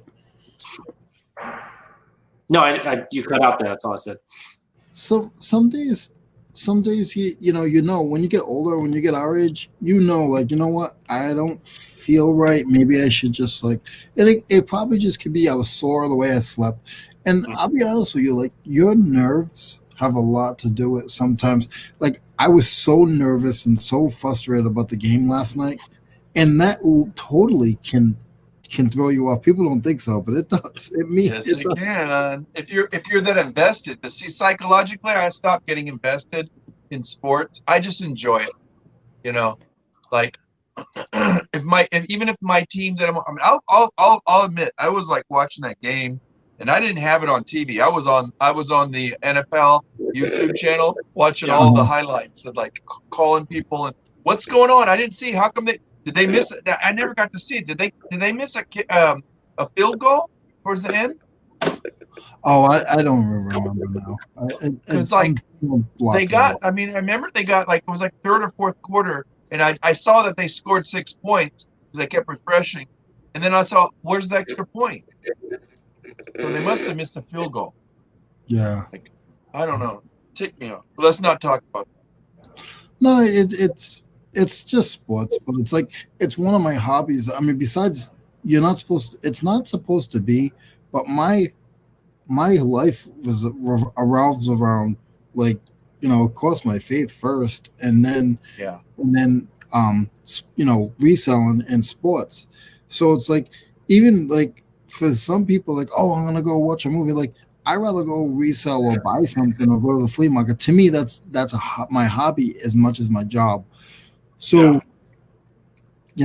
like my landlord's like, oh, you need to find another hobby so you're not, but no, like, I don't need another hobby. I'm good. I mean, that's the good and the bad of sports. You do sometimes get emotionally attached to whatever, a team or whatever. And I had that issue for a long time, like I said. Soccer? Big time, yeah. Mainly with the England national team and like Manchester United. And then when I came here with like Bay Area sports teams mainly. So it's been a while since I've had cable or anything else. So that helps when you don't watch, literally. I get to the point where I couldn't watch. Like, I had cousins that wouldn't watch games. They would just look at the scores because it would get them too pissed off. The England national team has a history of losing, going to like the semifinals and losing. So one day I was at a game, and I'm watching, and I was at a Spurs game because we got in San Antonio. That's as close as I can get to, and I mean, a beautiful stadium and everything, and I loved it. And I was just like, I had good seats, and everybody was going crazy, like, and then like somebody started this wave thing, and I'm like, how do you do a wave in the basketball stadium? They were doing it, but as they were doing it, they came up, and my friend was just like, and I decided at that moment, I'm like, I made a conscious, I'm not going to do it. I want to watch. I want to observe. So I was like in this meditation, and all of a sudden I realized it's like, pardon the expression, it's like mob mentality. It's like this consciousness of the masses. And when I saw everybody go like this, I was thinking like Hitler's, and I was like, get that, to be honest. Wow. And I went, no, I'm not going to be that invested anymore, because you start getting sucked into it. You start getting, then you buy the stories, and then you get, I want to enjoy the game. I don't want to be invested into the psychology of, past history and this and that. And it's like, it's just a game, Yeah. And, when can you enjoy the game? And then when can you go bastardize the game and go, you're getting so intense. You're getting so invested that like you'll burn cars, you'll go crazy if your team loses. You know, it's like you've seen when teams lose, what happens. You know. Okay, here I'll give you an example, and I know nobody will probably get this because nobody's. When you watch in the English national team, I'll give you an example. Oh, Oh my God. They go far in a tournament, say the quarterfinals, semifinals. So that's basically as far as they usually get. Okay. The entire country will shut down. So just imagine the Wow. entire state of Texas shutting down Wow. because the Cowboys go to the Super Bowl. Yeah. And the problem is that they generally don't win. So then you've literally got psychologists on TV talking about how do you get your husband back to work? How do you get your grandpa out of the basement because he's drinking too much? That's how bad it gets. So let's look at that and look historically. We can't doubt it, but we know there's a truth, an element of truth. Is think back to the Roman times, when that's all they had, and that they let at least, you saw how big a Coliseum is, so we know how big our stadiums are. So imagine how important it was to watch, this form of, so to speak, the sportsmanship, bloodshed, whatever, it's in our nature. We want to, we're so invested. It's just like, it's a great perspective to know. I know there's sports writers that write books about this. Yes. But like, you're right, Mo. The first game I saw in Italy was like the Griffins were playing. I don't even know who they're playing. And I went to go see a soccer game. People were breaking out in fist fights. And I'm like, what? Yeah. I mean, and that's not even about the game half the time. It's just especially in the 70s, 80s, pride. Yeah, all of that rolled into a crazy ball. It's just, No, I don't really. Hilarious. I'm not as invested. That's a good way of putting it anymore. I can't, to be honest, I can't watch on a weekly basis, a daily basis, a team I really like because I get too invested. As bad as that sounds. I mean, I don't get like. Go ahead, Leroy. No, you go, sir. No. I want to hear you. I don't get, like, I'll be honest with you, and you would not believe this. A lot of people in the chats wouldn't believe this, but like, everything that you see is Steelers for me. I'm always wearing Steelers. I got Steelers. This isn't show off. This is everyday Leroy. Yeah. But the thing is, I couldn't name 7 people on the team. I don't have that much time to. So now when I move down south, I'm like, I want to be able to see. There's 18 games, not counting playoffs. I want to be able to see at least 10 of those games. Yeah. And that's what I've been doing, but but the thing is, it's like I'm invested, but I'm not as invested as some people. You know what I'm saying? Yeah. But I still get frustrated. Like if my team doesn't. That's just it. Like why do we let ourselves get to that point of like agitation, frustration? Just it's irritable. Because he couldn't make the pass, or there's just so many. But I just want to enjoy the game. Like when that one guy, he spread the mustard and he threw that ball right to, I can't remember his name, but like he just like, it was like, how did he get that to him? Without it getting knocked out. I mean, it was last minute. That's what I want to enjoy, whether I like the team or not. I love to watch the passes. I love to watch those little sneaky, tricks that they pull, and I just want to, I want to see a really. To me, that was one of the best games, whether you had issues with it or not. It was one of the best games I've seen in a little while. Like, it was crazy. I know there was a lot of faux pas and stuff, but everybody was working hard. It was like, it was messy and sloppy, but it was fun. I love it. I don't know. No, I mean, what you're saying is, it's kind of like, I hate to say it, it's like, I mean, I don't want to compare myself, but any kind of addiction, I think it's in the same realm of, psychologically, Do you think that has to do with the what do you call it in it? What do they call that when you get, that? Oh, you mean like that you get when you get like, Oh, say again? When you need something and like you got to get your fill somehow. I mean, Yeah, it's at what do they call it? You know, when you're getting your smack or whatever, you know. Oh yeah, you need It's in your brain. It's there. The chemistry. Rush somehow. Everyone gets a rush somehow. Everyone gets, you know. So I think for certain people watching. So I think you brought up a point. It's like an addiction to that. Yeah, I'd say I was like totally addicted to watching sports and all that kind of stuff. And I probably still am on a certain level. So that's why I can't because I'll go too far into it. Dopamine. There you go. Yeah, seriously. I mean, I remember spending a lot of money just to travel around. Don't talk about this. US. I'm going to talk to Anthony and Nate about it. Like, I know they'll totally agree, but like, there's this like, it depends, you know, on everybody's personality. You got some guys that are mellow, laid back.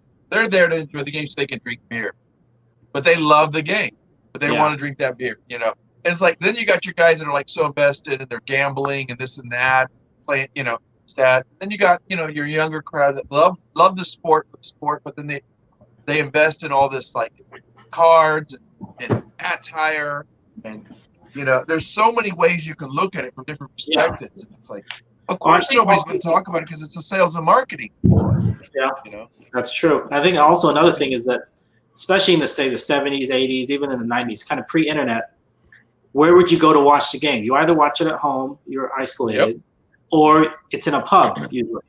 So you got the pub culture. You're surrounded by 50 other guys that are maybe as upset as you, because if you're in a city, it's most likely whoever is in that city is supporting that city's team. I don't care what sport it is, right? Yep. Like there's probably Steelers bars, I'm guessing. I don't know. Imagine the ones out. Imagine the little small town ones where you can fit up to 30 people in the bar. That's a big crowd for a small town. Yes, that's England in a nutshell. Lots of these, and then you got 30 enablers around you. I hate to say it, but I mean, no, that's perfectly put. So, and I was one of them. So I mean, that's kind of how it goes. And you know, it's not even about the game at that point. It's about having 29 other people around. It isn't about the game, but it's about are you asleep and you're in that, you know, you're in that little crowd of unconsciousness, or are you conscious of the fact that you're able to realize, hey, there's so much going on here we don't even know. Like, each out of those 30 guys, that guy's a drunk, that guy's that guy's got issues, that guy got fired, that guy's got family issues, that guy's, you know, and they're it's like you said, the addiction is really just the replacement for what's really going on in the armchair quarterback thing, you know, like before the game, after the game. Well, why did we sign that guy? Why do we have this coach? And it's endless. There's a million things. Because people love drama.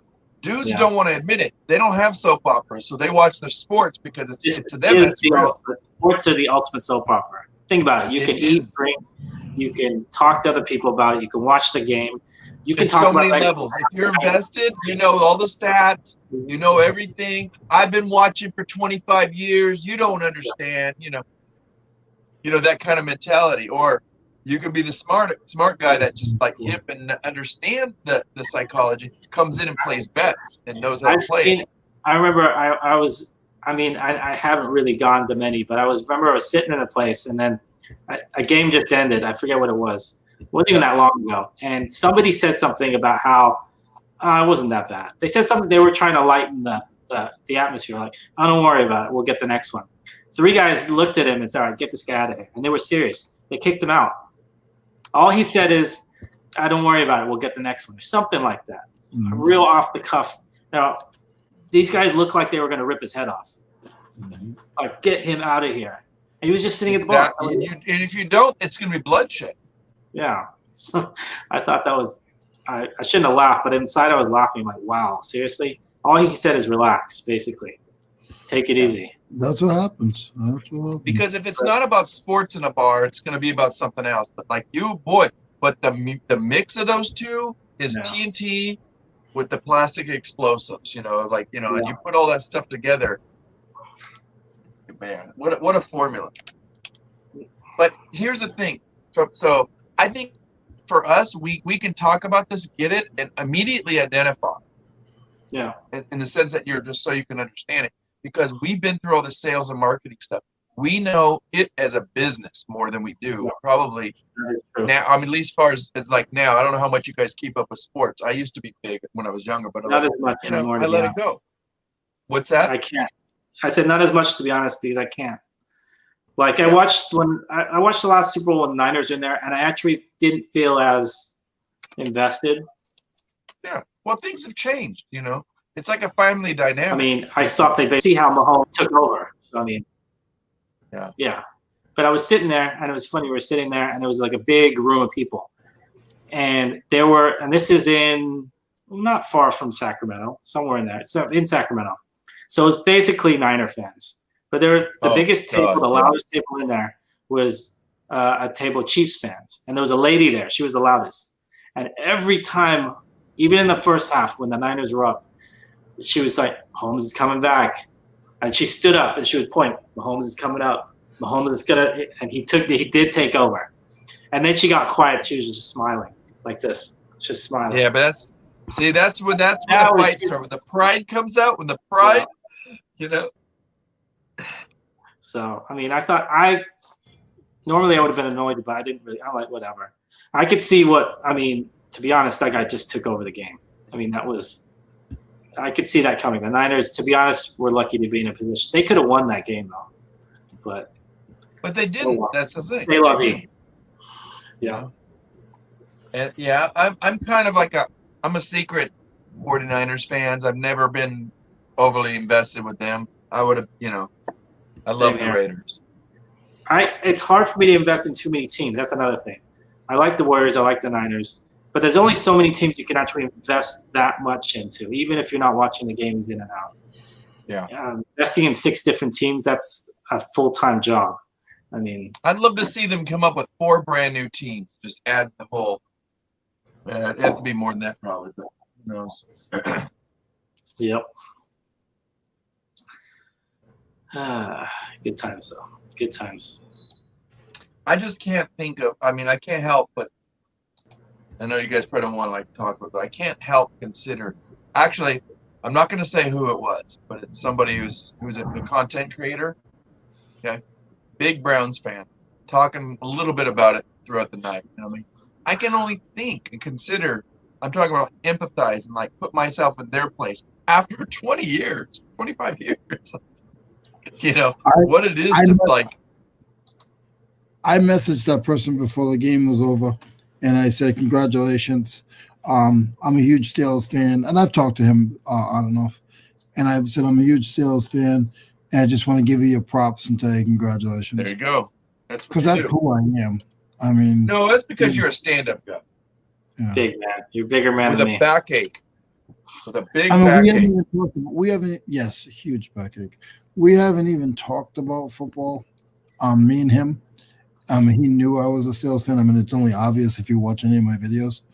But, you give him props. Like, hey, you know what? Congratulations, dude. Good luck. Does that mean I root for you guys ongoing? No, but I'm happy for you. And I've always been like that.